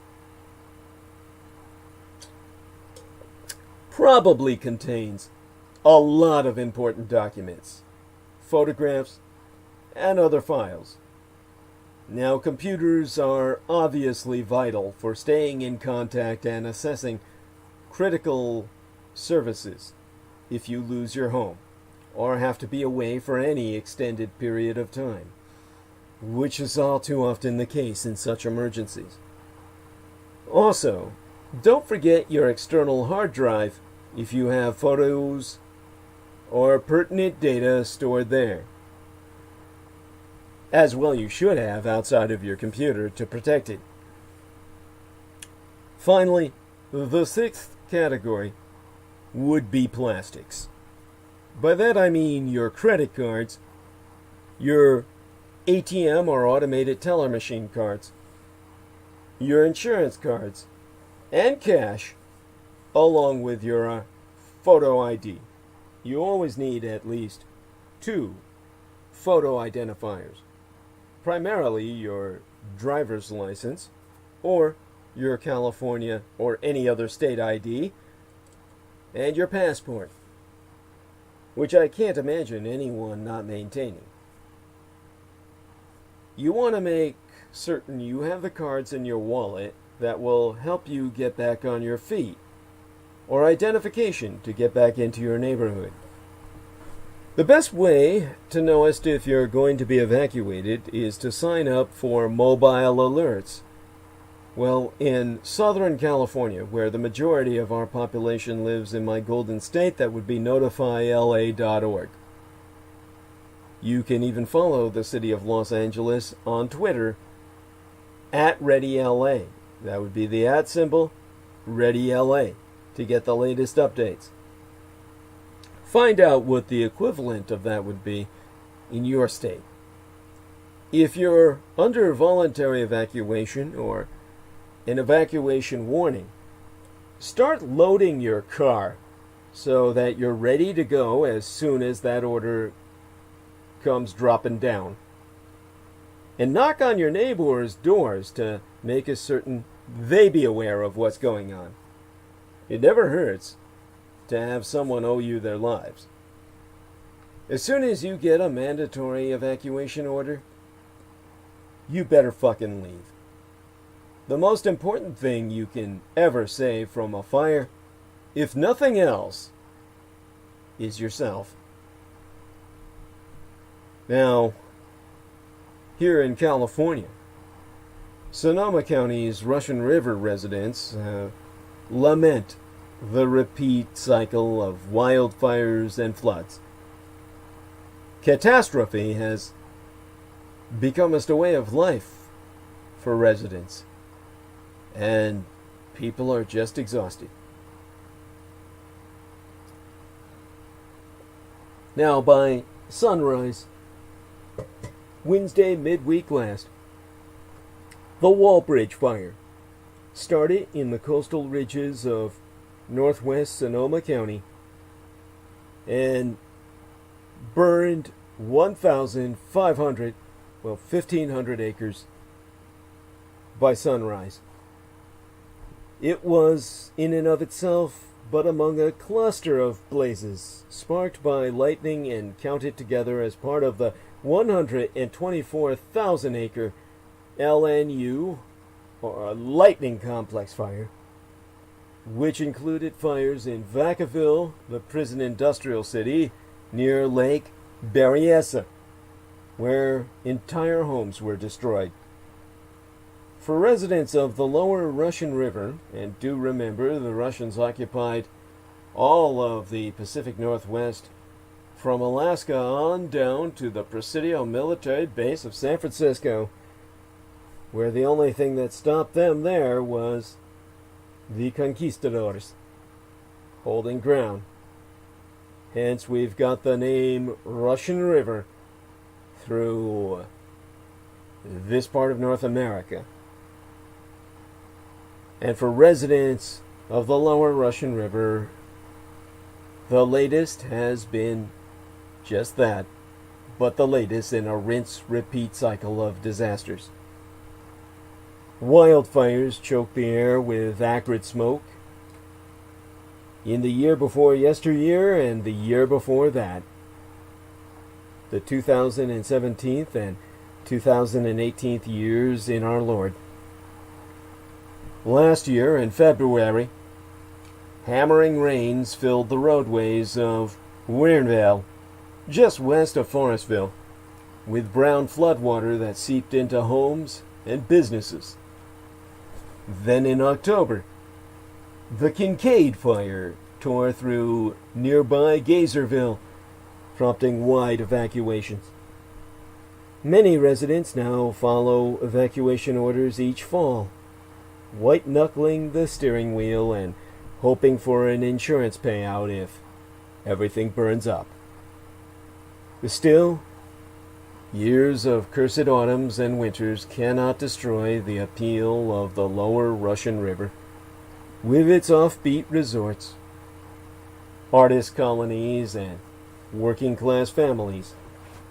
It's a paradise that draws people even if they have to commute to jobs in Santa Rosa or mine own San Francisco. Periodic superfloods. But living near the Russian River means grappling with Mother Nature again and again. It means buying flood insurance, heeding evacuation warnings, and understanding that you will ever be inconvenienced. And how do you safely house legions of evacuees fleeing from fires during a pandemic? Well, it's not easy. In Santa Cruz County, where the CZU Lightning Complex Fire rages on, officials issued a news release Thursday afternoon asking out-of-town visitors to leave immediately to free up more space for evacuees at county hotels, motels, and vacation rentals. With local shelters nearing capacity, officials urged evacuating residents to first seek refuge with family and friends if possible, before heading to a shelter or calling the Red Cross for assistance finding one. As of Thursday night, before this last weekend in which I'm transmitting to you tonight, numerous areas had already been evacuated, and the campus of UC Santa Cruz remained on evacuation warning until an evacuation order was issued for the campus later in the evening.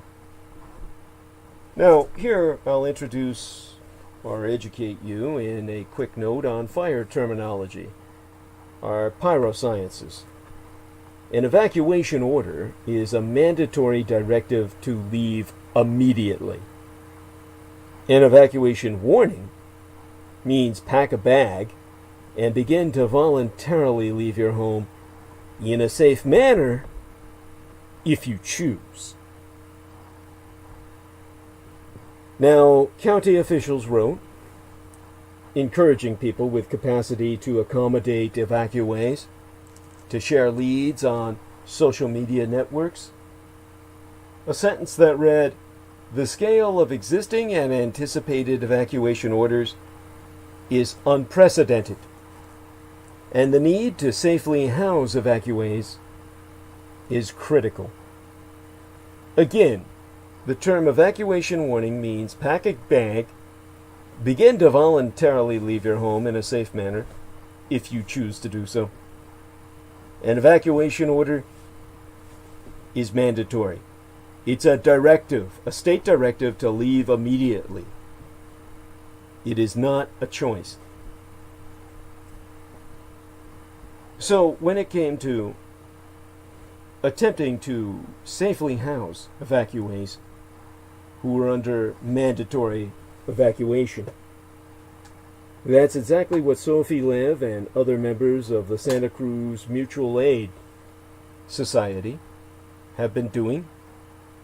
And said group, which formed but this spring as a response to the coronavirus, had previously worked to share financial resources and meet other basic needs for community members during the pandemic.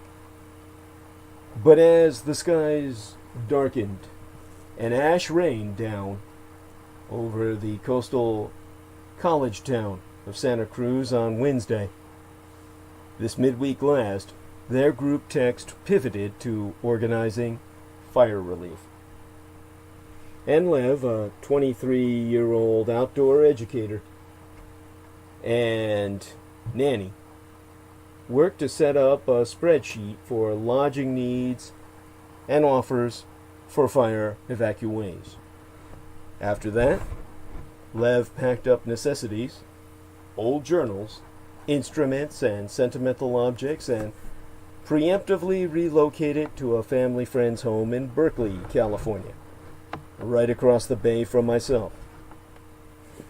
Now, within the white squares of the Google Doc, members of the Santa Cruz community, along with Californians from as far away as the East Bay, are offering up spare rooms, spaces for trailers, yards for camping, and even help with the moving. The details of these entrees that I've reviewed speak to the shared precariousness of the present moment. A woman offering a spare room, food, and a shower notes that her own home remains outside the evacuation warning zone for now.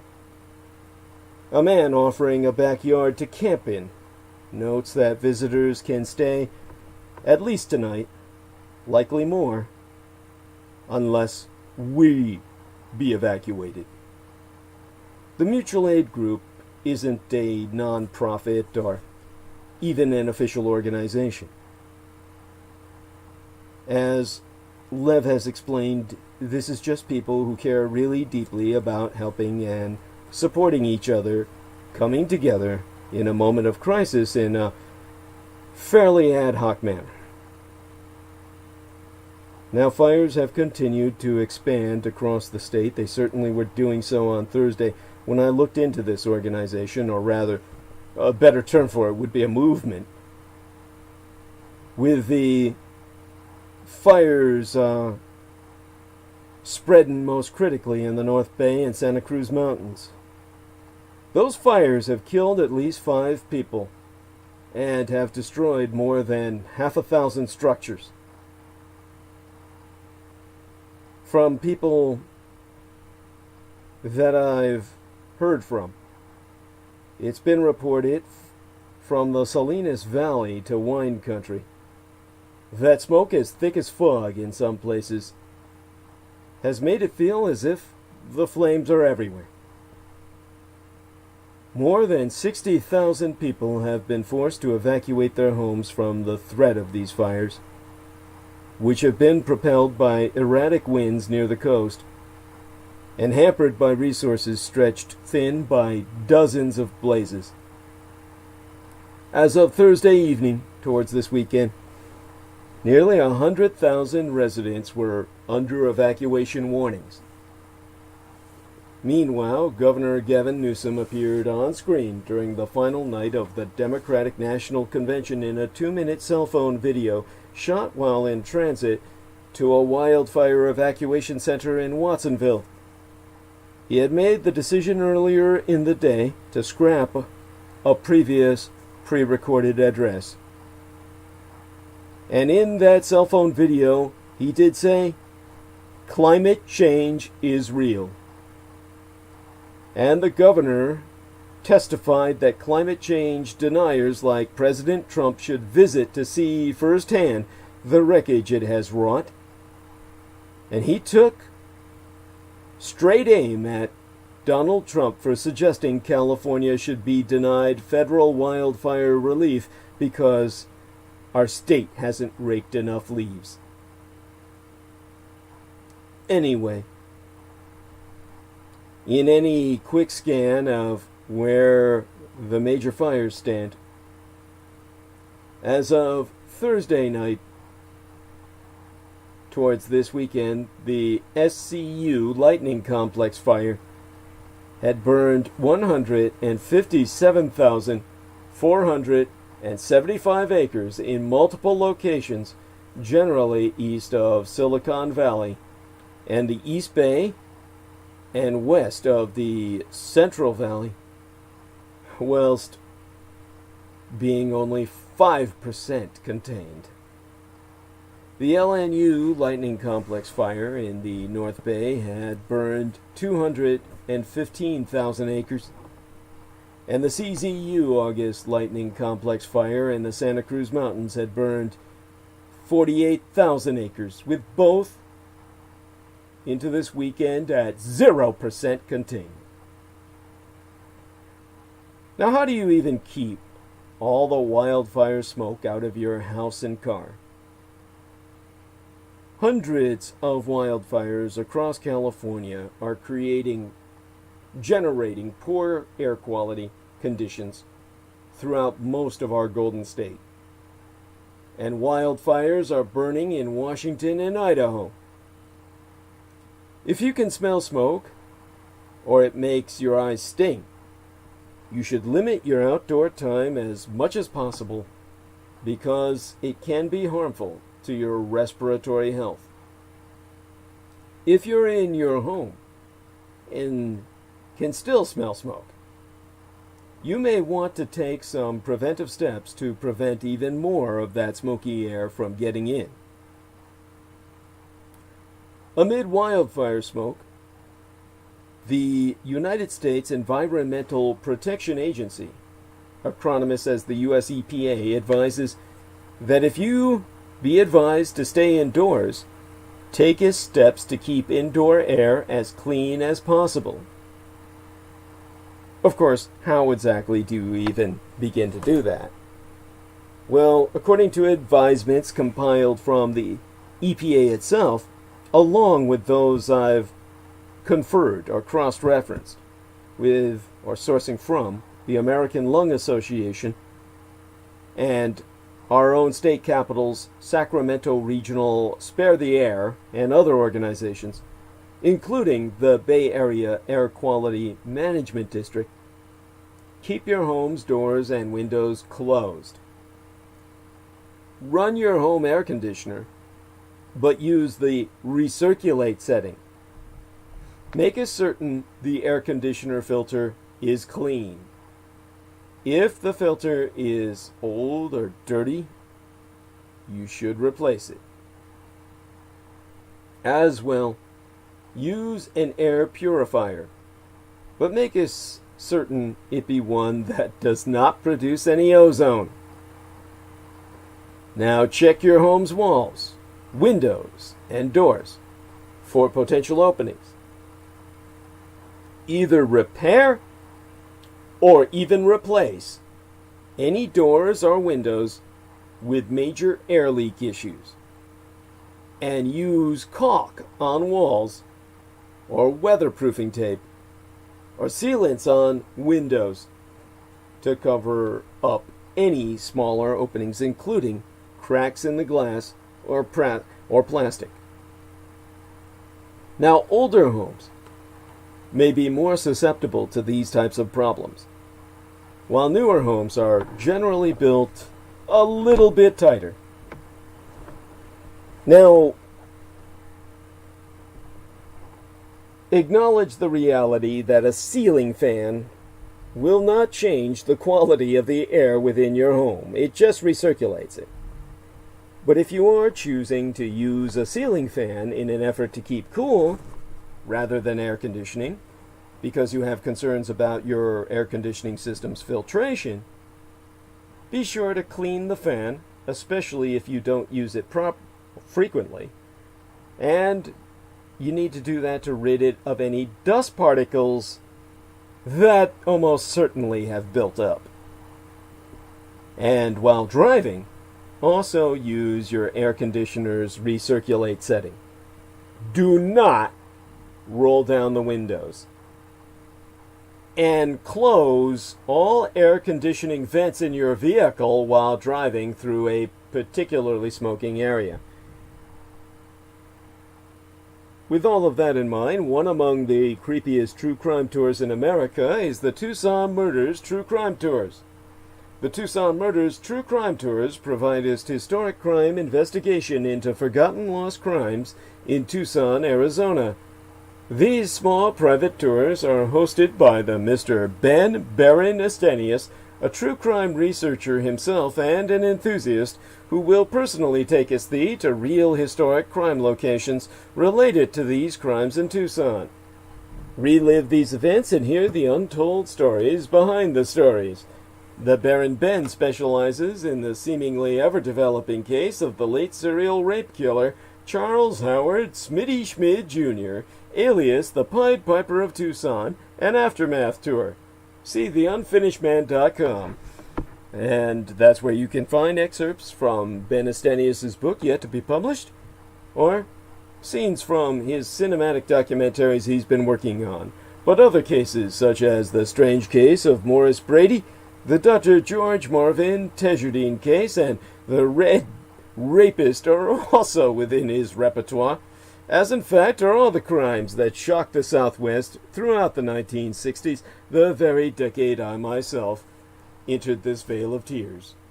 These devastating crimes stained a city so deeply, they may never be removed. For tour information, contact thetucsonmurders.com.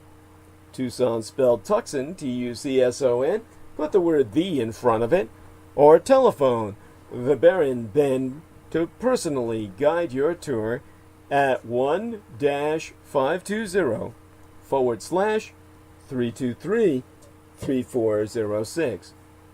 That's 1520-323-3406.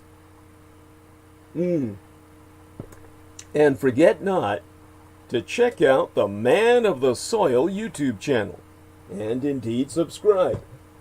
Particularly check out the video of aerial drone footage of the backyards and front yards, well, all the properties that Ben Estenius has landscaped to give your eyes a treat and your mind some stimulation as to what you can do on your own property, should you happen to be privileged enough to own any.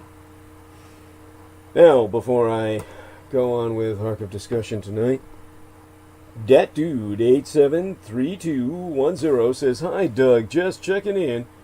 Just returned back from Central California and the sky was gray all weekend." Holy shit, you're lucky it was just gray. Ah, fuck. Around many places, it's fucking black.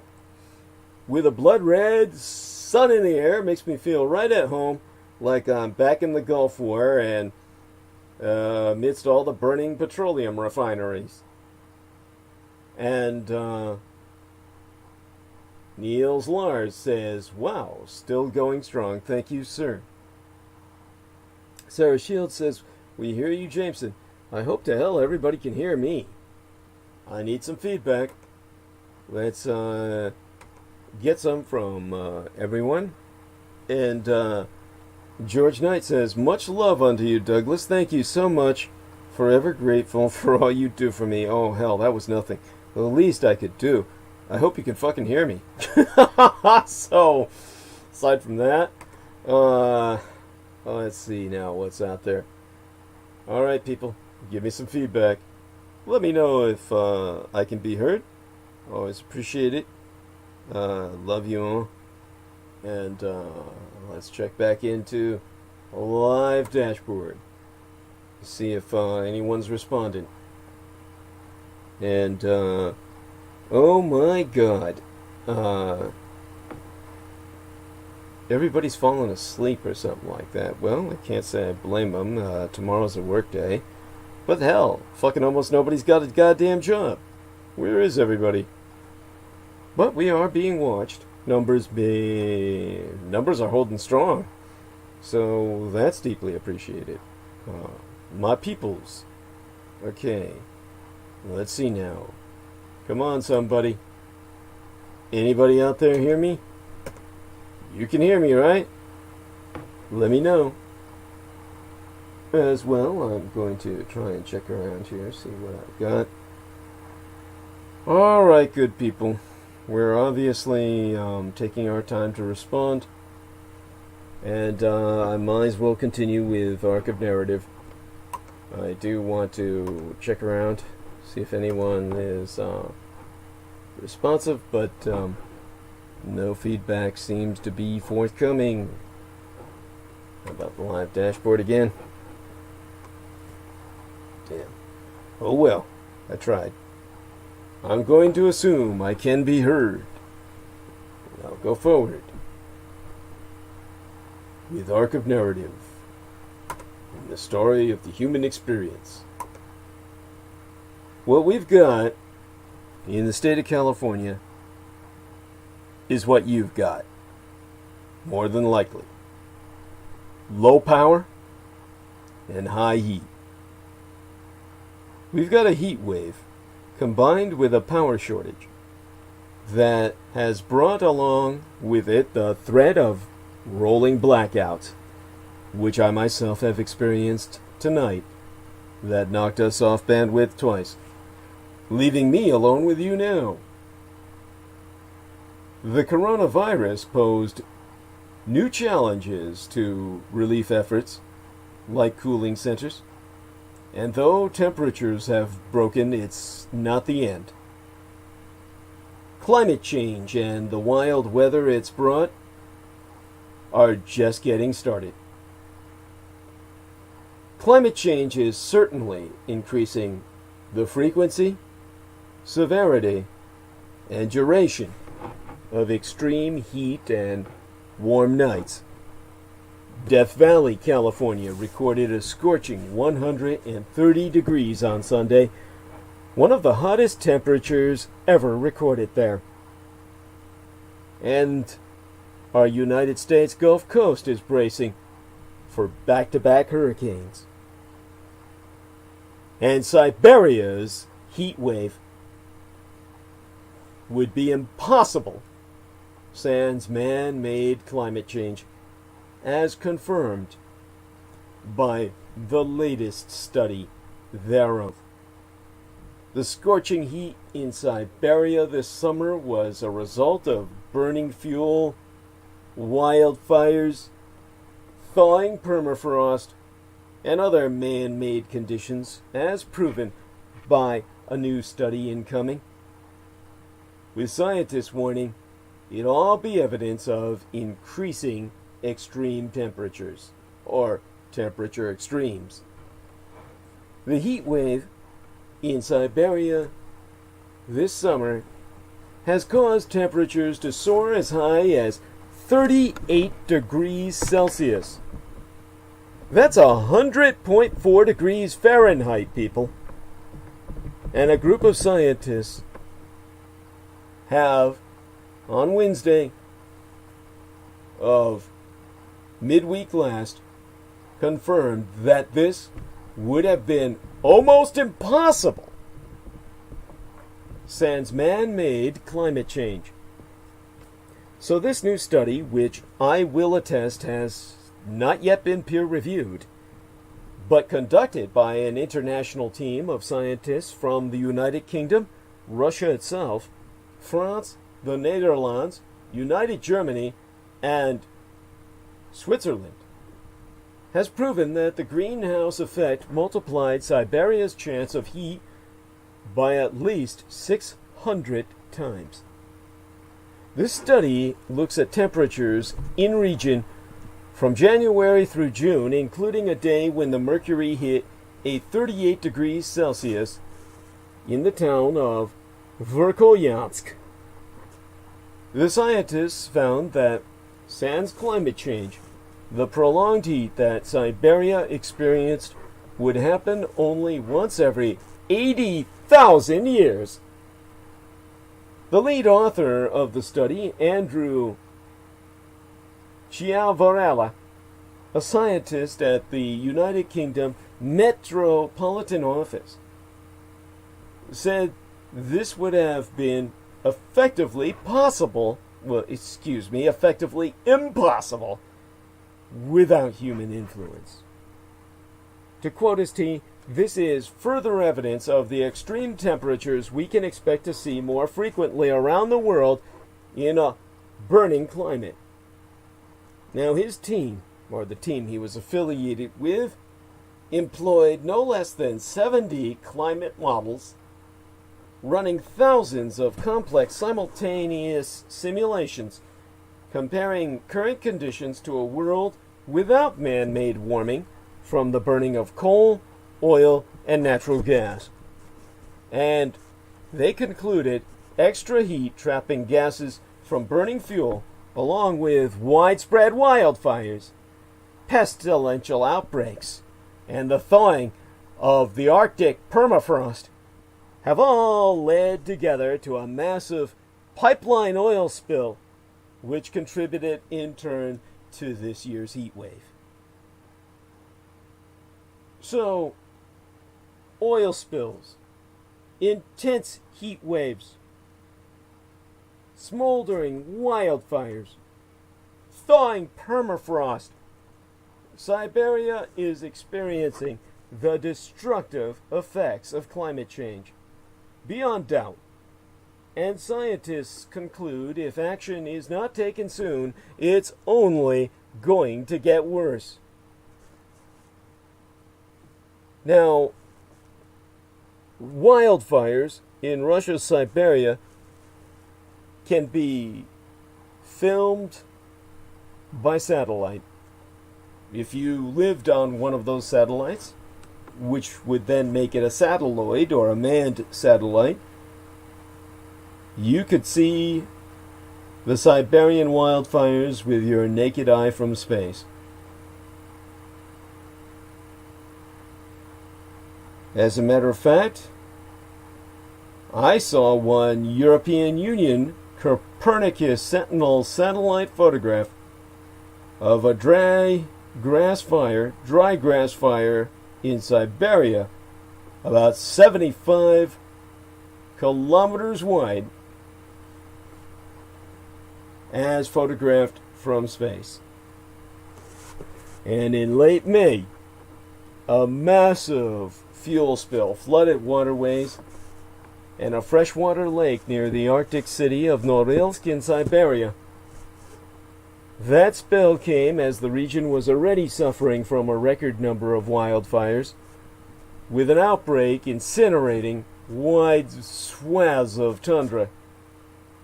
At first glance, these recent environmental disasters in Siberia don't appear to be linked, but considering their frequency and intensity, scientists can only conclude that it's crystal clear that what they do have in common is climate change.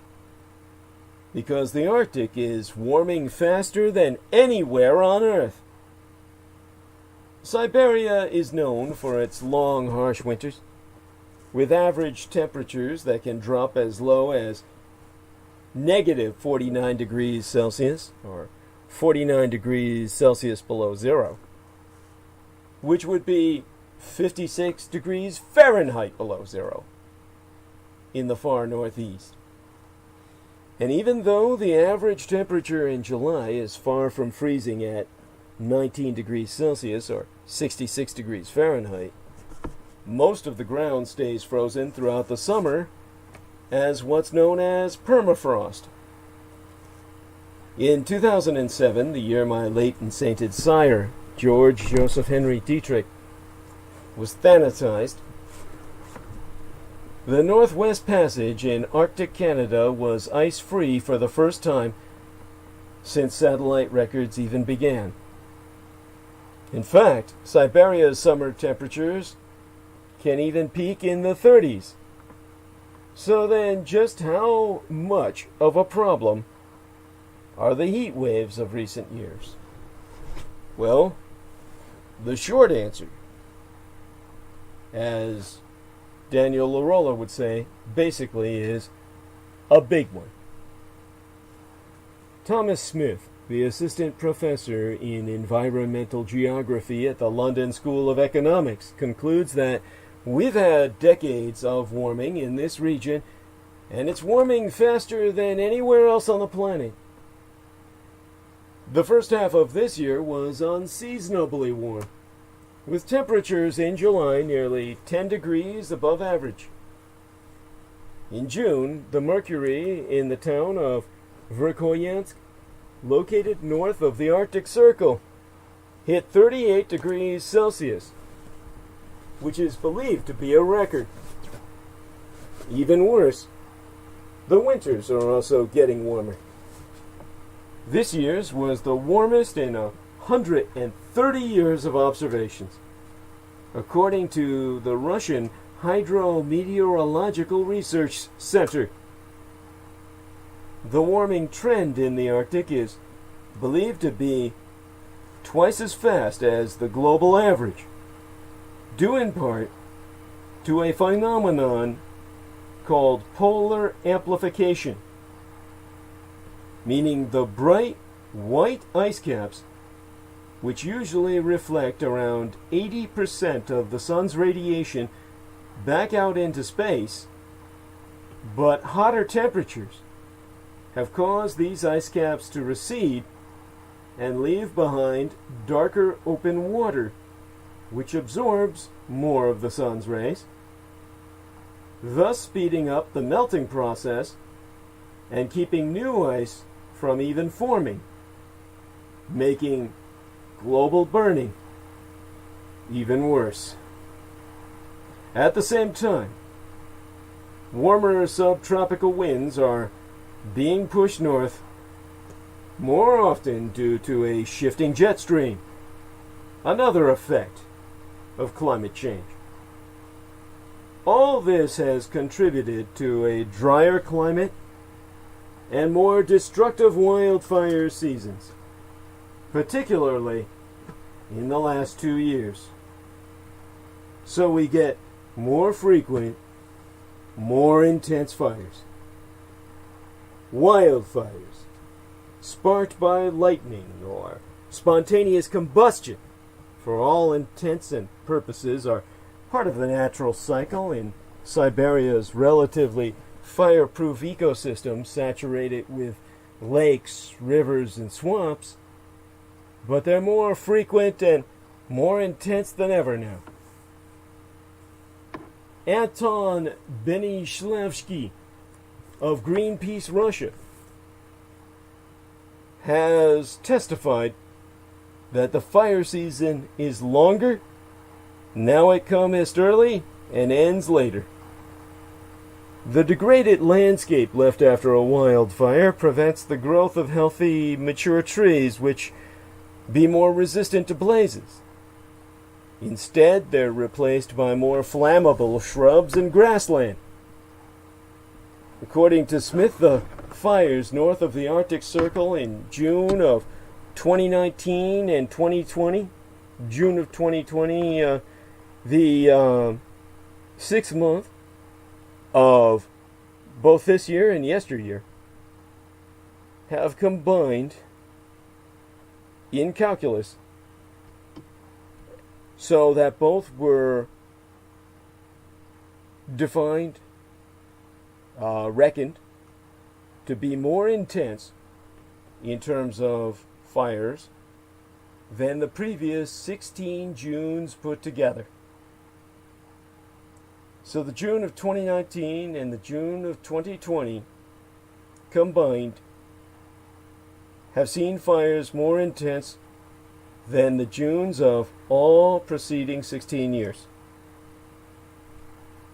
So when it came to the researchers that I was citing in this study that were referenced originally by Thomas Smith, the assistant professor in environmental geography at the London School of Economics,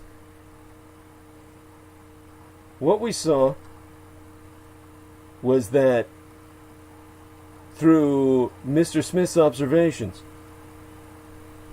we have estimated that between 2 and 4 million hectares of land are currently ablaze in the Arctic, releasing therefrom more than 16 megatons of CO2, carbon dioxide, into our atmosphere in the month of June alone. But the month before last, the European Center for Medium Range Weather Forecasts, the ECMWF, estimates that roughly 100 megatons of CO2 were released by June fires in the Sakha Republic and neighboring Chukotka across the Bering Strait from Alaska. That's roughly equivalent to the annual fossil fuel emissions released by Belgium throughout 2017. All of this in increased risk of this new phenomenon they dub quite predictably as zombie fires. Because that economic geographer that I've sourced about this various changes, Mr. Thomas Smith, we have a situation which he's exposed in which he concludes that roughly half of the fires sweeping Siberia be on peatland, which is naturally wet, carbon-rich soil several meters deep, made up of partly decayed plant matter that accumulates over thousands of years. And that with climate change, this peat layer is more likely to dry out and become a tinderbox just waiting to ignite. And burning peat releases somewhere between 10 to 100 times more carbon than a burning tree. That's according to Guillermo Rein, surname spelled R-E-I-N, a professor of fire sciences at Imperial College London. Now, peat fires be especially difficult to put out. Every single time peat burns, it is a net carbon contribution to climate change, and you can never undo it. According to Dr. Guillermo Rein, peatland blazes are extremely difficult to extinguish. Some might say nigh impossible. When I cross-referenced with the economic geologist, Mr. Smith, it was concurred that, well, per Mr. Smith's own words, I've been at a peat fire and it's rained for an hour very heavily, and it's still burning at the end.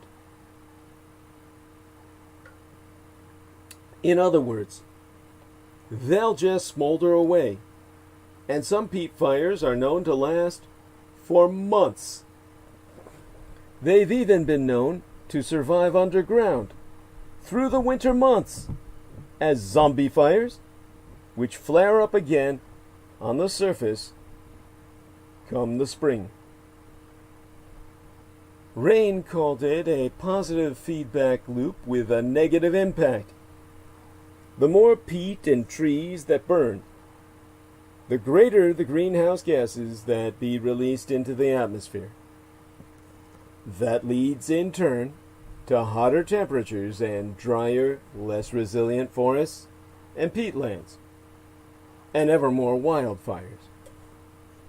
So the infrastructure is crumbling as the permafrost melts.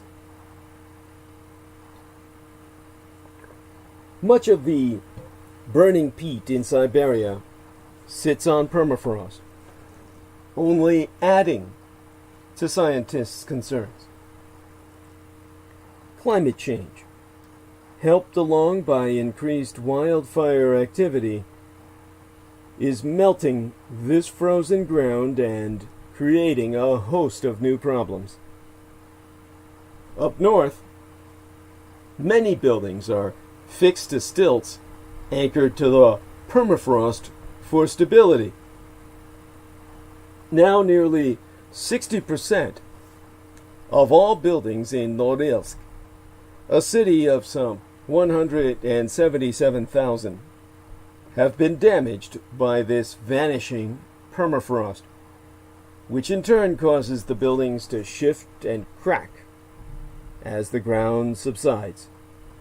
At least 100 such buildings have been rendered uninhabitable. Infrastructure such as roads, airports, and oil pipelines are also at risk. Subsidence might also have been a factor in the massive spill from a collapsed diesel fuel tank at a power plant near Norilsk in May this year. Emergency teams are still scrambling to prevent the 21,000 tons of fuel from reaching the Arctic Ocean. Now, many buildings in Siberia and Yakutsk are cracking as the permafrost below them melts. Now, there was an 18,000-year-old puppy that was found in permafrost in the Russian Far East that's on display at the Yakutsk's Mammoth Museum, because this melting permafrost has also uncovered long-hidden surprises, such as that 18,000-year-old preserved puppy. But being much more interested in man, as I am, than God's other creations, I tend to focus on the human factor when it comes to environmental impact. That brings us back to toxic smoke and more methane, because the melting permafrost and decaying peat also release methane gas, another greenhouse gas that's about 28 times stronger than carbon dioxide. When the ground thaws, microbes that have survived for thousands of years in the permafrost turn all that stored organic carbon into carbon dioxide and methane, which enters our atmosphere and further exacerbates climate change. This creates a toxic smog when combined with wildfire smoke, and, with the right wind conditions, can intensify air pollution in major population centers in Eastern Asia, Eastern Europe, and even the west coast of North America. That smoke contains an entire range of volatile organic compounds, which be very hazardous. Mark Parrington, a senior scientist with the European Union's Copernicus Atmosphere Monitoring Service, acronymus as CAMS, C-A-M-S, which be a satellite spy eye in the sky. Again, look up its spelling for Copernicus Atmosphere Monitoring Service and you'll fucking finally get it. Those compounds, along with secondary pollutants like ozone that are created when nitrogen oxides in smoke reacts with methane in light, add to the particulate matter already in polluted air, increasing particulates aggravating a broad range of health issues such as asthma, respiratory diseases, and cancer. Indeed, a 2018 report from Greenpeace raised the alarm about the increasing danger of wildfires around the world. This report concluded that if we keep ignoring the climate impacts of fires, we will struggle to get on any viable pathway that limits warming to the Paris Agreement target of 1.5 degrees Celsius. So along with the Amazon, the Congo Basin, and other major forests, Siberia's ecosystem is just as crucial for our climate, as confirmed by Benizhlevsky of Greenpeace Russia, who has been quoted as saying, "The protection of these forest ecosystems is a global issue, a global goal, because climate change has become a health emergency." You see, climate change poses a major threat to the health of the world's children and will shape the future of an entire generation if global temperatures are not kept well below 2 degrees Celsius, as proven by new research. In India, pediatricians in New Delhi confirm children's lungs are no longer pink, but all black. Our burning planet is already impacting the health of the world's children and will shape this future because, as confirmed by Dr. Anthony Costello, co-chair of the Lancet Countdown, you see, as the Journal of the Bulletin of Atomic Scientists has a minutes to midnight clock, the clock face, which is always several minutes towards midnight or away therefrom, which they've kept using over the years to monitor our chances of nuclear war or catastrophe. The Lancet Medical Journal has its own countdown clock, minutes from midnight. And the co-chair of that clock face monitoring, the man who turns the hands, Anthony Costello, has confirmed that over the past 30 years we've seen progressive decline in the numbers of deaths for all people, and indeed for children, but what we're worrying about is that all of these gains will go into reverse if we don't urgently tackle the problem of climate change. That research he's referencing, compiled by no less than 35 global institutions, including the World Health Organization and the World Bank, clearly proves the relationship between climate change and environmental destruction, and human health. Rising temperatures fuel hunger and malnutrition, an increase in the scale and scope of infectious disease, and a growing frequency of extreme weather conditions.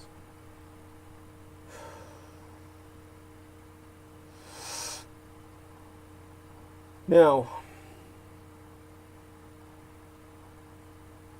in terms of what this all means, when you take a look at those rising temperatures fueling hunger and malnutrition, the increase in the scale and scope of infectious disease, and the growing frequency of extreme weather events, well, all the while, air pollution has become as deadly to the human lung as smoke and tobacco. Understand and come to terms with the reality that undercurrent emissions, children born today will live in a burning world 4 degrees Celsius by the time they're aged by the time they reach 71 years of age, as calculated by this latest report. Now, so that you understand, 4 degrees Celsius by the time they're 71. That means that it would be,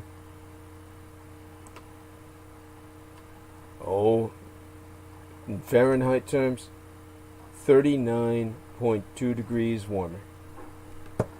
Which, if you add that to your average city's 60 to 70 degrees, would push it into the 100-degree temperature range worldwide.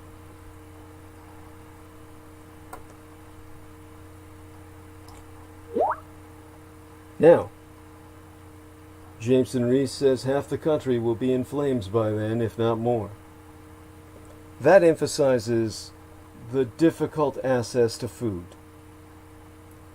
A baby born today will be exposed to the impacts of climate change from the very start of its life. Rising temperatures coupled with drought and flooding, devastating crops, in turn causing global yields to decline. This collaterally deprives people of their livelihoods and pushes up food prices, which in turn leads to hunger and malnutrition, particularly in countries heavily reliant on agriculture, such as Burkina Faso in Africa. In fact, Maurice Ye, a native to the country of ethnic Chinese origins, and the advisor to the National Malaria Control Program in Madagascar, has gone on record to say that acute malnutrition in 5-year-old children in Burkina Faso is over 10% already. This will only increase if nothing is done to address the problem, because post-harvest losses leave millions starving. In India, malnutrition is already the reason for 2/3 of deaths in children under the age of 5, as reported by the Lancet journal itself.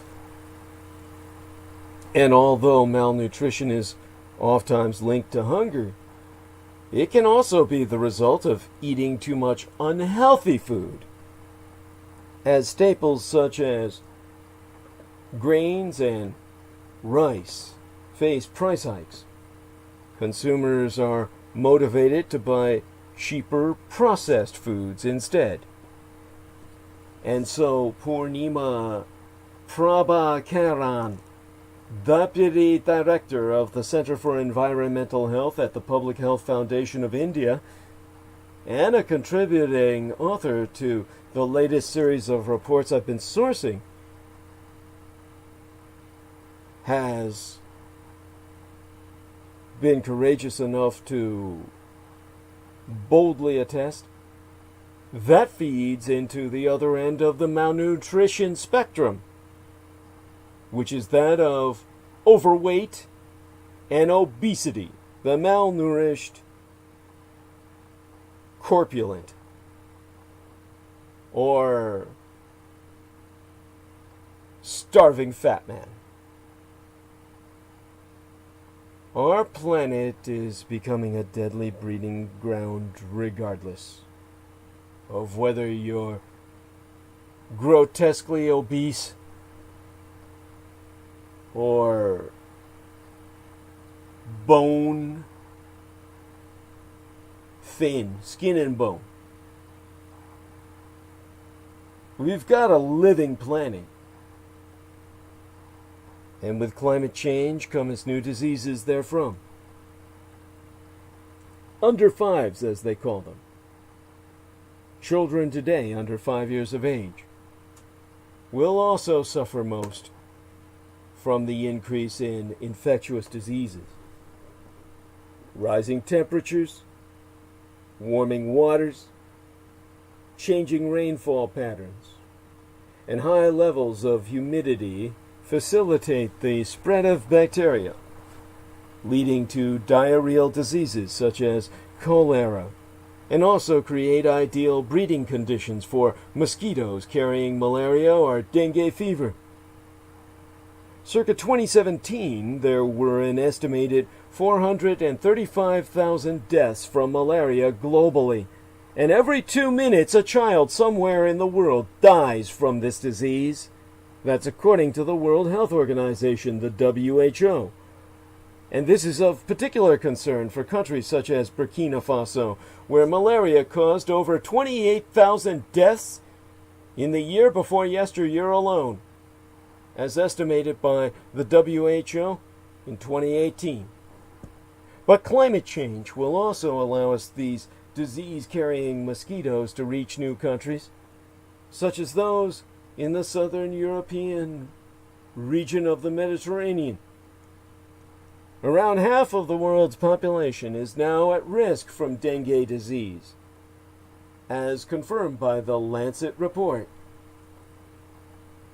So if our children, like George Edward Knight's born sometime in the next few weeks or months, if they survive malnutrition and infectious diseases,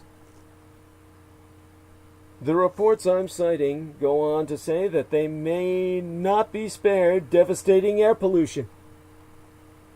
This can corrupt their lung function, worsen asthma, and increase the risk of heart attacks and stroke, thereby. Outdoor air pollution from fine particulate matter, PM, or particulate matter 2.5, PM 2.5, already contributes to 2.9 million premature deaths worldwide. That's essentially 3 million people dying every single fucking year because of air pollution. And extreme weather events are also becoming the new normal in European countries. That's because heat and cold hit hard. The health of a child born today could equally be damaged by extreme weather events such as wildfires and heat waves. 152 out of 196 recognized nations, or nations as recognized by the United Nations, have experienced an increase in people exposed to wildfires since 2001, which has in turn resulted in direct deaths and respiratory illnesses. Record-breaking high temperatures, in turn, are of particular concern for elderly people over 65 years of age. So the scientist contributing to this study, the Mr. Prabhakaran, has insisted that heat health impacts include heat exhaustion, heat stroke, and aggravation of already existing morbidities from cardiovascular illness and respiratory illness.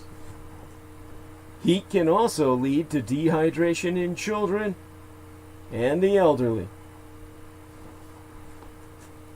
So on our living planet, it's getting hot in here.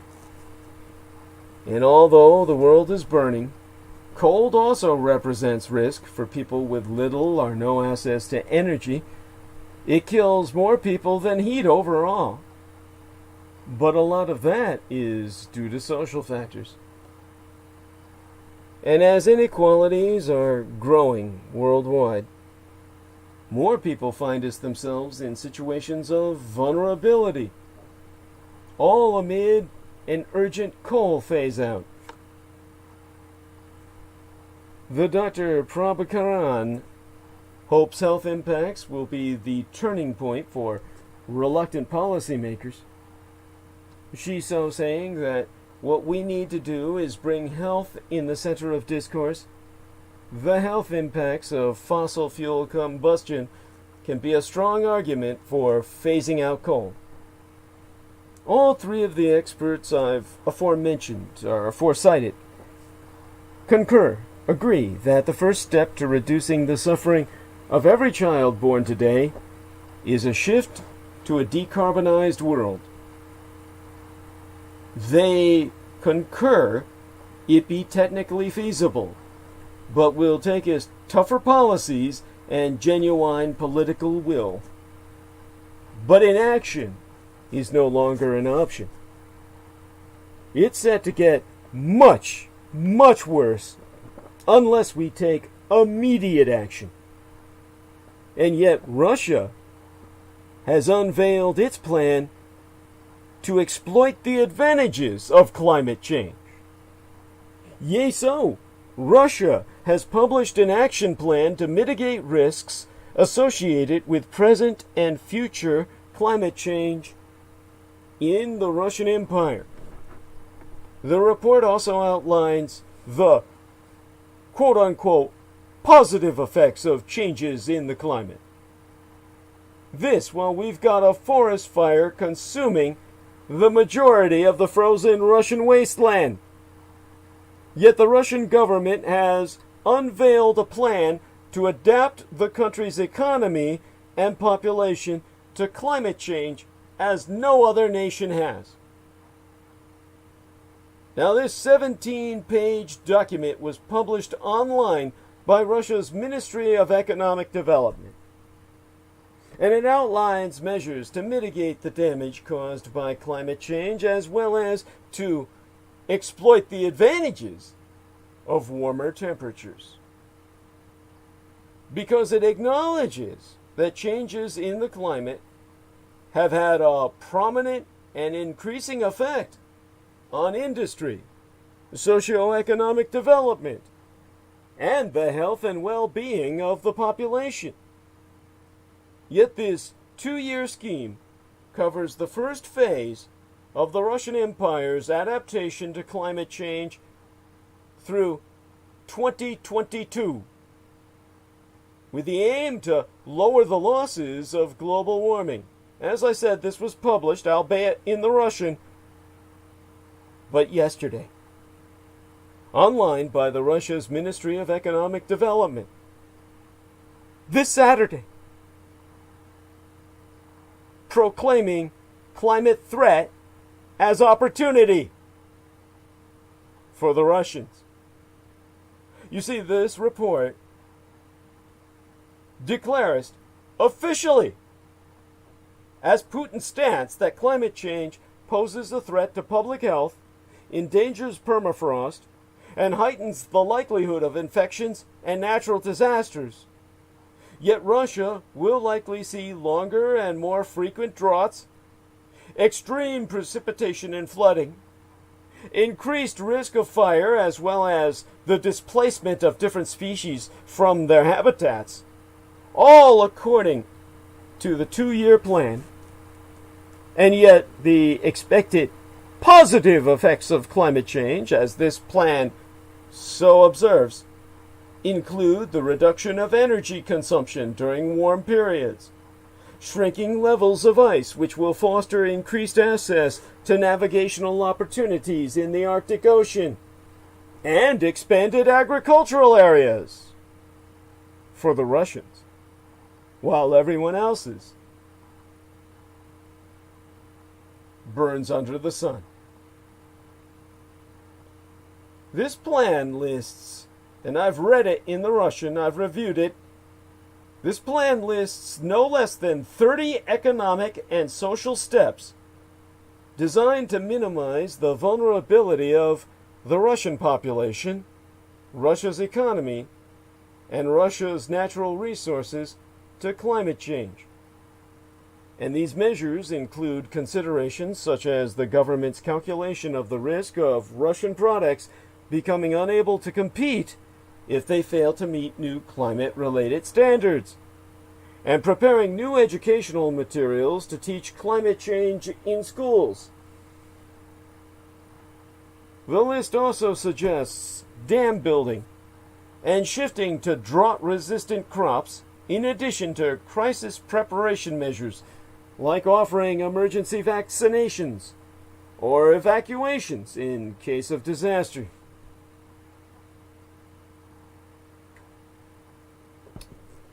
This is no longer denying the huge environmental impact. Within this report, I've seen an image that conveys an aerial view of the wildfires in Russia's Siberia. Now, these massive forest fires are a common occurrence in region, but the magnitude of this year's blazes has reached an exceptional level, with fears of long-term effect on the environment. Because Russia is on the front lines of climate change. Russia is warming faster than the global average. Its average annual air temperature has increased 2.5 times more rapidly than the average global air temperature since the mid-1970s. The Russian Empire is one of the world's most vulnerable to climate change, with large Arctic areas and infrastructure, what be built on permafrost.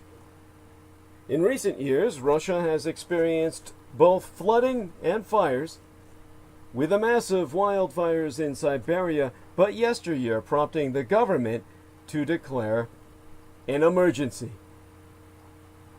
Russia experienced its hottest year on record but yesteryear, according to the country's meteorological office, and this year may be even hotter. They haven't made formal declaration yet. Because as much as Russia is acknowledging the change in climate, Putin denies that humans are behind climate change. You see, Russia formally adopted the 2015 Paris Climate Accord in September, but last year, and criticized the United States for withdrawing from the agreement. However, President Vladimir Putin has repeatedly denied the scientific consensus that climate change is caused by man-made emissions. But Yestermensis, last month in his year-end press conference, but late last year,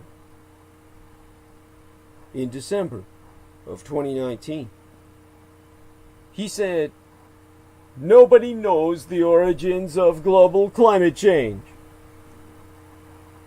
Now, environmental activists in Russia have been targeted by the authorities, whilst Putin himself has also criticized the climate campaigner Greta Thunberg, the young lady, portraying her as an impressionable teenager who can be used for someone else's interests.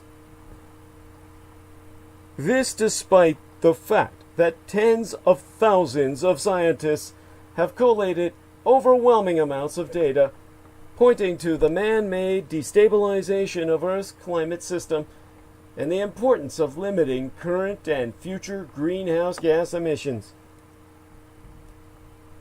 This is your enemy, the Russian Empire, which seeks to exploit the death of our environment, which will in turn trigger the death of our very civilization,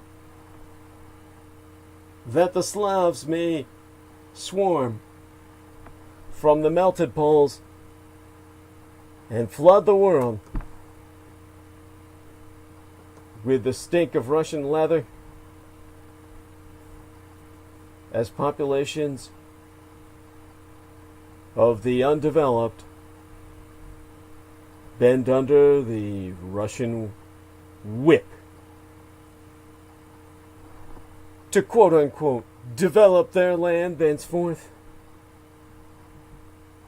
for the profit of Vladimir Putin. Randy Music being spelled with a K, says, "Yes, you're being heard. Thank you, sir. Deeply appreciated." Well, if I'm being heard, let me iterate the last solicitation for the night, that I myself may go and get myself some rest. Been a hell of a day, and it's nigh 4 a.m. now, and we've been into essentially half a dozen hours, 6 hours of record on this phase of transmission alone. So, yes, it's been quite the struggle. And, yes, Mein Kampf, my struggle be thine own. Contribute to the struggle at DouglasDietrich.com, where we now be accepting contributions via PayPal Holdings Incorporated on DouglasDietrich.com. And in all due acknowledgement unto our own personal hero, we asketh of everyone moral and or fiscal support on behalf of our dearest English brother in battle, John Henry McMills Warrington. Friend and follow he via his Facebook Incorporated timeline at facebook.com/john.war. And subscribe to his YouTube mega channel at youtube.com/c/Magator, which be spelled MAGGOTAUR. He, of course, is the property manager who be Team Thrax, Dietrich's Our Dragon's ultimate post-episodic producer, and our final productions archivist at DouglasDietrich.com. Were it not for he, nigh all videographic works of the internationally recognized renegade military historian would have been lost. So if financial aid no be prohibitive for budgetary constraints, electronically relay monetary assistance via tinyurl.com, tinyurl.com/mmagotmillions. That would be tinyurl.com/MAGGOTMILLIONS. And now you too can do your part to help in the fight against total annihilation. Spread the word about Douglas Dietrich, that he, the biological son of Adolphus Jacob Hitler, which of course you can find out more about at, good God, it's a link I should have memorized by now, but sometimes I just go blank. Obviously, there are people out there willing to step in, and they remind me that it's DouglasDietrich.com/2019/05/08/Douglas Dietrich, son of Adolf Hitler, fighting against white supremacist neo-Nazis. While you're there, confer A footnote on my biosire giving the meaning of my biological father's name, what made the man, on the homepage of showsdd.com. And it's up to you. It's your war. You've got to fight it. You've got to spread the word that to all and sundry, as far and wide as you can take it, let it be known that the scion of Adolf Hitler, Douglas Dietrich, be alive and well and resident in the city and county of San Francisco, and encourage others, if thought possible, to electronically relay their contributions at douglasdietrich.com. For people are forever asking, Renegadus humanus arma maza erudition, the renegade human weapon of mass instruction, what they can do to fight the pedopathophyllocracy, such being our present Slavo-Western government by patriarchy of pathological pedophiles. You can all help spread awareness by supporting myself. We have a new contribution page on douglasdietrich.com where you can make us donation online using either thy credit or debit card. Simply go to douglasdietrich.com and click the red Donate button. All sponsors will be granted exclusive electronic access to both my videographic and audio recorded archives through to this year from the 2011th year in our Lord, the very year mine own late and sainted matriarch, the Grandma Dame Diana Linzuchin Takabayashi Hideko Dietrich, was murdered, assassinated nigh immediately aftermath San Juichi Sensemi, the 3/11 terror attack against the Fukushima Daiichi, or Big One cluster of nuclear power plant facilities on site, the 7,000 isles of the greater Japanese Empire, when 'twas deemed by much Native American cosmological reckoning that the first rays of the dawning of the sixth world were upon us, when magics could again be worked conjointly with Mother Earth to redeem the folk upon her. They're not on YouTube anymore, whereon the intra-global crisis analyst Douglas Dwayne Dietrich long agone established his high-profile visibility platform per rationale of personal security by way of public promotion.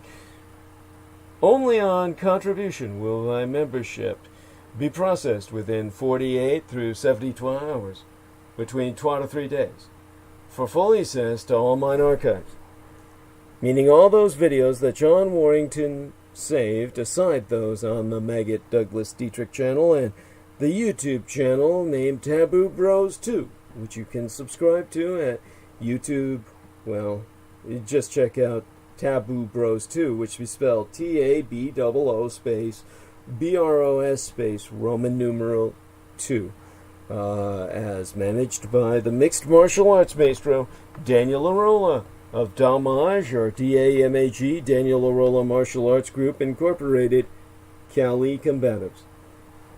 Optionally mail either checks or money orders, never cash, to the personal residential address of the Mr. Douglas Dietrich, which itself be listed on douglasdietrich.com.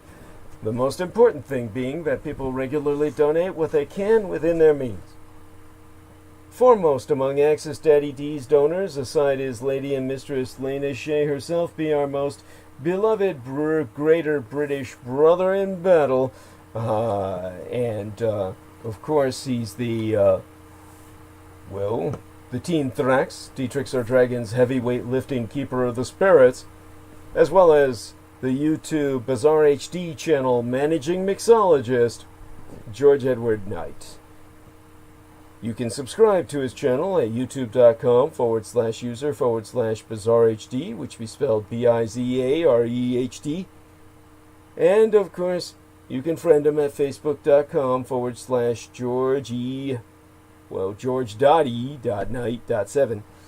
He being mine own personal hero who has substantially delivered towards my salvation from the streets, and whose self-produced videos entitled How the United States Won World War I and Why We Are Still Legally at War with the Third Reich both be factually substantiated from mine own expositions.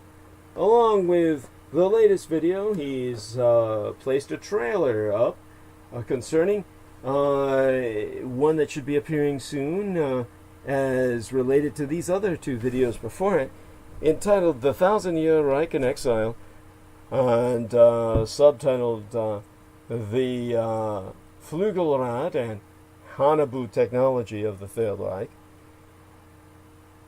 Now, indeed, the last Dietrich Guvies, the son of Dietrichs, or son of a dragons, Anglo-corrupted as Dracula's, expositions via YouTube would simply not be even possible sans generous benefactions from my listeners on a monthly basis. The Amerasian agent of the Peacock Angel, Tavush Meliak, be the only person on the surface of this world with the insider knowledge and experience necessary to lead thy resistance against the Russo-sub-satanic occupation and anti-godly insurgency.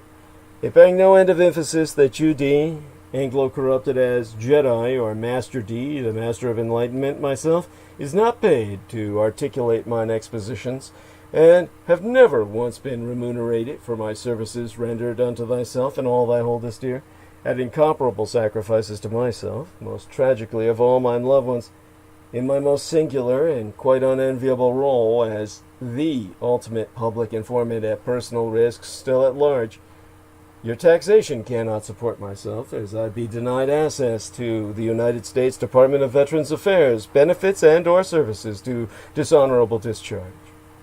So again, go to DouglasDietrich.com and click Donate. The very survival of the human species be at stake, and I am not exaggerating. Do not wait, donate now. It be appreciated beyond my ability to express in any language. As well, forget not to subscribe to the Douglas Dietrich YouTube channel at youtube.com/c/Douglas Dietrich and click that notification bell in order to receive notifications that live streams have started. To reemphasize, subscribe to the Douglas Dietrich YouTube channel at youtube.com/c/Douglas Dietrich and tune in at 8 p.m. Eastern Daylight Time. That would be 5 p.m. Pacific Daylight Time. Every Sunday and Wednesday night. And click on that notification bell in order to receive notifications that live streams have started. Finally, most importantly, above and beyond all else, subscribe and donate at DouglasDietrich.com. Sponsors will be granted exclusive access to the online archives, including all video and MP3 recordings of Douglas Dietrich from 2011 to the present. My blessings to all who support myself. And Bugman4560 says, thank you for all you do and share. Hugs, Bugman. My love be unto thee. And with that, blessed be thy day unto all. And join us midweek on Wednesday night, where we'll finally get into some more hard geopolitics, along with the politics of the home front and everything else.